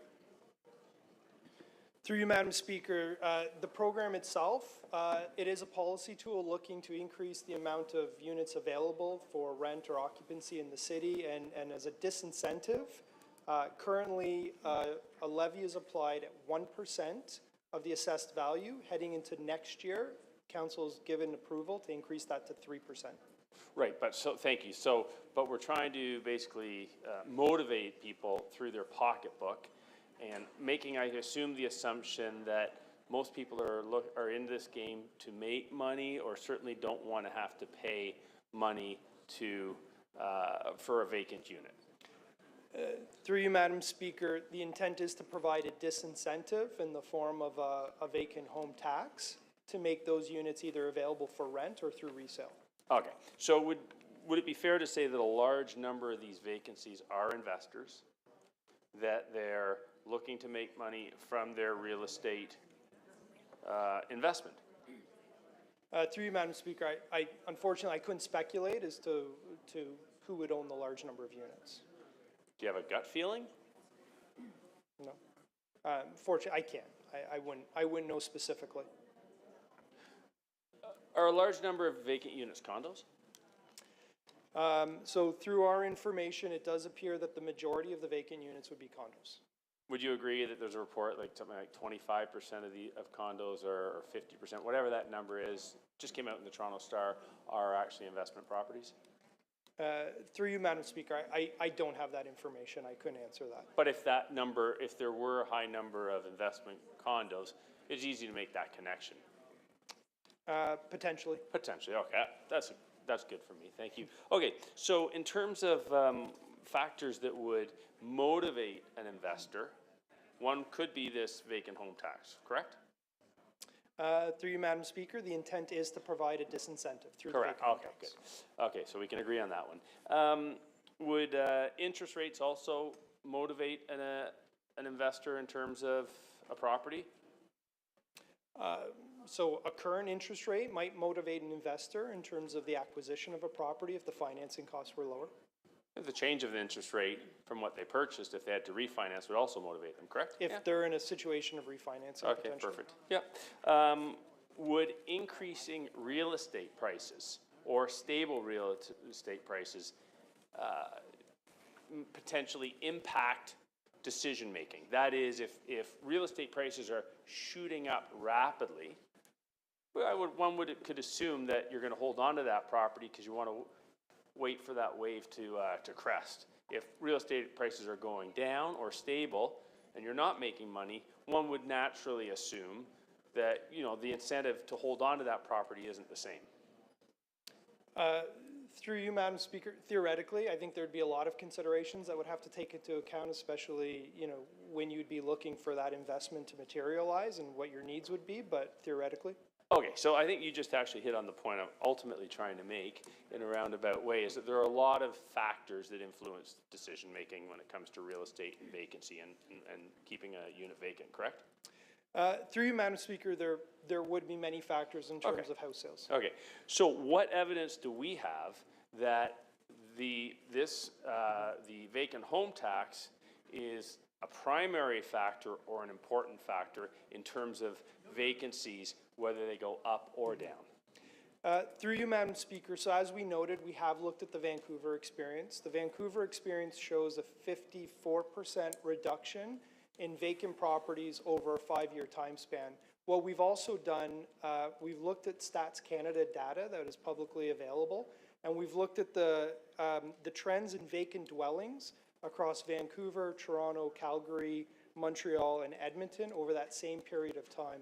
And what we do notice is that Vancouver is an outlier in terms of reductions in vacant units over that period of time, which is when they would be the only city that has a program. I'm getting close, so I don't want to be rude, but through you, would you also agree that the Vancouver real estate market has maybe totally different than Calgary or totally different than Toronto? So to make that inference, would that be something that you would present to a bunch of economists? Like, would you be that confident in that data, or is it really kind of, we think we're getting it right, we think the numbers are right, but we really can't say? Through you, Madam Speaker, that was your last question. We would look at many factors. We would look at the vacant home tax itself, to the level the vacant home tax was applied, to the level it's a disincentive. We would then look at other Canadian municipalities that might have similar circumstances and try to determine if there is a trend or a variation in the trend. So there'd be a lot of factors that we would look at.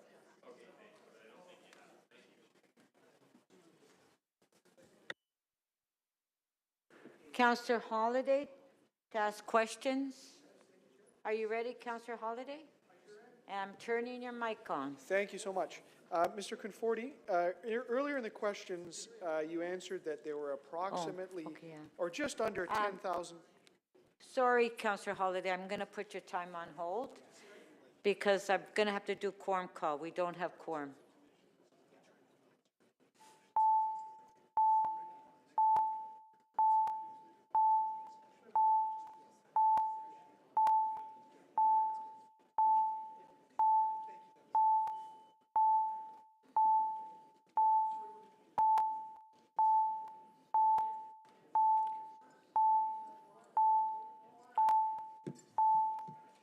Members, if you could please push a button to indicate your presence in the chamber or online. Thank you.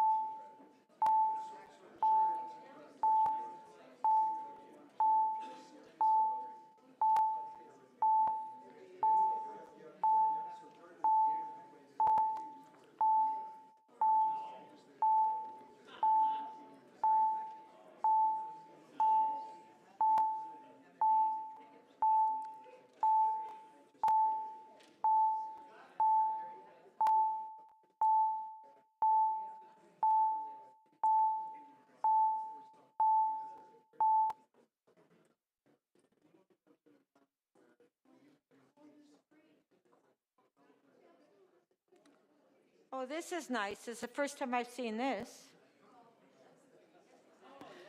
Madam Love it. Speaker, quorum is present. There are 22 members in the chamber. We will change it to mark that Councillor Cole is present. Okay, thank you. So if we can go back to the screen. And Councillor Holiday, you were starting, so I'll start your time. Thank you, Speaker. Mr. Conforti, earlier answered the question. There was just under 10,000 vacant homes in the prior year, but we didn't get a number with respect to the current. And I understand there's still a work in progress, but can you give us your best information? Through you, Madam Speaker, it's estimated that for this past year, that there was roughly 8,700 vacant units. That's based on properties that were either declared vacant or those properties that were deemed vacant. So that is a delta of 1,300 or less, because you said it was just under 10,000. That's the change year over year. About 15, it was 10,200 in the first year. Okay. So what are the factors that may contribute to an owner filling their property or not filling their property besides a vacant home tax? Has the rental economy changed, the real estate economy changed, construction costs, all those kinds of things? There could be various factors, either within their own household or across the City of Toronto, be it demand, be it prices, be it interest rates. There could be other factors in addition to the vacant home tax. Do you have any way of assuring us that the objective of the vacant homes tax to reduce the number of vacant homes has been successful? Through you, Madam Speaker, we are 2 years into the program, so we do make a point of being very clear in the report. It is too early to determine the trend that we're seeing based on the results we have, which is why it was important for us to look at the experiences in Vancouver, where they do have many years of experience and have seen a 54% reduction. We have set up the program in a way where there are metrics we will be evaluating against going forward. In Vancouver, what was their total number? Wasn't 10,000 though. Give us a moment and we'll look to pull that information. I don't have it readily available. Is there anything anecdotal that you could point to where owners have indicated from 1 year to the next they weren't vacant because of this tax? So in other words, I understand you can't say trends in 2 years, but is there any, or even a data point that can show that there was a change because of having to pay this tax? Through you, Madam Speaker, I will note that there has been an exercise where we've undertaken to reach out to individuals that were deemed vacant but continued to make the payment, and we've reached out to them to inquire around ensuring they were properly paying for the vacant home tax. And in part of those discussions, we have learned that there are individuals that since the first year of the program have now made their properties available. And again, small, not a large sample size, but through some of the phone calls that we have had. Okay, so can you remind council, where does the proceeds go from the tax? Through you, Madam Speaker, so the vacant home tax, any of the proceeds generated, first and foremost, I think it's important to note, do not go to balancing the city's operating budget or to address our pressures. We reinvested in initiatives that look to either preserve or increase housing supply in the city. So it's directed towards some initiatives within Toronto Community Housing. It's directed to support some of the initiatives within Housing Secretariat, and one of the largest beneficiaries would be our multi-unit residential acquisition program. So the city buys buildings with this money? And what I'm getting at is that it doesn't go to general revenue, and it's not a general benefit for citizens, it's targeted. Through you, Madam Speaker, it is intended, the program in its entirety, both in terms of being a disincentive as well as where we reinvest the funds, as a policy tool to help support some of the housing challenges that we see in the city today. And it is intended to provide the overall benefit of increasing housing supply to address the housing crisis we're facing. So I have one last question. It's very technical, but I wanted to be really crystal clear on this. I think you said that people receive a vacant homes tax invoice. So it is a very distinct document from, or can you tell me, is it a very, I didn't get one, so is it a very distinct document from your tax bill? And do people have to make a very conscious effort to go and pay the bill? Or is at any point, is it automatically deducted?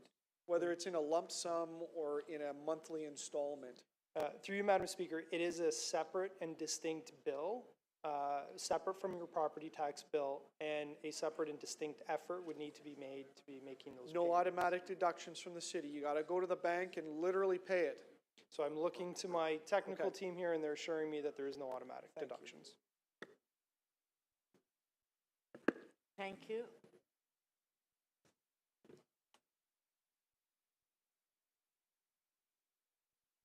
Councillor Carroll? Thanks, Madam Speaker. I want to thank Councillor Holliday for asking one of my questions, because it's going to be somewhat of a lightning round, but where the proceeds go has really been covered. So what's so long as we do have this many vacant homes, what's the global amount that we received, roughly between 22 and 23? Between the last 2 years, we've collected approximately 107 million. I will note that those numbers still have to be validated to the end of the year. There's some final steps that would have to take, but we estimate it's around 107 over 2 years. Right, so well beyond what it's costing to operate the program. Through you, Madam Speaker, that's correct. Okay, and so let's move to the problems. Oh, no, one more thing. We've heard, again, thanks to Councillor Holliday for his questions, we've heard how many houses, what if we said, nuts to this, let's not have a vacant home tax program, let's just build that many units. Let's build 10,000 affordable homes. How much would that cost us to do? To build 10,000 properties at a conservative estimate would roughly be $5.5 billion. $5.5 billion, thank you. Okay, so there's a reason to do this. We've covered off on that. So, to the problems, as the CFO who oversees revenue services, are you satisfied that they fully understand how upsetting the flaws in the program were this year? Through you, Madam Speaker, absolutely. There's been an extensive process that was undertaken with our colleagues in revenue services, technology services, communications, with support of city clerks, 311, many groups, with the first order of business really dissecting the challenges that were faced last April and developing a program that not just addresses those, but ensures we go above and beyond, removing barriers that have existed in the program in the past. Right, so the dissecting what happened has taken place with consultation and with talking to 311 with others. So in coming up with the fix, we've really understood what did happen and how very troubling it was. Is it your view in watching them come up with the redesign that they were receptive to one another? And by that I mean when technology services came in to say, let's see if we can mature the technology in here and make this a better program, were they collaborative? In your view, as their chief in that area, are you satisfied that they really collaborated so that every ability we have to improve the program was explored and where possible used. Through you, Madam Speaker, and thanks for the question, because I can't stress enough how grateful I am to the team that we had working on this, where not only collaborative, but really exploring every potential option to ensure that there was an opportunity for ease of declaration, an opportunity to make this process as easy as possible for the residents that we're asking to make a declaration every year. So incredibly collaborative and brought great efforts forward on this redesign. And so where that leaves us is just communicating how it will change this year, how it will be better, and when to start. Are you confident that, dissimilar to 23 and 22, are you confident that this year, as we launch November 1st, that this group of divisions fully understands the importance of the communication and that they have the resources and the understanding of what needs to be communicated, that the communications will be better, and to the power of what? How much better do you expect these communications to be given the resource change? Through you, Madam Speaker, exponentially. Not just am I confident in that, but in addition to ensuring that they have the resources, the abilities to unfold this program in a real change, it's also ensuring that the cooperation continues over the course of the process, ensuring that not only are we enhancing our communication efforts, they're going to be supported by real-time data in terms of what is the rate of declaration, what is the rate of declaration across each ward, what is the rate of declaration between the different channels that are now available, so that we can then augment our communication strategies, our processes accordingly to the information we're seeing in virtually real time as we advance through the declaration period. Thank you. Those are my questions. Oh, thank you, Madam Mayor. Speaker Annunciata. Just a second here. Seconds to turn it on, that's the problem. I know. So as far as communication, I know I had the briefing with you. So the councillor's office are going to get notification. Through you, Madam Speaker, I'll start and then I'll turn it over to Beth to supplement. And how to communicate, and then also we discussed about when you send out the notices to residents, it's going to be separate, it's not going to be, doesn't look like a tax bill, and can you just... Yeah, so maybe I will start. So there is going to be a series of communication events that happen through the course of the declaration period. Beth can speak to what those might look like and how we distinguish them from any other communications. What's going to be important, and to be able to support councillors' offices, is we will have toolkits that are made available prior to each major communication event that will give you the information you need to either support through your own communications or be prepared for any questions that may come back from residents that receive some of those communication efforts. And Beth, if you want to elaborate. So just tell me exactly what's going to be mailed out to the residents. What are they going to receive in the mail from us? So first they're going to get a standalone mail out, which was the key difference between year one and year two. They didn't have a standalone. It's going to be in a yellow envelope with red writing, trying to, press the importance of what's inside.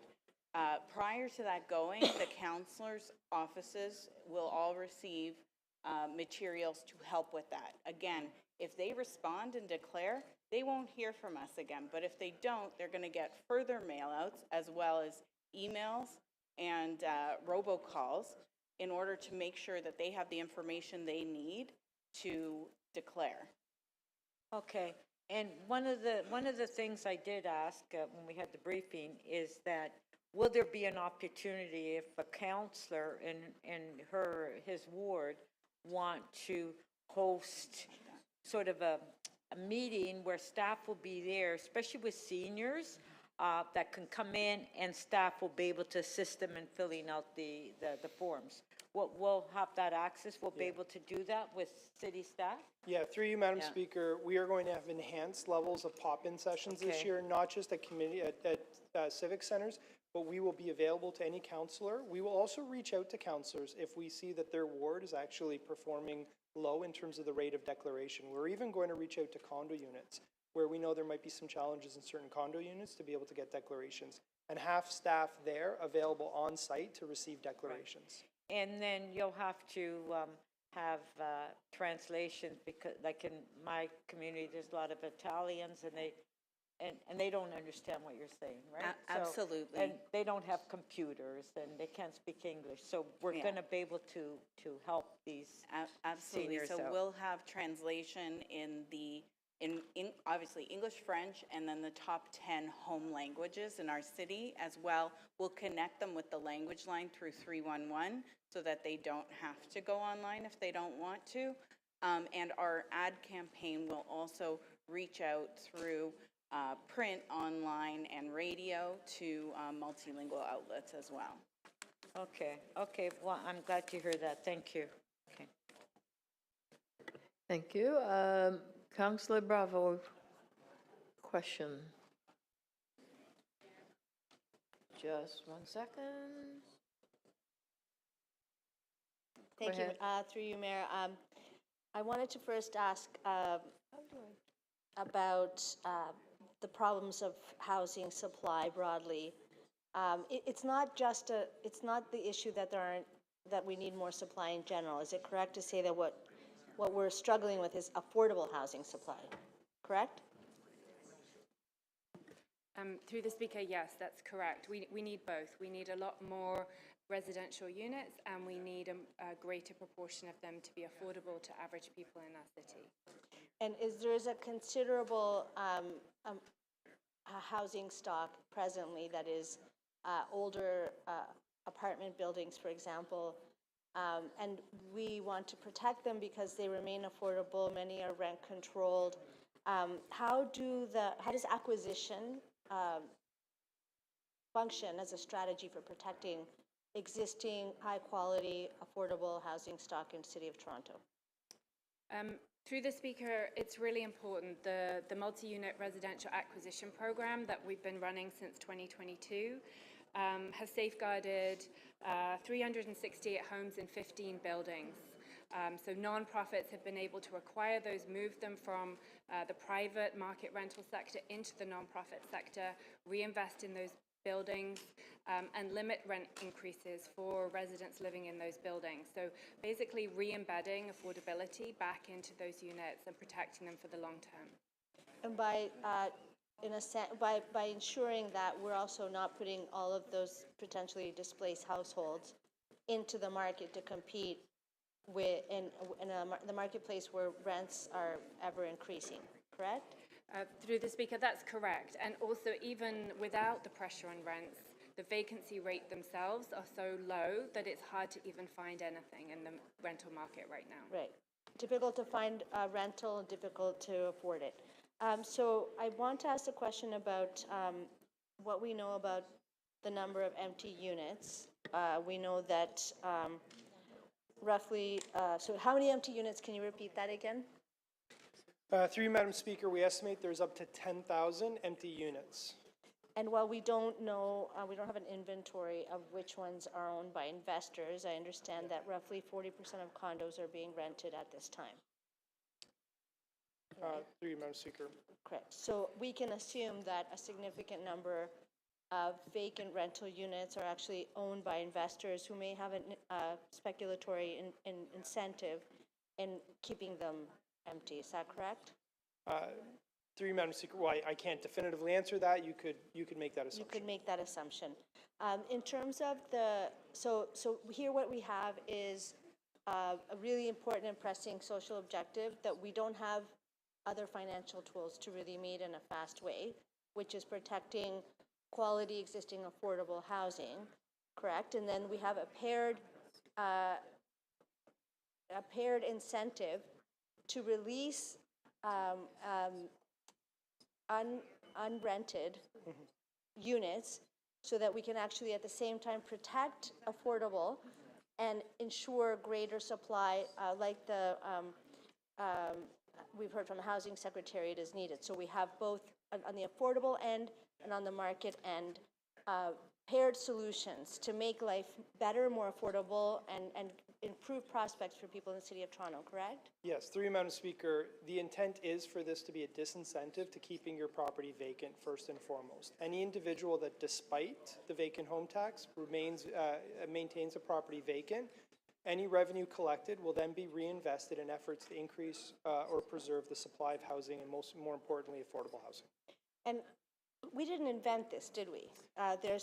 This is a proven strategy that's been employed in another city in Canada, correct? Through you, Madam Speaker, the program very much replicates the program that was designed in Vancouver. And I'm not going to ask rhetorically, but Vancouver is a city that is experiencing a crunch of a lack of housing supply and a lack of affordable housing supply.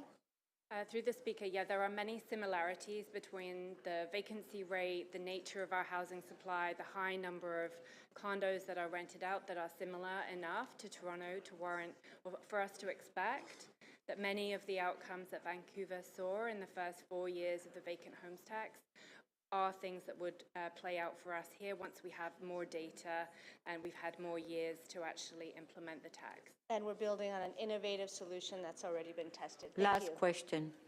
Correct, Okay. Councillor. All right, before we go to the last.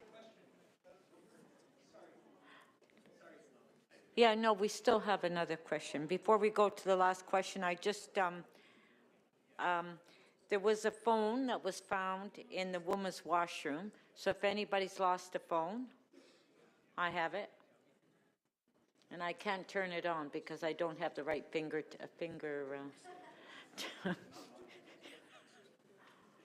So if anybody's lost a phone, it's in the women's washroom. I can't access. You have to have your fingerprint. Oh. Councillor Myers, questions? Thank you, Speaker. So I guess my first question is just when we can expect the formal opinion from the Information and Privacy Commissioner of Ontario regarding the use of utility usage data for the purposes of administering the VHT program. Through you, Madam Speaker, so we have engaged with both legal services and city clerks. There is a process underway to be able to seek that. My understanding is it's not a formal response, it's actually a proceeding that has to occur. And unfortunately, I still don't have the timeline in terms of when that might be achieved. I will note, and as reflected in our report, regardless of what may come back from the Privacy Commissioner, there are challenges associated with using utility data. Right, but from my understanding with the interactions with staff on this, currently we already have the power to check utility data to confirm whether or not a home is vacant. Is that incorrect or correct?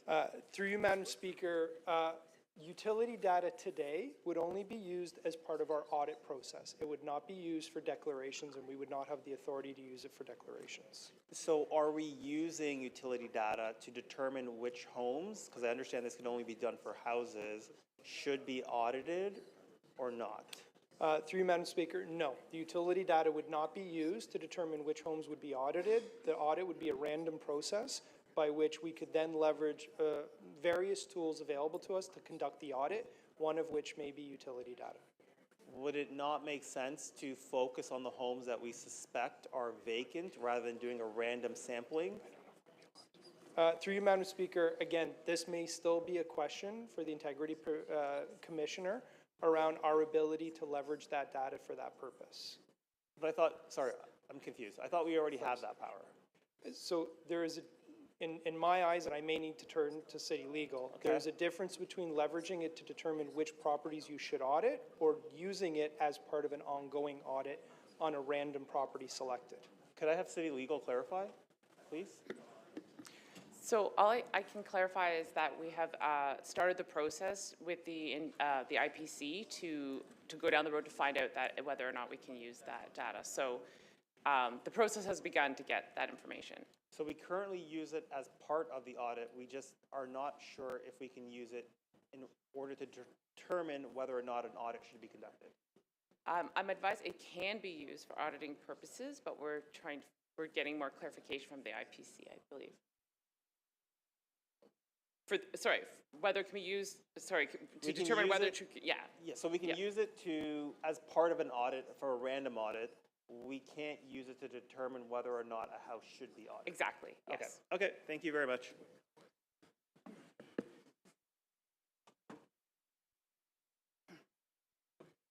Councillor Matlow, questions? Thank you, Madam Speaker. How is the call center to administer the program being set up, and who exactly will be the employees? Sorry, I missed the last part of that question. How will the call center to administer the program be set up, and who will be the employees?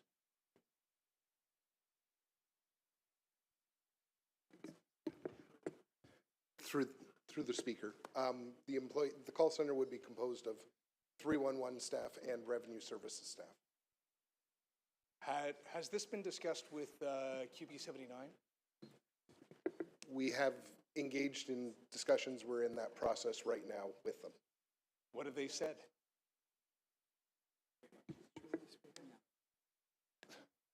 We're sort of trying to work through that process, trying to establish the availability to have revenue staff work with 311 staff. Is there a possibility that this might end up being contracted out work? Through you, Madam Speaker, no. We have set up similar call centers in the past to manage other issues. We're replicating that. We're also setting it up very much consistent with any collective agreement. We do know there were some initial concerns raised, and we're working through those with the union as we speak. So, while this is in front of us at council, you're still in the midst of negotiations? Through you, Madam Speaker, no. We are in the process of setting up the call center. We do have 311 staff that already exist. We are looking at supplementing some of those staff. That is, those additional staff, which would take the full call center volume to count to about 30 staff. 30 staff is underway as we speak. I'm confused because I think I heard two different things. Because did you not say that you're in the midst of those conversations now? Through you, Madam Speaker, I apologize for clarity. What we've also been working on is an additional 8 staff that would be supported through revenue services that would manage surge capacity. Some of the discussions that we're having today relate to the additional 8 on top of the 30. And what's the status of that? And what has the union said? Through you, Madam Speaker, there's work that's happening between our People and Equity team. I understand that concerns are being addressed and continue to move forward on it. You understand that I don't know the answer to my question. Through you, Madam Speaker, unfortunately, I don't have the answer on that. Okay. I can tell you that we are advancing on the 30 staff required to support the call center. What is currently being discussed is 8 staff as part of surge capacity requirements if required. I may have some questions offline to explore, but I want to understand where things have been left with QP 79, where negotiations are at. I want to understand what they said to you, because it just seems like all this it sounds like a plane that's being built while it's already in air, and I'm trying to figure out how it's going to fly.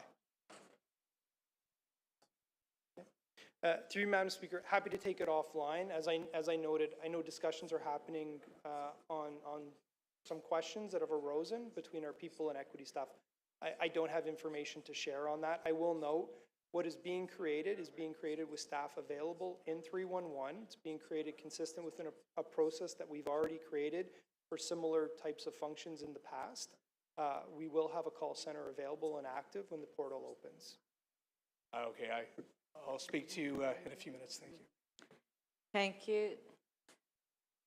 Okay, we have more names added. Councillor Crisanti, questions? Speaker, thank you. Don't have many. I just wanted to understand in this revised policy and new method of declaration and so on, what is the fail-safe program that you're going to initiate now to prevent property owners from receiving unjustified massive tax bills?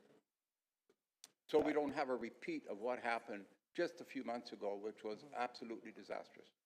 Through you, Madam Speaker, so there is a series of changes that have been brought forward as part of the program itself. One specific fail-safe even after all of the changes we brought forward, is there's delegated authority to the CFO to essentially change the dates for which any bills will be issued, any payments will be due, based on the results that we see in the declaration process. So bills would not go out unless I am confident that we've achieved an appropriate level of declarations. And how do you do that? I guess you have a team of people to review each and every one of those declarations, or? We will be tracking declaration rates effective the first day the portal opens, all the way until April 30th. Okay. On the communication side, I think I understood you're going to have a call center that'll be developed. I think Councillor Matlow was asking you those questions as well. What would the cost of setting up this call center be, and how many people will be at this call center, and is this available 24/7 for residents if they're stuck and if they have a problem? Through you, Madam Speaker, so it's estimated that the customer care team will have a budget of roughly $1.1 million a year. Used to bigger numbers. Up to $1.1 million a year. It is going to be comprised of 30 staff with the ability to leverage an additional 8 if surge capacity is required. They would be operating, is it 7 to 7?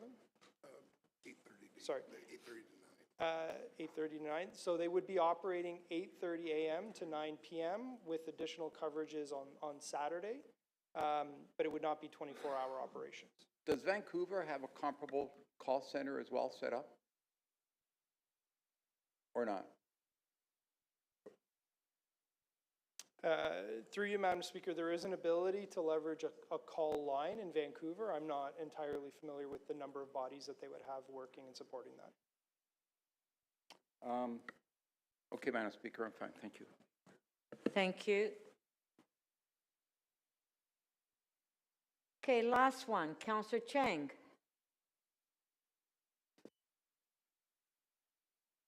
Thank you, Madam Speaker. I'm just wondering, how similar is our new process to that which happens in Vancouver? So what are the similarities and differences? Through you, Madam Speaker, our process would have more options than that of Vancouver. So through the changes that we've made this year, we've looked at increasing the avenues that people can take in terms of making a declaration. So it would be above and beyond what the Vancouver process would currently hold. And is there a plan to scale down? So we're scaling up so that everyone is aware, but eventually, I think we hope our operational costs won't be so high, as we also hope to see a reduction in the number of vacant homes. Is there a multi-year plan to get us to wean people off such a robust system? In terms of the process itself, it very much will be data-driven.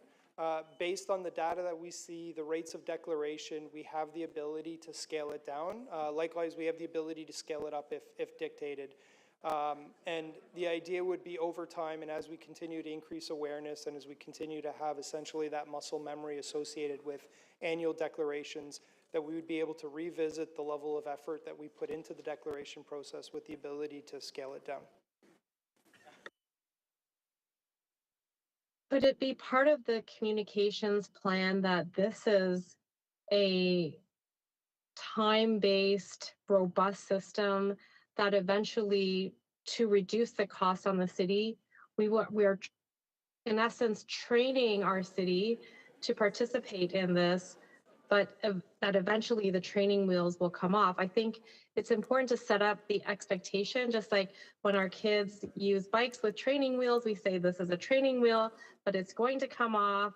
And if our goal is to not have such a robust system, which I think it's reasonable to think that we will get to a place where we won't need all of this support, then should we not set up the expectation that this is in fact a time-limited, robust system to teach you how to use the system, but eventually we are going to scale back down?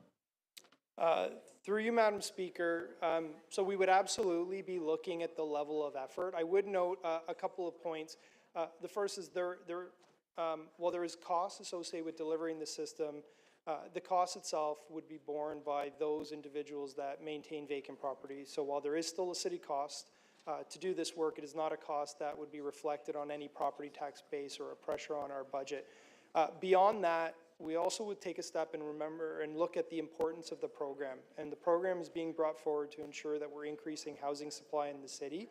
So we would ensure that it's adequately resourced to be able to achieve that directive and ensure it's successful. When we do realize that there is that level of success and the level of effort that we're presenting as part of this program this year, we would absolutely look at opportunities to be able to scale back where appropriate, while at the same time ensuring we're maintaining elements that were introduced not just to increase declarations, but to increase the ease of declaration, especially for those individuals that will benefit from the 180 languages that are available through the customer care team, or the ease of declaration opportunities that might be available to those individuals that don't have access to technology. So there are certain elements that we may choose to continue to have, even with continued successful declaration rates. Okay, so I just have one more question. With regard to the impact of the Land and Tenant Board on our current vacant home tax or vacant home situation. So I have a constituent who owns one investment property, and they signed a document to say, you know, I have no pets because the condominium does not allow pets. And then they got pets. And then the tenant would not leave. And then the condo board threatened to put a lien on the property. So the constituent ended up having to pay out the tenant $10,000. And this is not a unique situation. There are a lot of small landlords that are challenged and really considering if they should just pay a vacant home tax and not be at risk of paying even greater fees for Councillor very Chang, please challenging ask your tenants. question. You only have 5 seconds. So I'm just wondering, what efforts have we made to advocate to our provincial government to fix the Land and Tenant Board? Okay, that was it.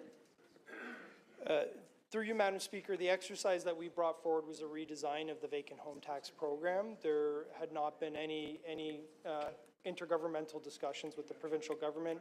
That may happen through other channels as part of the work done in our housing secretariat, but it would not be part of the redesign program that we were looking at. Okay, thank you. Let's do a quorum call, please. Quorum call.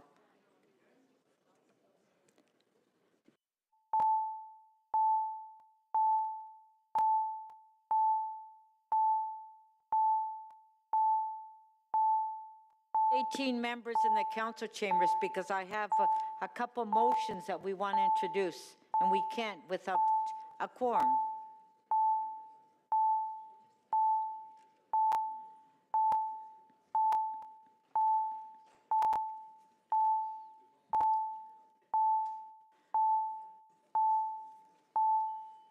Councillor Perruzza, one is yours.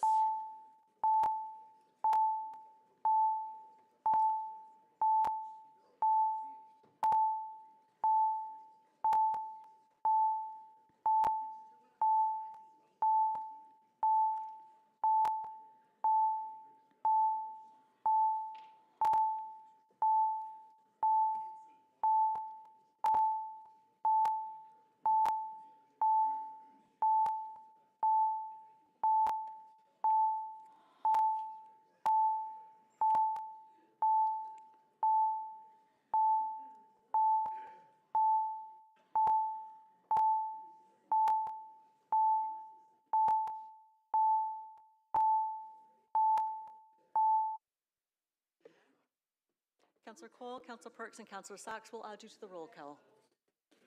Okay. Before we go to the speakers list, I have three members' motion that we need to introduce, and this will be it for the, no more members' motions after this. Okay, Deputy Mayor Malik, you have a motion that you'd like to present. We'll put it on the screen.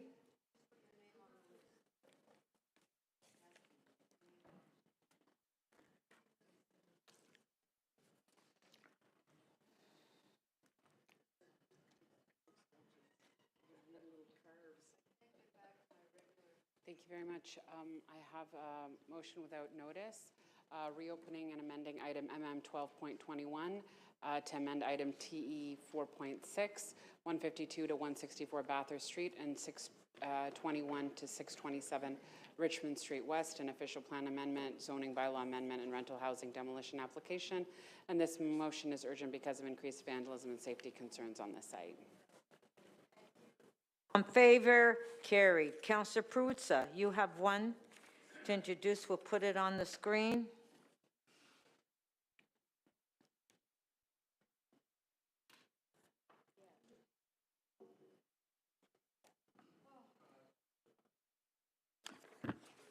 Speaker, it's a motion regarding a lease renewal for the Carmen Stefano Community Center, which is set to expire November 30th of this year. Yeah. Former St. Basil's, yes. Okay, on favor? Carried. Councillor Cheng, you have one. Yes, I do. Okay. So this is a Section 37 amendment, and there's urgency because of potential litigation. Okay, on favor? Carried. So that would be it for the members' motions for this council meeting. Okay. All right. So we have to take, yeah, I have the screen for members. You're going to get rid of it. Okay, we'll now go to speakers on the item, and we'll start with Mayor Chow to speak on the item. Thank you, Madam Speaker. Very earlier this year, you and we all know that when the VHT notices landed in the mailbox, over 160,000 people. It was heartbreaking. They didn't know what the city of, they had no idea that some don't know that they're supposed to declare that they live in their homes.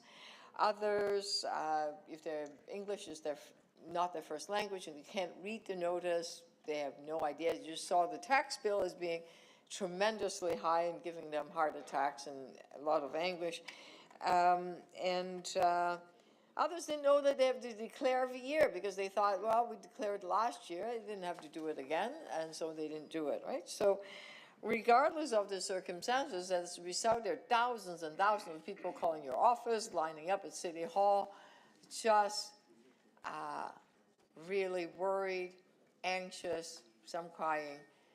And we pledge that we would not ever do that again. It was something that we cannot repeat. So last spring, we said to the city staff, please revamp this program. It's designed wrong, and you have to put everything you have, and the department in charge is revenue, and that this is the result of that work. The entire thing has been revamped, top to bottom.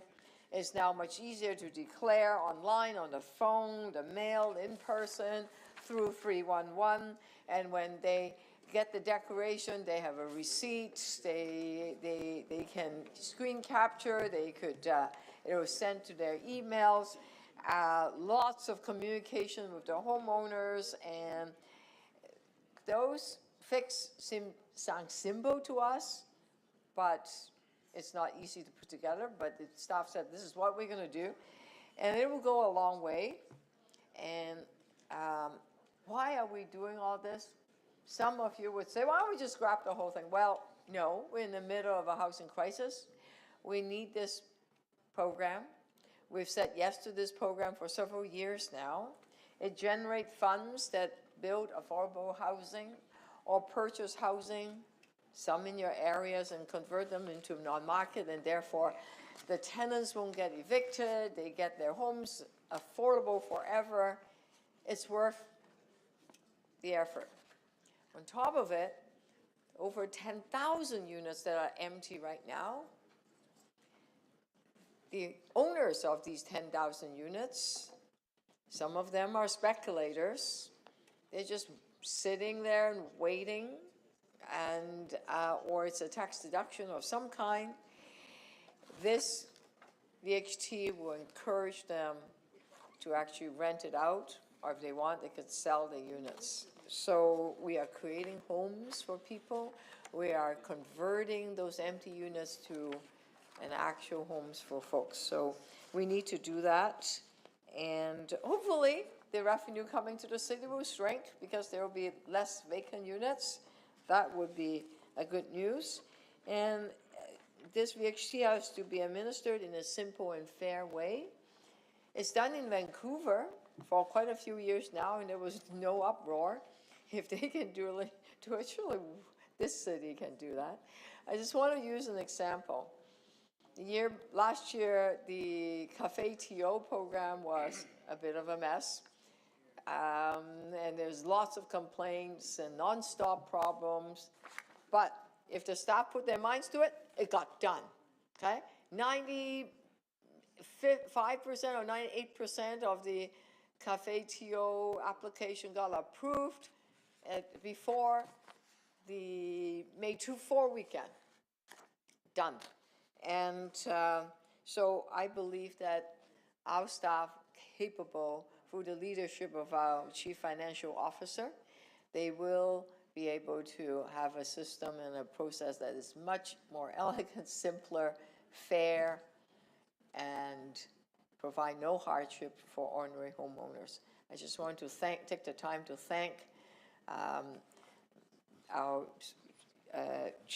Budget Chief, Councillor Shirley Carroll, because she spent quite a lot of time with the CFO working out the kinks and the different problems of the program. So thank you for your hard work. Thank you.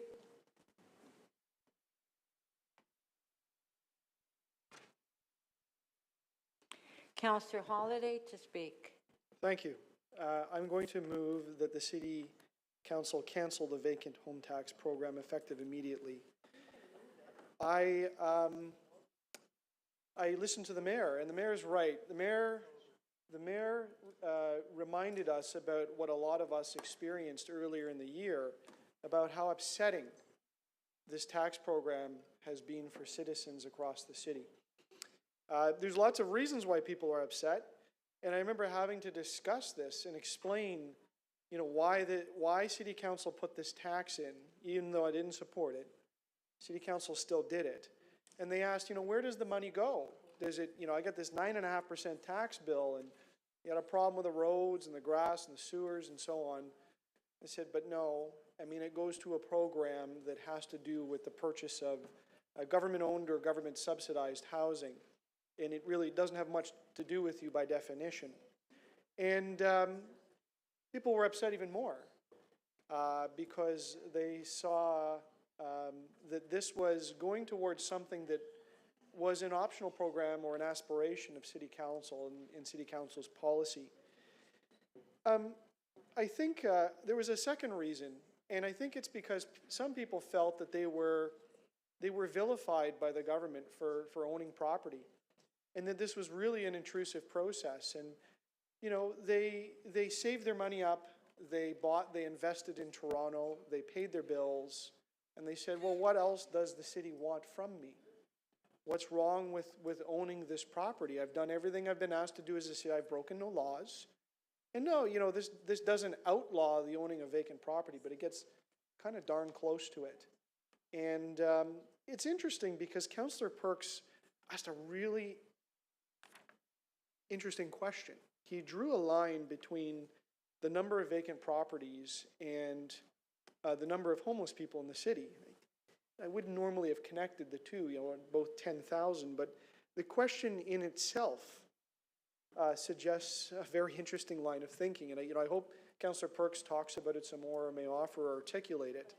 But it speaks to the intrusion, right? What's wrong with accumulating wealth and investing it in properties? And you've paid your bill, you've done what you're supposed to do.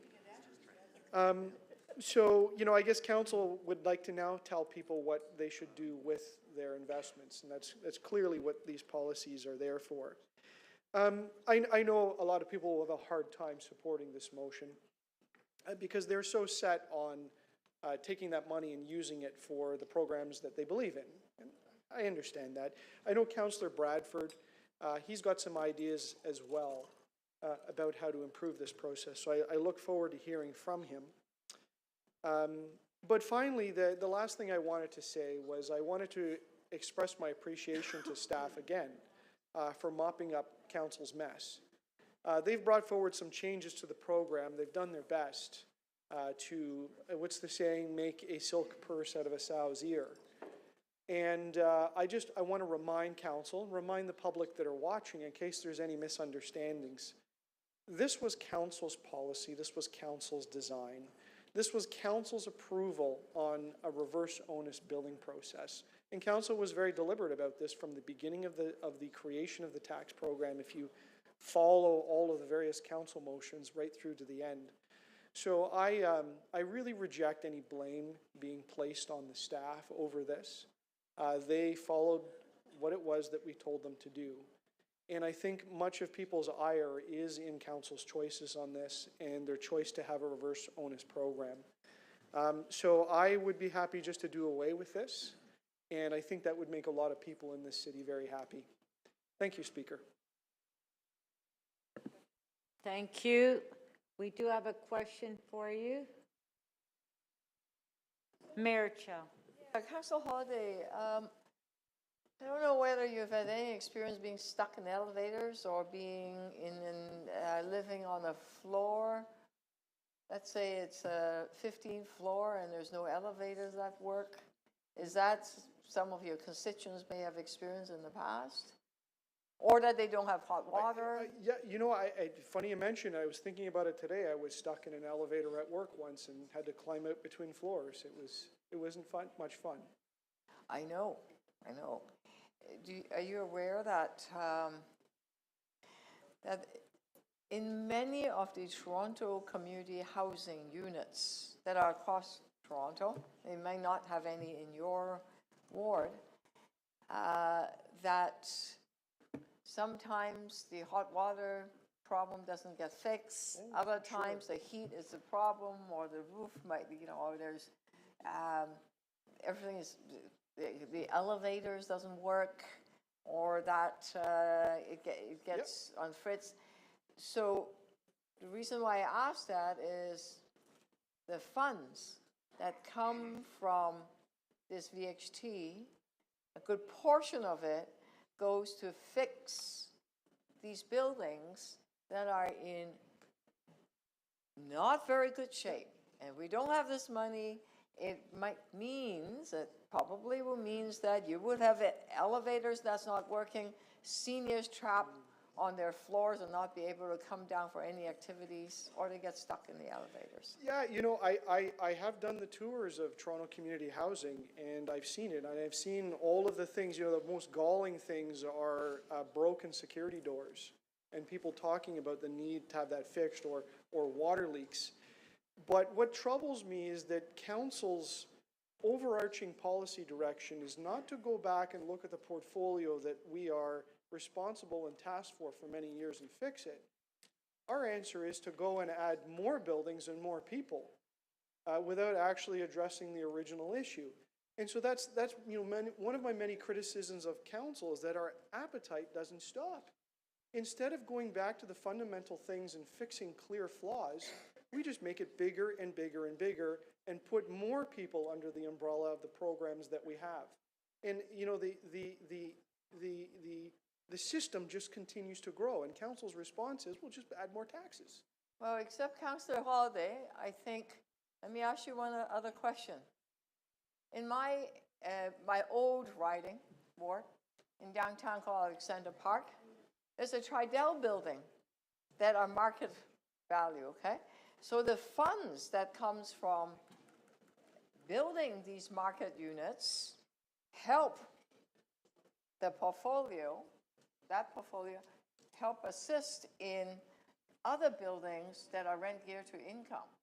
I see. So it's not that they are only building rent control buildings. They are, in fact, whether it is in Regent Park or in Alexander Park, and soon probably Lawrence Heights. All of that is mixed income so that you have mixed income housing rather than the old style Ontario housing that was built with only rent geared to income, and that's not healthy neighborhoods. So if I may answer, Madam Speaker. That was your last question. sorry. Yeah. You know, I mean, that's just another way to describe the transfer of wealth from some individuals to others. And that's, you know, the City Council does that over and over again in various manifestations. Of course, you know, under the affordable housing programs, there is resource taken out of the market buildings and put towards the government subsidized buildings. And whether that's direct cash or Section 37 money or things that go into the pro forma, or the building is built larger, or the finishes or the amenities are reduced, all of that has to come from somewhere, whether it's direct cash from the future tenants or direct cash from the people that purchased that building. It's not a zero sum. Okay. And so council's in the business of moving it from one to the other. And I understand that, but it affects prices. Thank you, Councillor Holiday. Councillor Bradford to speak. Thanks, Madam Speaker. I have a motion here. And the motion is that we pause the vacant home tax program for 2025 and direct our CFO to report back with recommendations on options for an alternative program that places the onus on the City of Toronto and or the actual owners of vacant properties to identify vacant homes. I use the word onus because this program has been a tremendous burden for Torontonians. And I'm not confident that the fundamental flaw in this program has been addressed. And that is one that Councillor Holiday spoke of, and I know many of you have dealt with in your constituency offices and on the phones with residents, which is that this program is built around a reverse onus that unduly places the responsibility on every single homeowner, 800,000 units, to tell the city what they already know, which is that they live in their home. It's cumbersome, and it doesn't make sense to people. And I think that is why we saw more than 160,000 people inadvertently caught up in this. I don't need to belabor all the stress and anxiety that caused for 160,000 households here in Toronto, but it was a huge problem. And the reality is we haven't fixed that aspect of the program yet. I want to commend our staff because in many respects we've given them an impossible challenge. They've worked very hard on this, and I know the CFO has, and his team have done a lot of work to make some improvements, and there are some good improvements here if you believe that the problem was a communication challenge.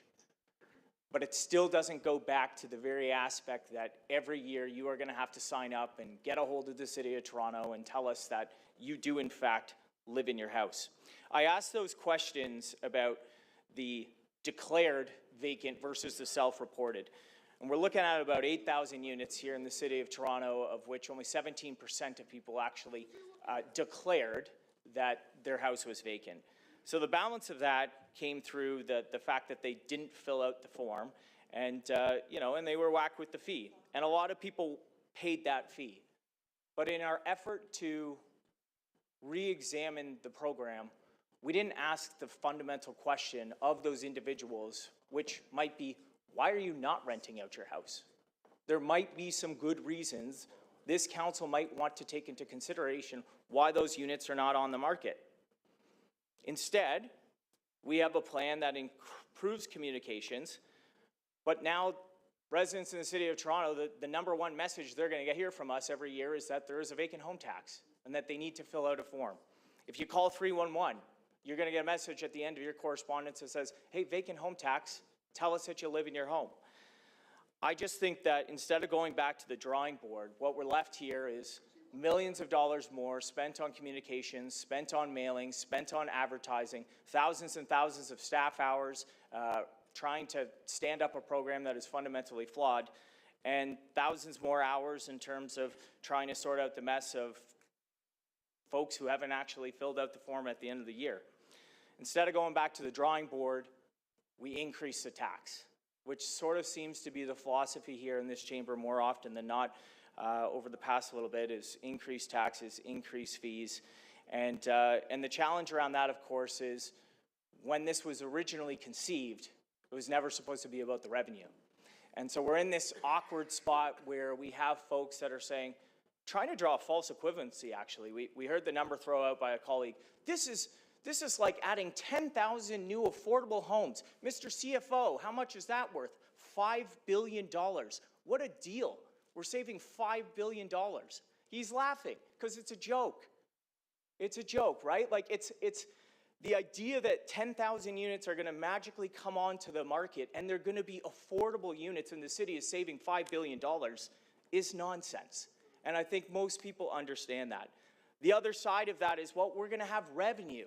We're going to have revenue to fund all of these different housing programs. And that's important. But of course, this was sold to Torontonians on the premise that it was never about the revenue. It was about the housing outcome. We haven't seen the housing outcome. We haven't seen an avalanche of units coming back onto the market. And we didn't also ask the fundamental question of why are you not renting out those units, even if we're taxing you now at 3% of your assessed value? Look, taxes and fees account for 30% of the cost of a new unit here in the city of Toronto.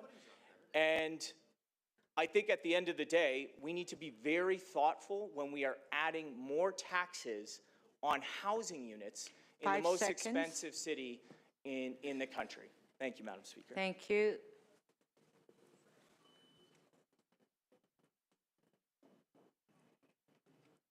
Councillor Bravo to speak. I have to respectfully disagree with my colleague. I think the number one thing that people in the City of Toronto are going to hear every year is the City of Toronto takes seriously the need to provide homes, to secure homes, to protect homes for the people of Toronto. There's nothing that matters more right now than what people are seeing every day in their community. Visible homelessness, encampments growing. That's what people write into me about. That's what people call about. And we want to find solutions. When this idea came up, it wasn't sold to anybody in any way. It's actually an organic idea that was picked up by a bunch of people in Toronto who are watching what was happening in Vancouver and who are really concerned about the fact that we are having a housing crunch in this city.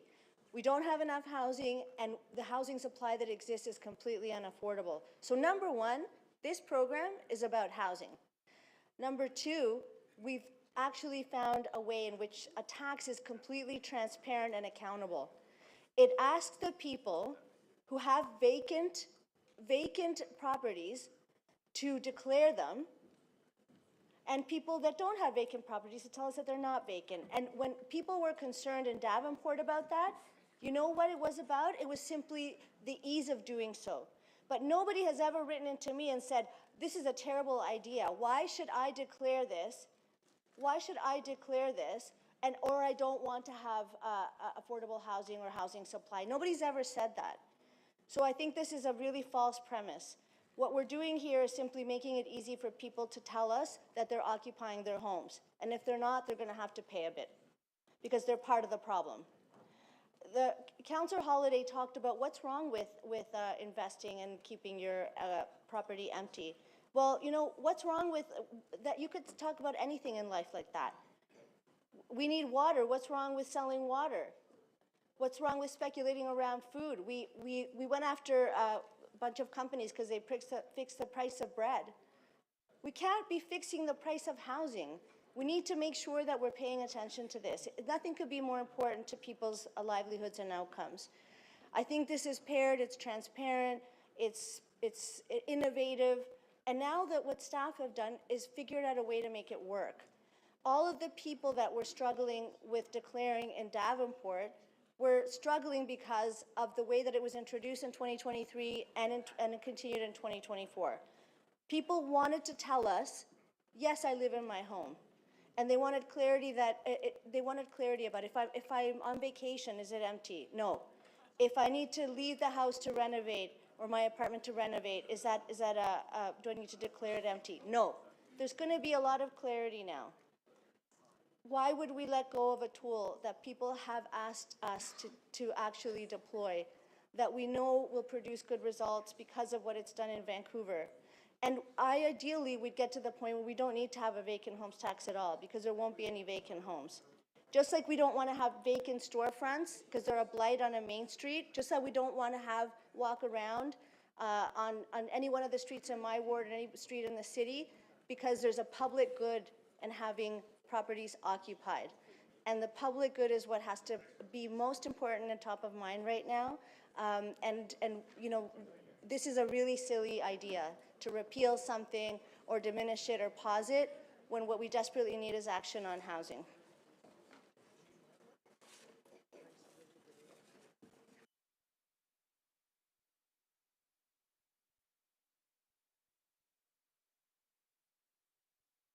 Matt Lowe to speak. Thank you, Madam Speaker. I have a motion. This motion addresses what I learned in real time as we were having this debate, that discussions with the local union in fact did break down. And I want to make sure that whatever we do, on whatever we do it for, that we respect our collective agreements, and I want to send a signal to our staff that that work needs to continue to ensure that that happens. When we move individuals from one role to another, that has to be done in concert and discussion with the union rather than at the employees, and I expect that we all agree with that basic principle and value. Now, with respect to the vacant home tax itself, I have a nuanced view on it. I don't think this is the panacea. I don't think this is the answer that is going to solve the housing crisis. And the way that it was implemented last year was a complete hot mess, and it was unfair, and it was done in a way that felt punitive. And yes, all of us, understandably and justifiably so, received a lot of criticism and upset from our constituents about how they were affected, how they felt it was unfair, how they felt targeted, and how the way that even the city communicated with them felt dismissive and really didn't address the fact that they should be treated like residents rather than just people kind of being ordered to do something. It was confusing and it was wrong. I'm not convinced that the fixes put forward today will fix everything. And yes, I would like to see a better way to do it where the onus is on the city to figure out how to identify vacant homes. But that's not real today in front of us. They have not effectively been able to figure that out yet. And politically, I get why some will just say, well, let's just scrap it. Because maybe there will be more criticism. Maybe there will be some discomfort with this. I get it. And politically, it is so much safer just to get rid of it. I get it. I get it. But here's why I'm not going to do that. Because we're in the midst of a housing crisis. The very people who advocated for the vacant home tax in 2021 are now saying that they want to get rid of it because they felt some heat. The reality is, most people are struggling to afford this city, to afford to buy homes, to afford to rent homes. We need a combination. We need a large toolbox to effect change. We need better supply, and we need supply of affordable units, below market, rent geared to income, and so many other tools to help people afford to live in this city along with the return of rent control. But that's not what we have enough of today. The vacant home tax will not answer all the problems, but it's one tool, yes, imperfect, yes, rolled out poorly, but one tool in a toolbox to identify vacant homes and put them back on the market. One of our colleagues talked about it being a home being an investment. Yes, it's an investment, but it shouldn't merely be an investment. That just financializes the housing market. They're homes. And we have people without homes in the city, and we have people struggling to keep their homes in the city. We have people lining up at the food bank for the first time in their entire lives. So what I would submit to all of us, if we are really considering what leadership means to us, when we make big, grandiose speeches about the housing crisis and how we really, really care about affordability, we can't just do things that are easy, and we can't just do things that are comfortable, and we can't do things that only end up with, wearing a hard hat and cutting a ribbon. The vacant home tax will be unpopular with some people, And I'm really upset about how it's been rolled out, and I'm really upset that it has not been fixed well enough. But I'm not that upset about that as much as I'm upset about the fact that people can't afford to live in this city. And that's why I'm willing to continue to work with, evolve, and improve the very few and limited tools we have to make a difference in people's lives. So if you want to just throw up the white flag, throw in the towel, and just give up, because we are feeling some understandable heat, then vote with Councillor Bradford and Councillor Holiday. If you are sincere about addressing the housing crisis and you're willing to deal with some problems to get to fixing the problems we have, then I say let's stay the course, but let's keep being resolved to improve the limited tools that we have. Thank you. Thank you. Okay, Mayor Chow, yeah, we just have to figure out what we're going to be doing. Yeah, point of order, it's 10 after 5 right now. We have not that many items left. We have 21 items left. And this one, there's quite a few speakers, but there's not a lot of hefty items left. So we have a choice. We could go till 6:30, take a break for half an hour, come back at 7, and finish it tonight. Or we can come back, finish at 6:30, come back on Friday. Okay, I see flashing of teeth. People prefer tonight, right? Okay. I will test the floor. We'll go till 6:30, take half an hour break, and come back at 7 and finish the items tonight, okay?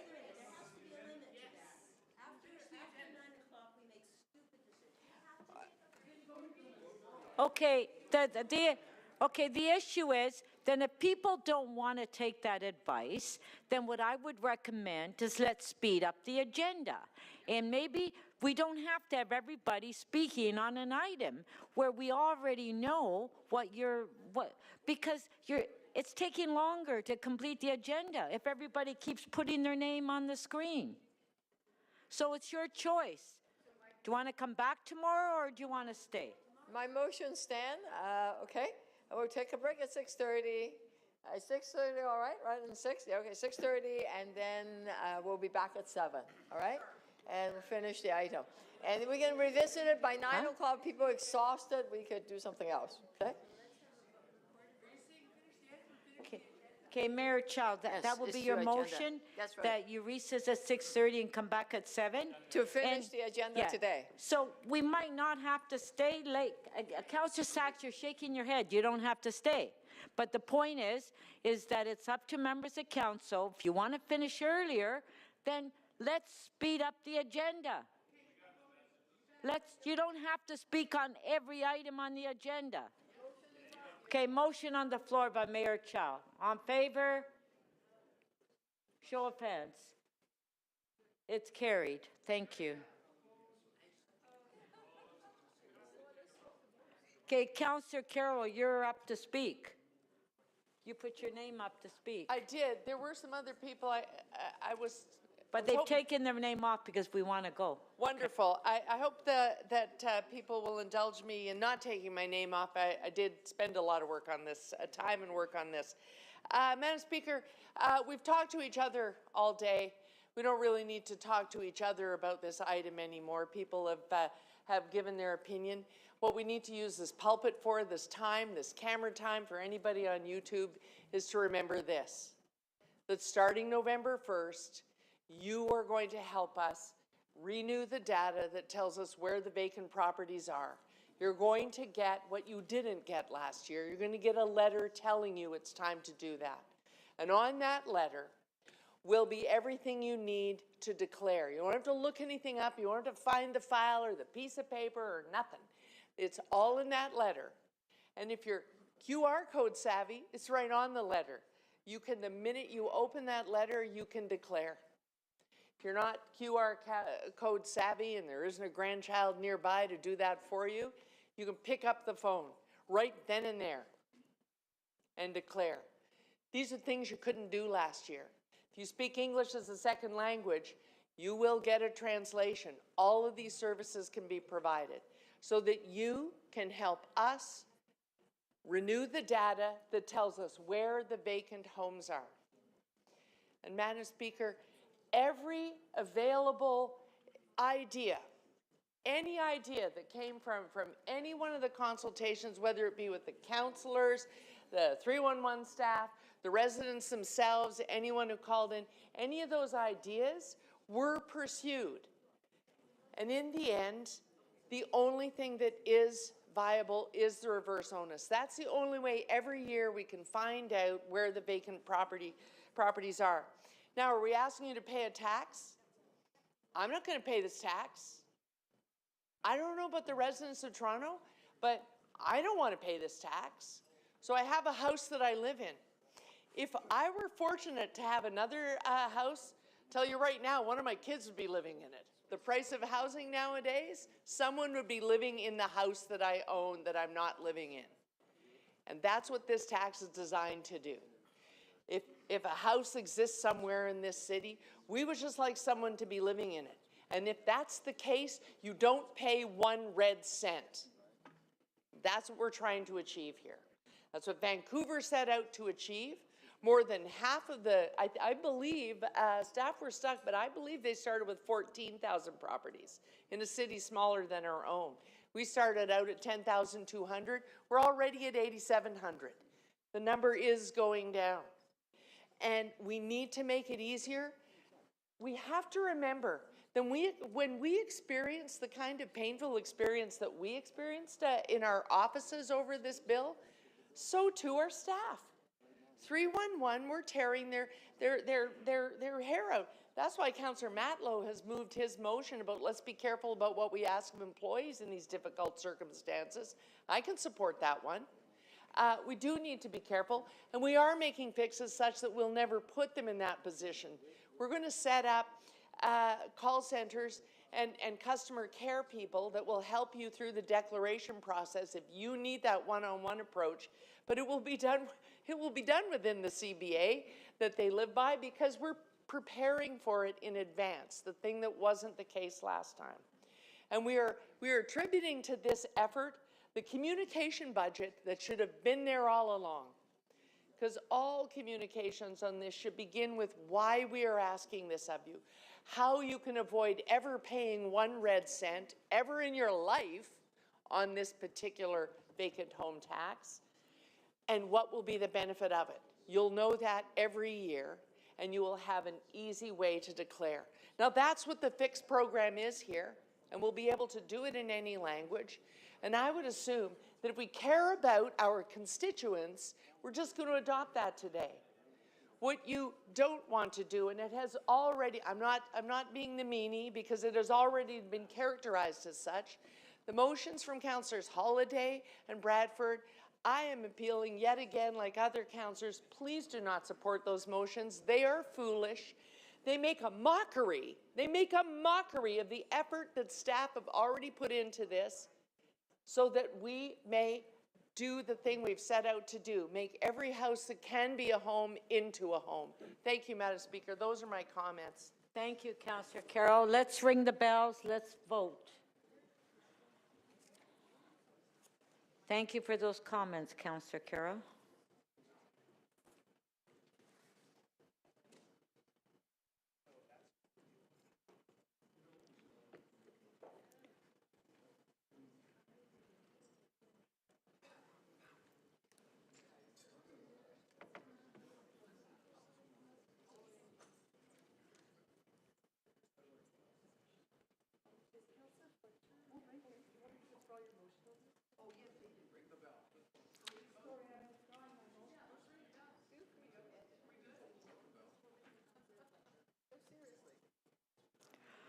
Okay, so we're ready?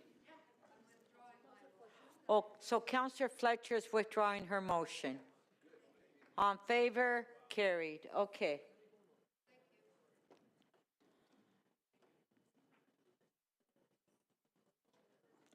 The first motion is by Councillor Holiday. Well, knew that somebody was going to ask for recorded vote on this one. Recorded vote.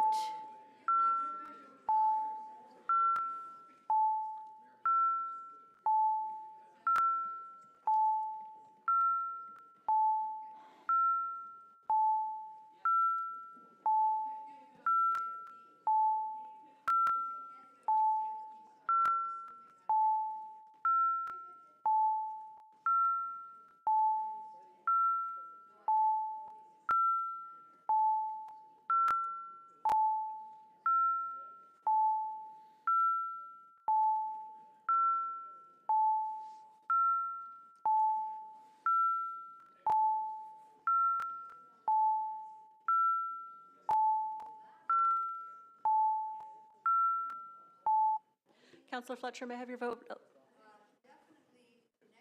In the negative, thank you. Motion 2 does not carry. The vote is 4 to 19.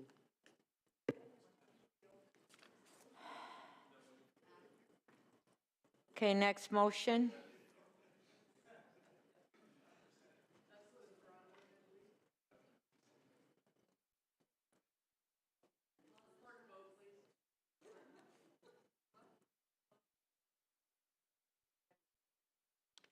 Recorded vote.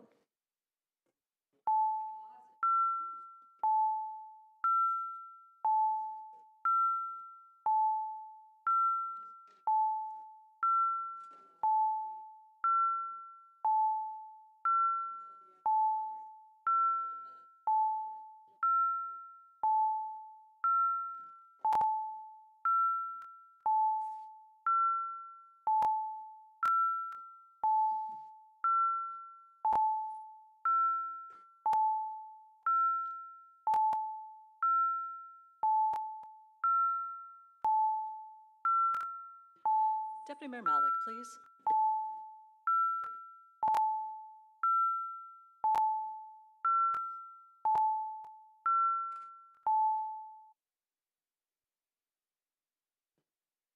Motion 3 does not carry. The vote is 5 to 18.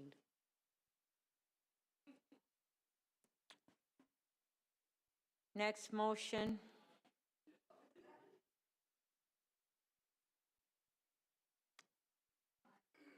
By Councillor Matlow.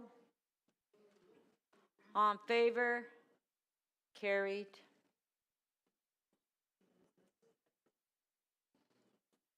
Next motion. That's it. Item is amended. On favor? Carried. Okay, our next item is IE 16.5. Councillor Fletcher, you held the item down. Approach to public electrical vehicle. Do we have any questions?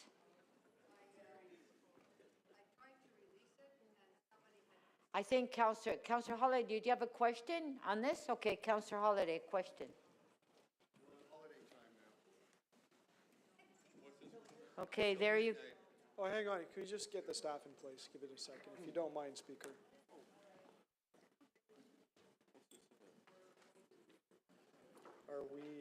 Are we okay to start? Okay.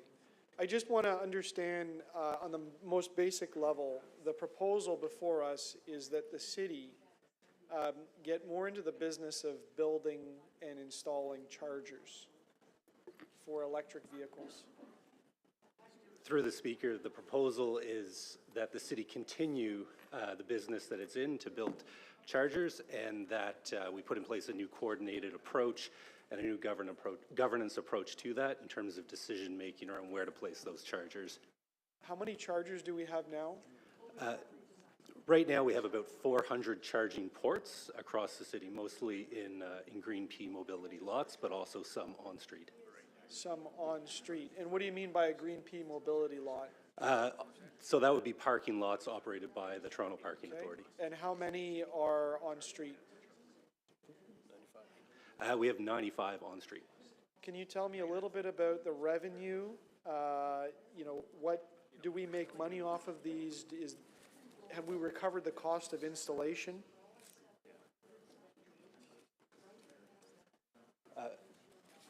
I'll ask the Toronto Parking Authority to speak to that. Through the speaker, year to date, we've generated $650,000 in revenue on our 400 plus chargers. In the parking lots? What about the ones on the street? That's including on street and the parking lots. Okay, and do all chargers create revenue, or is it some of them? Depends on the location, so it's very situational. Okay, and so where does the proposal take us in terms of the build out that's required? I think there's just a general number in the report. It doesn't speak to who provides the chargers.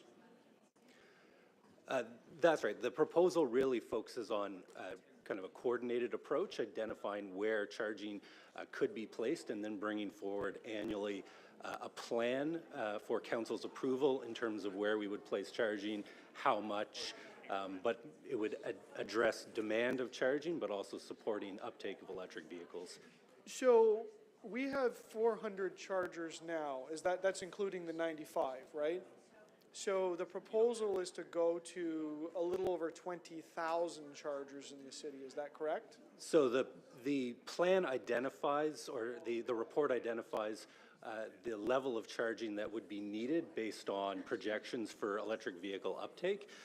That would be a mix of both charging provided by the city, but also charging provided by the public sector, or sorry, the private sector. And to give you a sense, about 80% of charging in the city right now is from the private sector. So there's over 2,500 chargers in the city, and only 400 are from the city of Toronto. And so this takes us to a plan to distribute chargers all over the city. Is it linear, or is it going to focus chargers in certain parts of the city and certain parts not?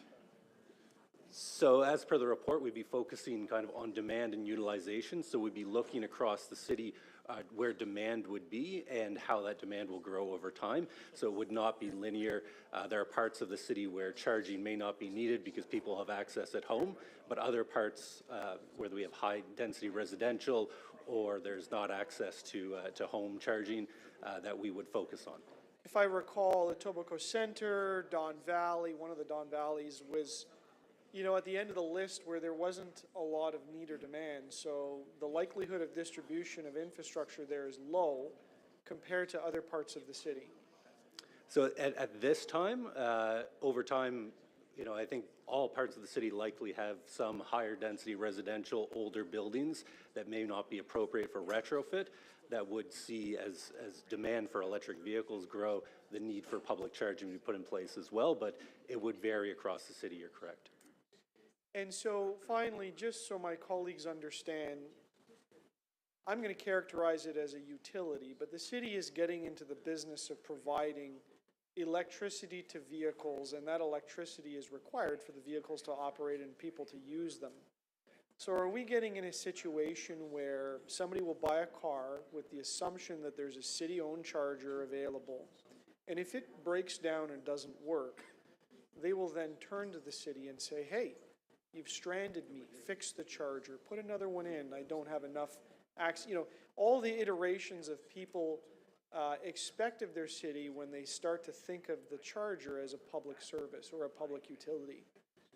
Is that where we're headed? So through the speaker, I think we would be looking at this as a service for residents combined with the service being provided by the public sector. I'd note that I think our current operationality of the equipment is around 99+%, so we're doing quite well, but obviously part of the work we're doing with the Toronto Parking Authority is establishing work around ensuring upkeep and maintenance of the chargers. Thank you. Thank you.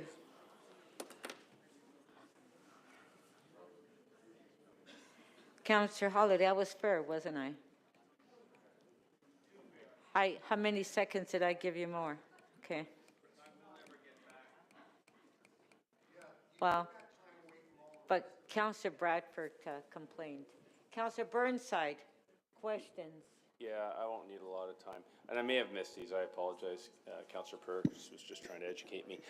In terms of our chargers, and it is a long process, but in terms of our... appearing every Thursday, whether we want it or not. These chargers, do we charge a fee for people to charge at every one of them? Through the speaker, the chargers operated by Toronto Parking Authority, there is a charge for the charging, and when the charger is placed in a public parking facility, there's also a charge for parking. Okay, but I'm just talking about the electricity. And is the charge the same as our cost for the electricity, or is it greater, or is it less? Not about equipment and amortization and all that stuff. Right, we recover the cost of the electricity. Okay, thank you. Thank you. Do we have any further questions on this item? Okay, to speak, Councillor Holyday, you held the item down. Or Councillor Fletcher, you gave it to Councillor Holyday, right? Okay, so Councillor Holyday to speak. Oh, do we have the motion ready for Councillor Holyday? Yes? Okay, go ahead. Okay, there you go. Perfect.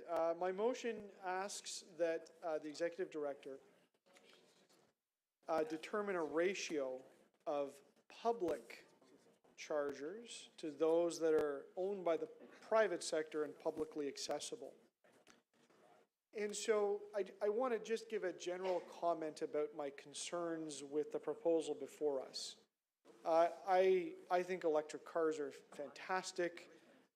They are the future, but we have infrastructure in the city, and in particular, a pattern in Toronto where we've got on-street parking or there's older buildings, and it makes it really hard for people to own a car, an electric car, I get it. So the city's solution now is to become the public provider of electric charging, and I characterize that as a utility. It's not a utility in the classic sense, but it is a service. And it becomes a really, really important service because if you rely on an electric vehicle for your mobility, your ability to come and go from your home, to do your work, to go to school, to visit family, to do whatever it is you want to do, you must have access to that electrical charging point.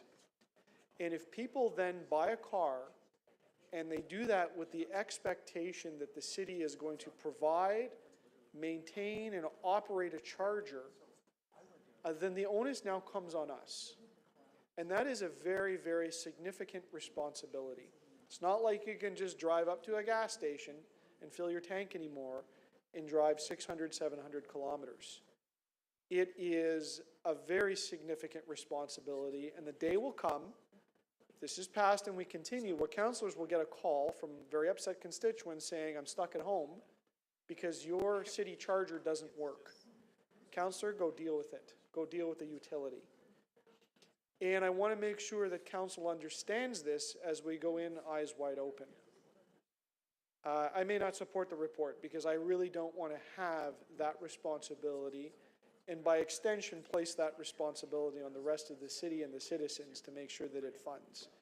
I think everyone understands that it's very expensive to put in these chargers, even with economies of scale.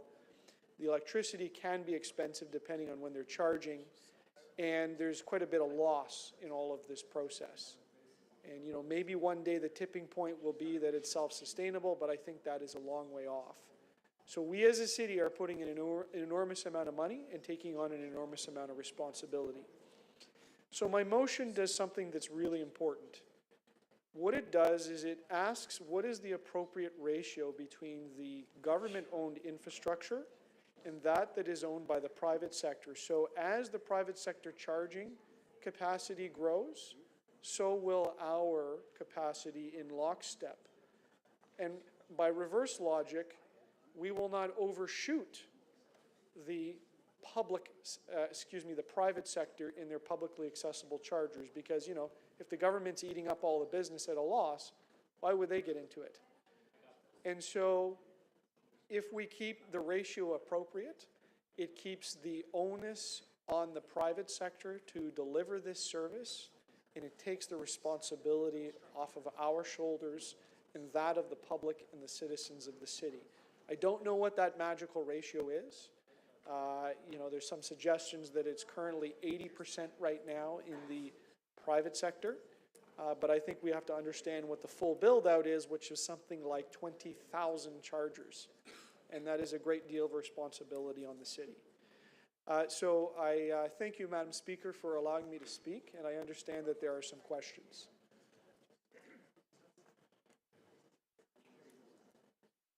Well, maybe I'll use my extra time to remind other members of council that this is not equal. So there are parts of the city that will not have a very significant, if any, build out based on the information in the report, and those parts of the city will be subsidizing the other parts and the chargers in the other parts of the city. For instance, Ward 2 Etobicoke Centre is at the bottom of the list, and so all of the fees and revenue sources that will be needed to fuel and fund this program will partially come out of the pockets of those residents to help out residents very generously by City Council and other parts of the city.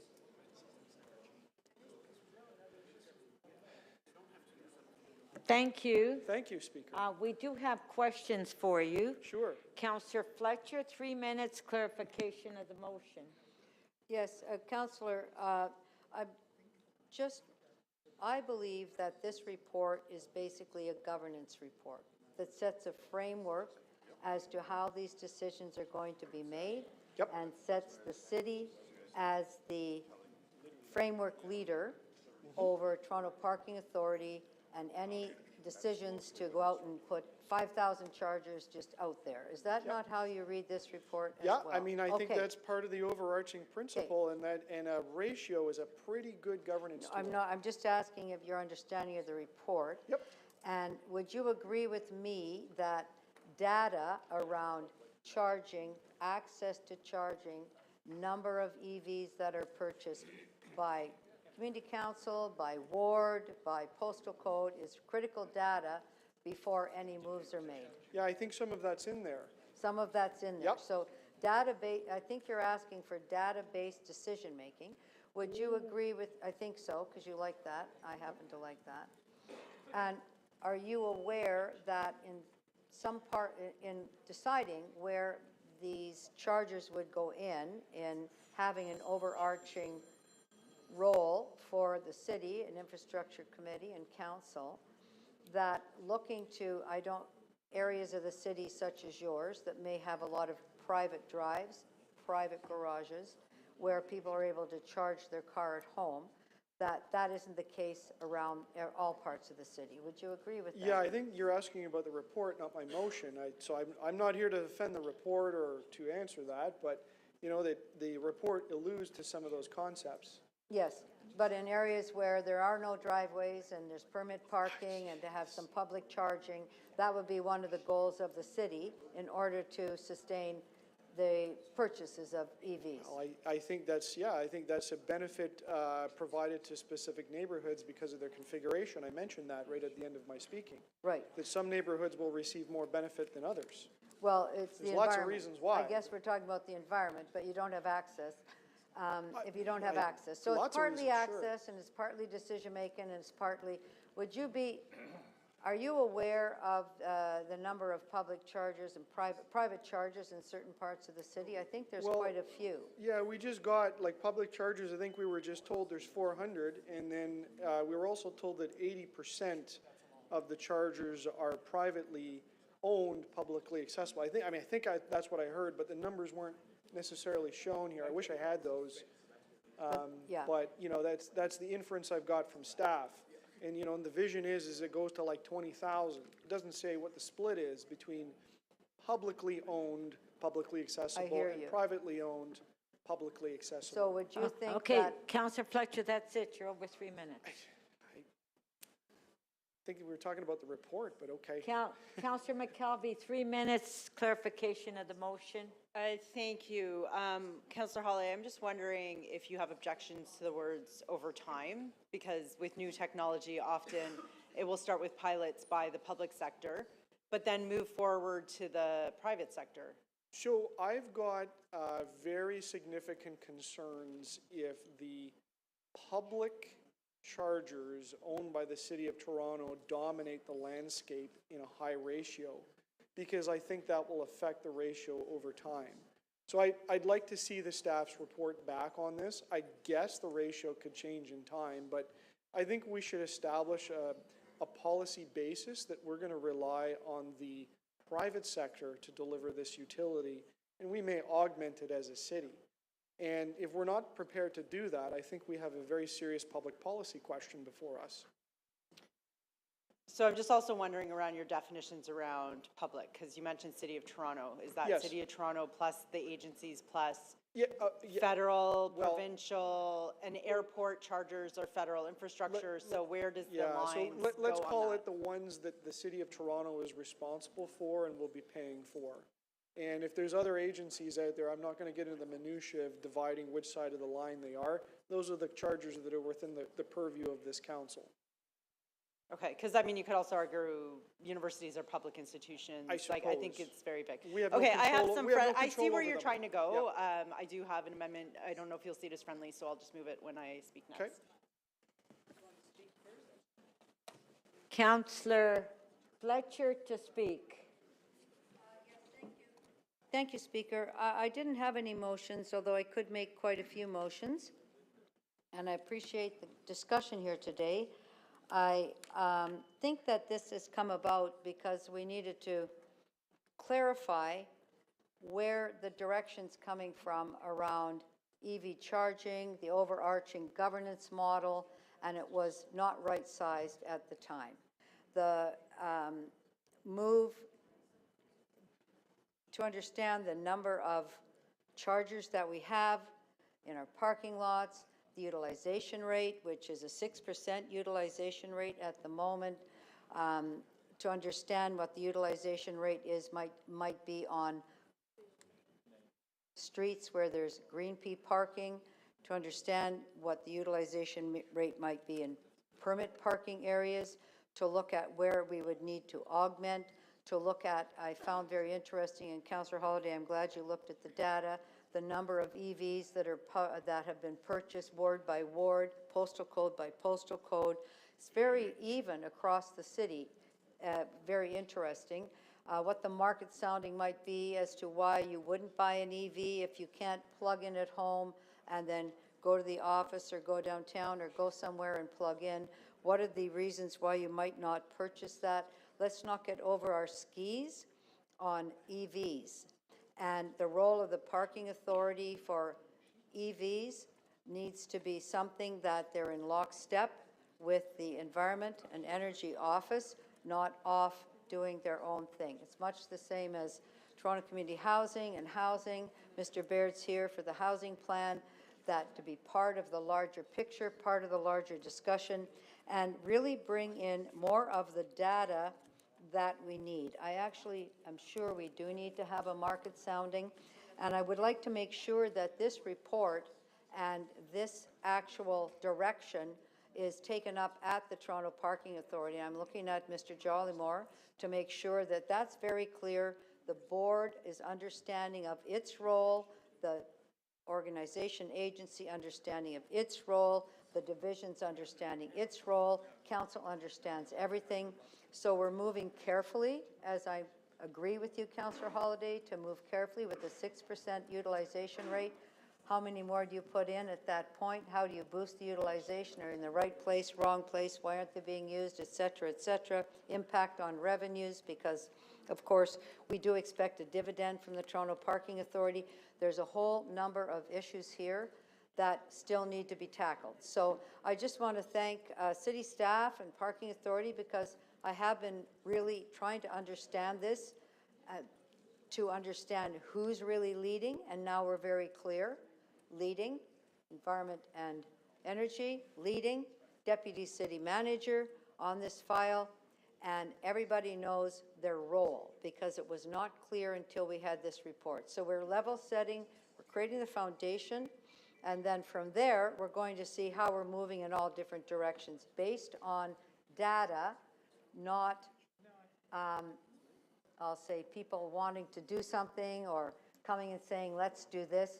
We need to have a data-focused, very clear approach. Toronto Hydro was not at the table at all until last week, because well, who's supplying the energy for all of the chargers if they're not in a central location? That would be Toronto Hydro. What does that look like?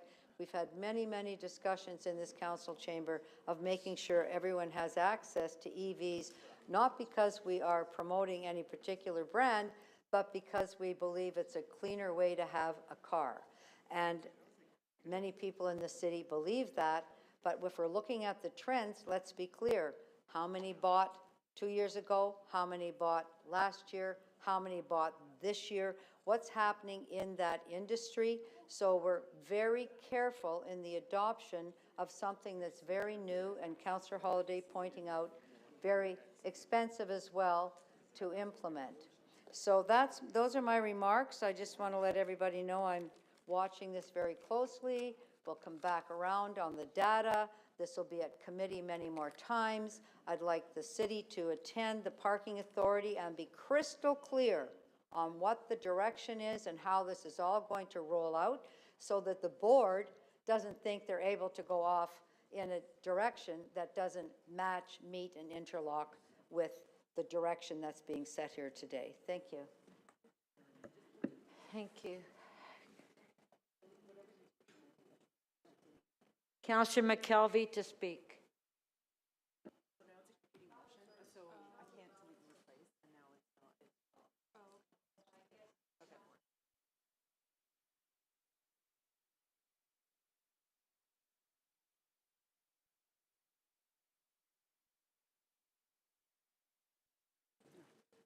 To speak.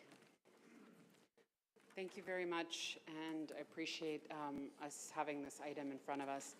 As we have heard here, and we've heard many times in our communities, and as we look to meet our climate leadership goals as a city, it is about how we are embracing, moving forward, and preparing for the need for electric vehicles and what our responsibility is as a city in that process. And what has been really important to me, there is a number of items in this report and these recommendations that have been really critical about how we see ourselves and our future as a city that is ready to meet our ambitious goals for 2030 and to do it well, particularly making sure that we are looking closely at what has been happening in other jurisdictions. In this motion, it looks at places like Boston that have had a more advanced approach to electric vehicles, what they bring to communities, the needs that they are required, and who is responsible for implementing that. And that is a really critical piece of how we need to be moving forward as a city that is a climate leader and also sets an example for how this can be done well. 2030 is not far away from us, and we have to be moving this forward with the urgency that it requires. For me, I've seen the way that this conversation and this dialogue has developed in even just a few short years. In my building, just it has to be more than 5 years ago, there had been a survey put out to all residents to say, are you interested in an electric vehicle charging station in the building, in your parking space? What is the uptake on that? And the results from that were not encouraging in terms of, folks understanding the implications of this, how it might work, what the impact is, what the cost is, and how to judge that against what will be available publicly and on the street. And even in just a few short years, the dialogue and the conversation and the discussion, even in just one building in Toronto, has changed radically in terms of what we have to do to prepare and what we've already seen that is opening our eyes and raising important questions about how we'll do this well and responsibly and efficiently. Again, our time frame for this is so critical as we make these choices and these decisions. And these extensive recommendations are about setting us up as a city in a place where we can embrace our goals and our outcomes for 2030 in a way that is not about rushing and being nervous and coming to them with urgency right at the very end, but to be able to be as prepared as possible in order to do that. And what we've set out here is really important for us as a city, but also how it lands in local neighborhoods, ones like mine that have tall buildings, and that also have had a change in habits and availability when it comes to parking and spaces and the pressures on our system.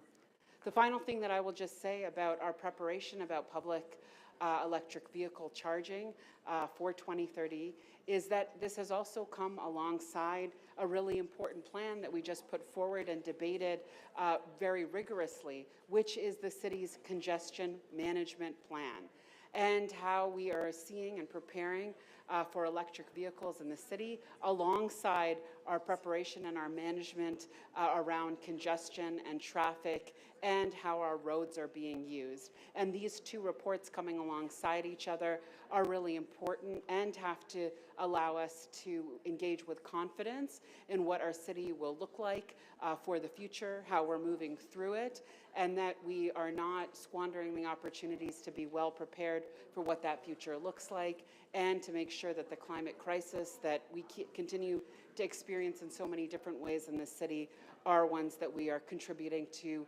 creating solutions for, and electric vehicles have to be a part of that, and our preparation can be part of that too. Thank you very much. Thank you, Deputy Mayor. We're going now have the mayor to speak. 1 second, please, Mayor. Thank you. Please go ahead. Deputy Mayor Cole talked about motion sickness. I'm feeling it right now because it looks like a make-work project. The asking to determine the appropriate ratio. What is the appropriate ratio of what privately owned and publicly accessible? So I have quite a lot of friends that live in condominiums. I think our speaker also live in condominiums that have EV chargers. So they are private sector, but it is accessible to publicly for people that lived in the condominiums. So are we asking the staff to look at each of the condominiums, see how many units of charger they have, and what is the right ratio, and whether the condominium should have, is it private or is it public? And this motion doesn't make sense at all to come up with an appropriate ratio of publicly owned. Now we're talking about, we are the public, we're talking about the parking authority, through hydro and all of that. Those recommendations is very extensive and it's very, very good. It maps out a plan and it'll report back to say how we're going to do this. But asking Councillor Holliday's motion, asking that what would be the appropriate ratio of the publicly owned, like how, I'm just imagining how the staff could do that, and then on top of that, to include this in installation and funding plan. How does one do that? Because most of the buildings that are being built now, the condominiums, for example, or rental, have EV chargers. So those are those private or is it public? So I think it's a bit of a make-work project, and I would urge folks to not support it. I didn't move a motion. You didn't move a motion, that's correct. So you're unable to ask the mayor questions, I'm sorry. Thank you. Our next, pardon me? I did speak, yes, I am allowed to, yes, go ahead. Oh, the mayor just spoke, you're not going to ask questions to the mayor? I'm just going to remind you what Councillor Speaker Nunziata said earlier, Councillor, that's all. Thank you. Go ahead. Reminding us to be judicious with our time. Thank you. I only spoke for 2 minutes, or less than 3 minutes.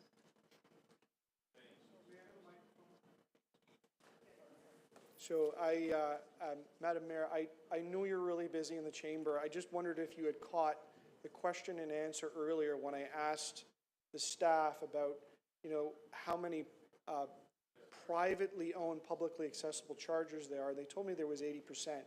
So the starting ratio is 4 to 1 today. And so I just wondered if you caught that to appreciate your comments that I've asked to determine if that's appropriate. Yes. Okay.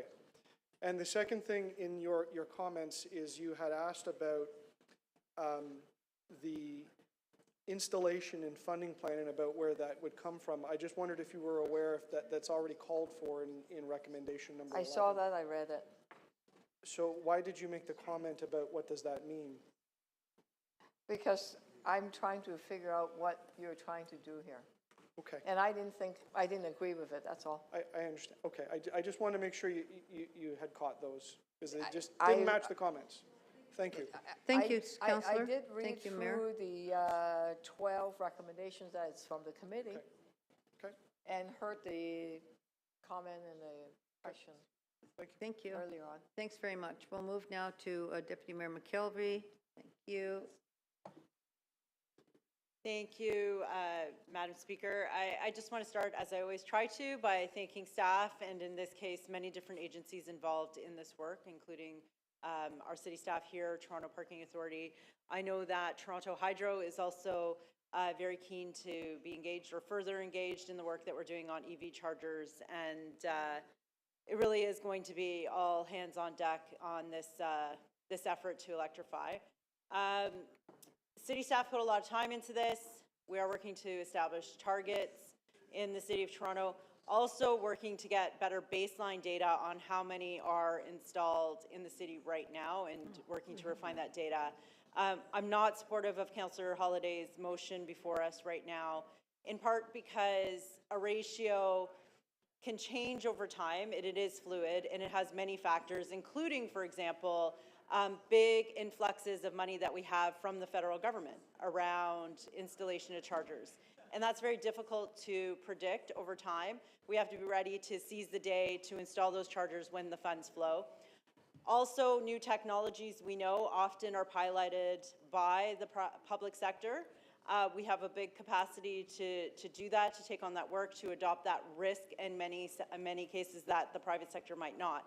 So oftentimes you might see technologies being rolled out in the public sector first, and we see that with a lot of charging and a lot of electrical innovation that's happening in the City of Toronto. For example, we went out and piloted 20 electric buses from 3 different manufacturers, and the City of Toronto was able to do that because we have a very large fleet, and it was really a small cost to us overall compared to everything. So in that regard, recognizing that ratios change over time, they may not account for influxes of money from other levels of government.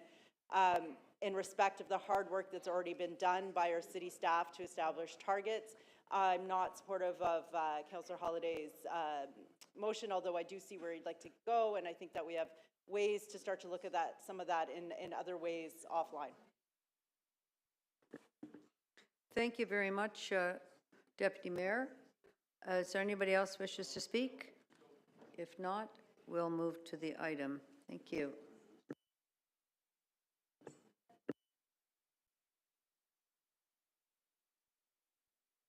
Our speaker is back. Nick of time. Thank you. There you go. Okay, so we just have that one motion? Just the one motion? Okay.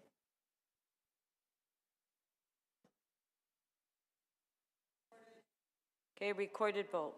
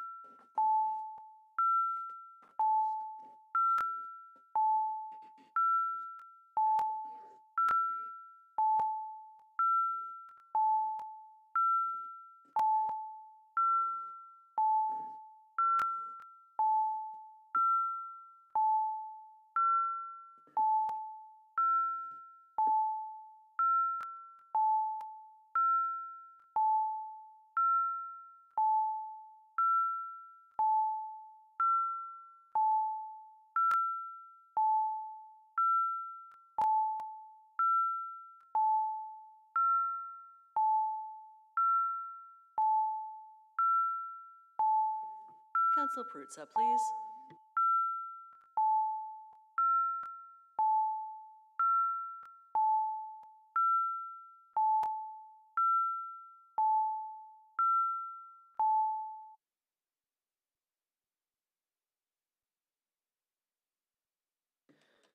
Motion 1 does not carry. The vote is 6 to 16.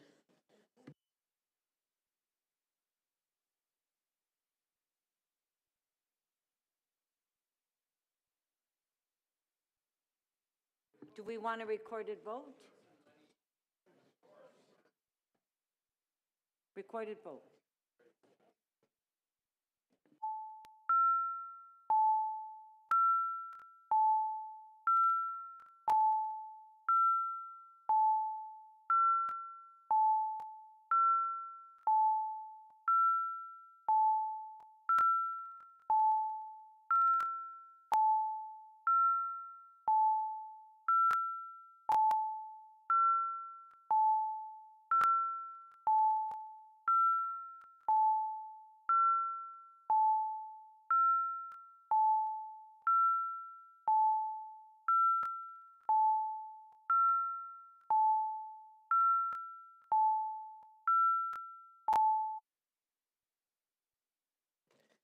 The item carries. The vote is 21 to 1. Okay, our next item is IE 16.8. Councillor Pasternak, you held the item down. Fossil fuel.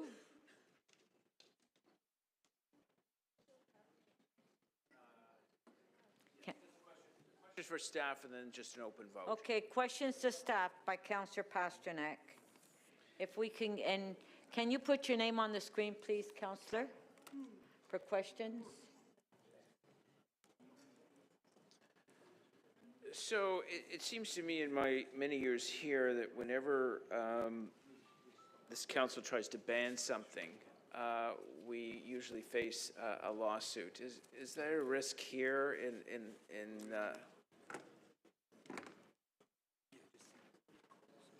is banning the ads of fossil fuel on public property another venture in which we're going to find ourselves in court because of such a ban? And I believe we've been cautioned in the past about going down this road. So I would say it's possible. That's about all I can say on that. I'm sorry, but it's possible. Now, if we were to go down this venture, could it open the door to banning ads for gas appliances, for automobiles, for alcohol? Is it potentially opening up a can of worms of banning many parts of our economy? I'm not sure that's a question I can answer from a legal perspective. So I don't know if somebody, Madam Speaker, would you tell Councillor Perks to stop the cackling back there? We respect when he's talking. Madam Speaker? I believe the staff member over there would like to answer. Madam Speaker, could you please caution Councillor Perks about all the cackling? Madam Speaker, could you caution Councillor Perks about all the cackling from the back row? We respect when he's Yeah, speaking. I'm sorry, Councillor Pasternak. Councillor Perks, please. Okay, and I'll give you extra time, Councillor Pasternak. I'll be done very quickly. Okay. Through the Speaker, we would look at that for reporting back on the policy. I'd also note the federal government has made changes to the Competition Act related to advertising for fossil fuels. That is consistent with what is being asked for here, so we would look into those legal aspects. But in terms of our discussion so far with legal, this type of activity would be consistent with what is already in place by the federal government. And this would ban the advertising on city properties. So I would say, and I can't speak to the specifics, but I don't think it has a ban. It has a review where we would decline it if it didn't meet a certain test of accuracy in terms of factual information. Okay, thank you very much. You don't, Councillor Pasternak, that's it. You don't have any further questions? No, okay. Councillor Burnside, questions? Yeah, thank you, Madam Speaker, through you. So is this about accuracy in advertising? I would say that we would look at it from that perspective, ensuring that, and similar to what's in the Competition Act, that any advertising is factual nature and can be kind of look back to some substantive analytical or academic information that demonstrates that whatever is being put forward is accurate. That's all you'll be looking at? That would be the focus of this Okay. in terms of the advertising. And then would you, as part of the report, look at or be able to supply how much revenue, in this case the TTC or whatever city agency receives from this type of advertising? Is that part of it? It's not asked for here, but I don't see why we couldn't look at any advertising that we have had historically. I would also say we could talk to the TTC on whether that not having this advertising would have impacted their revenue, or whether there are other people who would have filled the void in terms of looking for advertising space. Thank you. Thank you.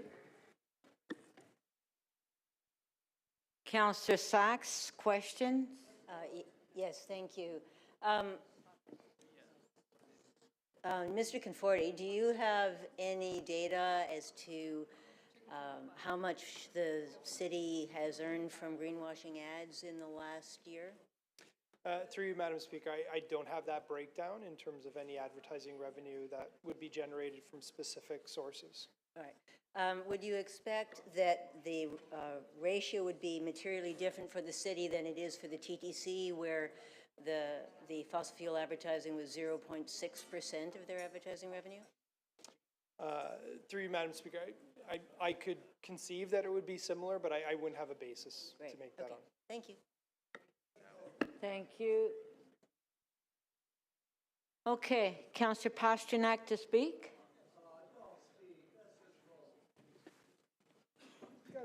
I'm going to be very brief. It's an open vote. I just want to be recorded in the negative.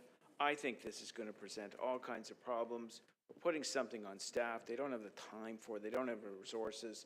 My guess is a third to a half of the motions we pass here are never acted on. I don't want to put more on their plate so that other more important issues are put to the side. You know, if you put this on there, then there's going to be motions about banning gas appliances, banning cars, banning alcohol. What's next? Processed foods. So I don't think we should labor staff with a motion like this. I think we should be, you know, if Councillor Sachs wants to help green initiatives, I would support a motion where the billboard tax goes to green initiatives, and that's the way we should go. So I'm not supporting this, and those are my comments. Thank you. Councillor Carroll to speak. Thanks, Madam Speaker. Call the question, please. Okay. Councillor Carroll's called the question. On favor?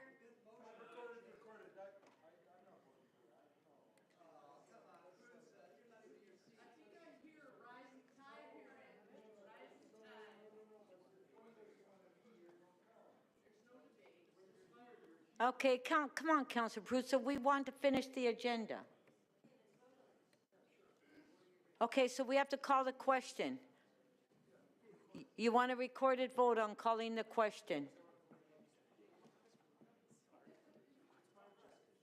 I know it's your right, but you have to make sure that you stay here until we finish the agenda then. That's the deal. Your motion hasn't been passed yet, Councillor Prusa.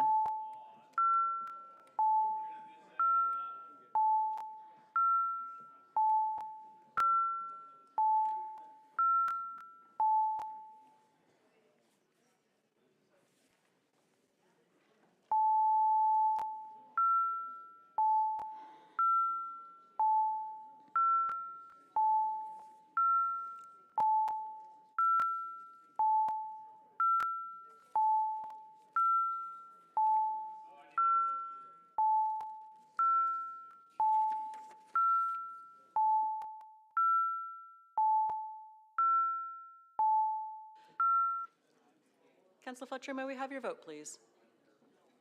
In the negative. This is to call the question. Carried 60.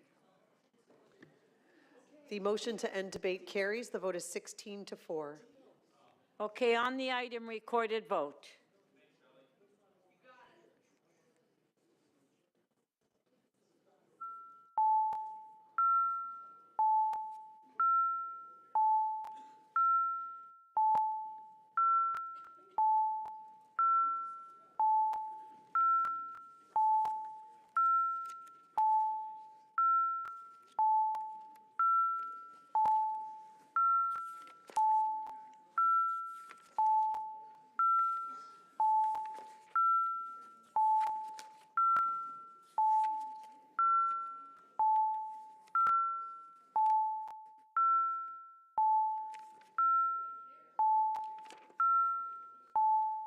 Councillor Crisanti, please. Councillor Parks.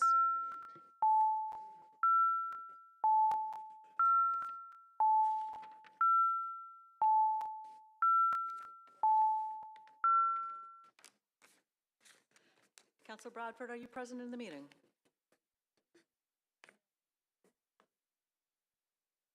He's not here.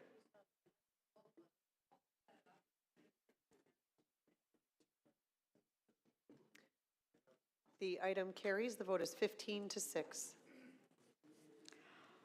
Okay, our next item is PH 15.1, which is official plan policy amendments for infrastructure projects in parks and open space areas. Councillor Holiday, you held the item down. Did you have questions to staff? Okay, Councillor Holiday, if you can put your name on the screen.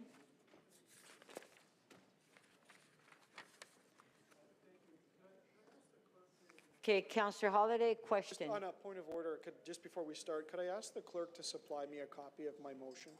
Because I'm going to need it in a sec. Okay, so my questions are as follows. I just wanted to understand what the problem is that council's attempting to solve with this particular policy. It creates an exemption path for official plan amendments. And I just wonder how many of those have come before council over the years. Through the speaker, I don't have a specific number on how many have come through council. I can say from my own experience that it's not an infrequent instance where city planning staff or development review staff need to go out to the public, engage in an official plan process, have a public consultation meeting, and bring forward an official plan amendment in order to install a utility underground within a park that otherwise has little or no impact on any city services or amenities. I've been here for 10 years. I can't think of one, Do you have an example? but maybe there's a few. Yeah. My staff advised that we've got have had 5 to 10 examples here at, and they, as an official plan amendment, they do come to city council. In how many years? In a 10-year, annually. 5 to 10 annually. Okay. The report has a few terms in it that I want to make sure that I attempt to understand. So one of it refers to, and forgive me, I don't have the language in front of me, public agencies. And yes, it says, as defined in the official plan, what is that? Who are they? A public agency is a public body that is engaged in services and works that the municipality has oversight over. The term is used a number of times in the official plan, not just with respect to disposal of parkland for public works.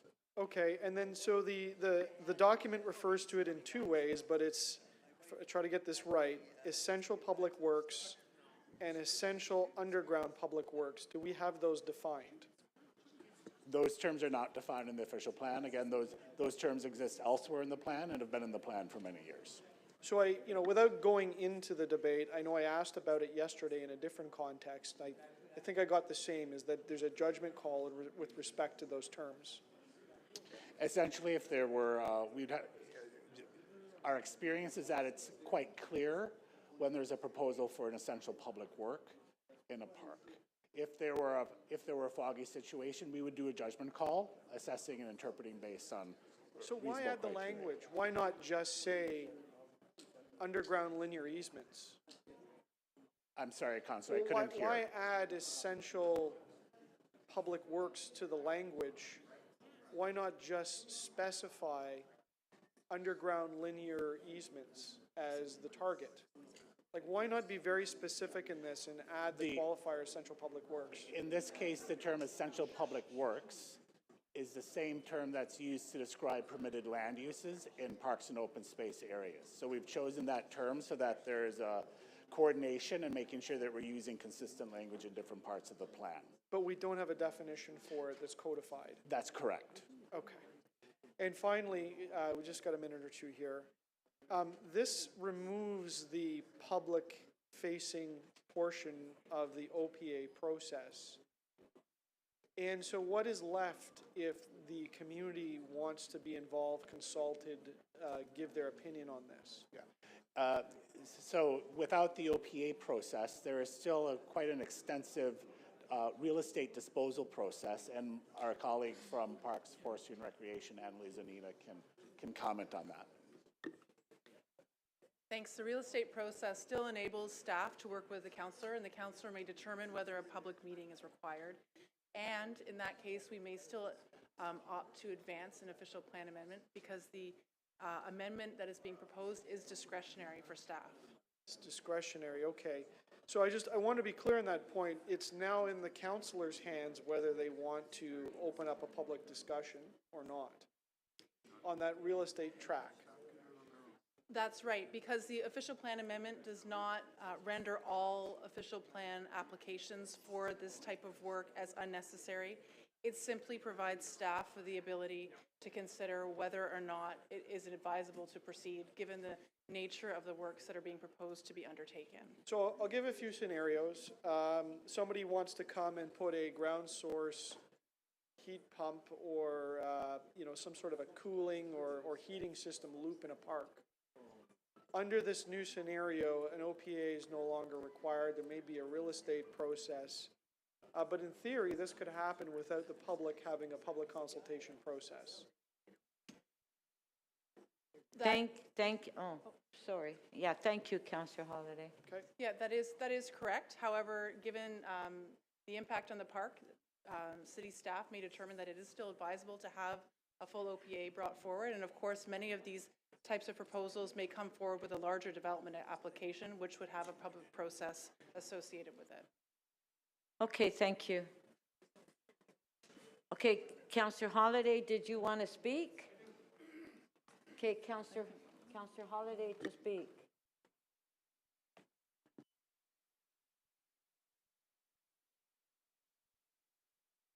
Thanks, Speaker. I asked the clerk to put my motion up because it's long, but it's a very short action. It's referring the item back to the Chief Planner for further consideration, and I want to get some specific answers. And I lament doing this, but I think there's some really important questions. So the first is I wanted to get a definition of essential public works and essential underground public works in the official plan, or to remove that language from this change and just be really specific about the definition of the work that is being done. And that's because of the discussion partly yesterday and just partly even now that there isn't clarity around this, and I'm worried that when things are not clear, they become disputed in the future. The second is, what are the public agencies involved? And third, and this is really important, is I am very uncomfortable in a situation where essentially a bulldozer could come into the park, dig it up, and this not be a public process and could be fully delegated. And at least with an official plan amendment, we have the comfort of this going through. And finally, again, something learned from yesterday, I'd love the opportunity to be able to ask questions of the public agencies that are involved in these particular transactions. The other day, it's not the same scenario, but it was about something being deemed an essential public work, and I couldn't ask the question of the agency. So the last one is a little bit different. It is about our council process that I think is important in this. And, I hope you have these same questions too, but I just worry about those scenarios when we all know how sensitive parks are, and there could be a circumstance when the park gets torn up and people ask, why did this happen? Even though it's going to be restored. And it might make total sense. But I would really just like the opportunity to get a little bit deeper into this. And I did ask at the beginning, you know, what is the problem we're trying to solve? And I guess I got the answer. There's a few of these OPAs that come through. And I think if we had a cascade and we're inundated with a broken process, you know, we'd look at delegation further. But I would really like to get these things resolved. And I think, you know, we could all agree on a policy that addresses them. Thank you. Okay, thank you. So let's just vote on Councillor Holiday's motion. Oh, okay, then in that case, I'm sorry, Councillor Perks, I forgot. But anyway, in that case, then we'll have to hold the item down to when we get back, because there's a couple of items that we have to do before we break at 6:30. So,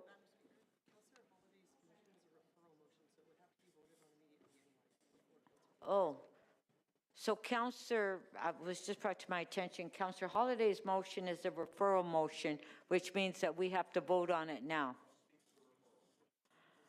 Okay, so can we wait till after the break to do this? Because we have two items that we have to deal with before we break. Okay. Okay, Councillor Perks.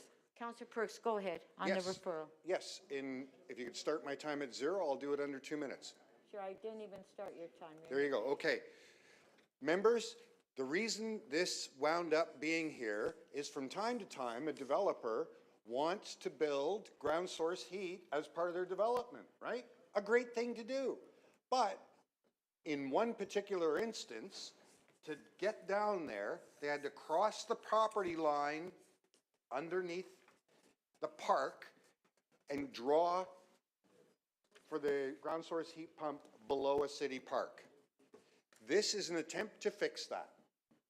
It's not complicated.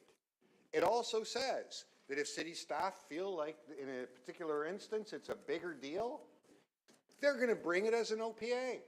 It also gives the councillor the right to ask for further consultation. But the thing that really is egregious here is we spent a whole day yesterday having a big fight about the Toronto Island Airport, and Councillor Holiday was not happy that the official plan said that if you're building a non-essential public work, that you need an official plan amendment. He is trying here in a backdoor way to bring that back in front of us. So if you want to spend an entire day relitigating that conversation, go ahead, vote for his motion. If you'd rather move on and do useful work with the limited time we have, vote no. Okay, so we have the referral motion. Okay, ring the bells.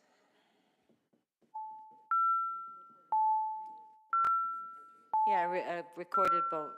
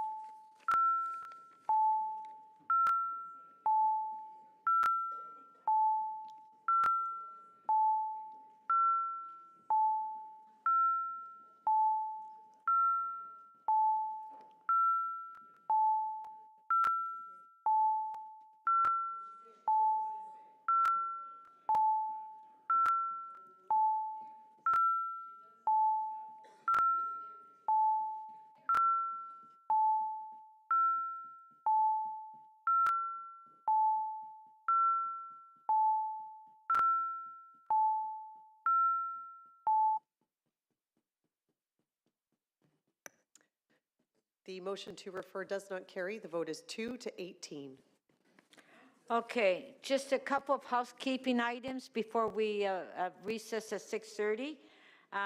We need to open EX 17.17 because there's a technical amendment by Councillor Moyes. On favor? Carried. We also have to reopen MM 22.32 by Deputy Mayor Malik because there's a technical amendment. On favor, carried.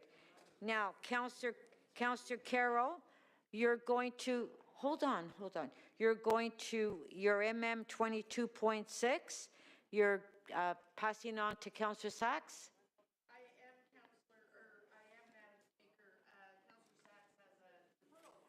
Okay, so Councillor Sachs, you're going to defer? Okay. On MM 22.6, Councillor Sachs is deferring it. On favor? Carried. Then Councillor, got time for Councillor Candeval. I understand. We never voted on PH. Oh, sorry. Okay.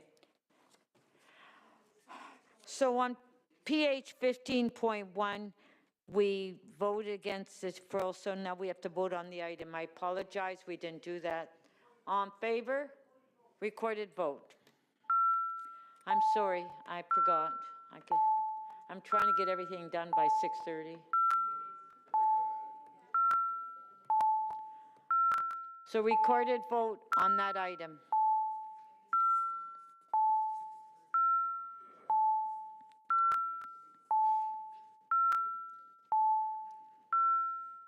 What happened to my phone?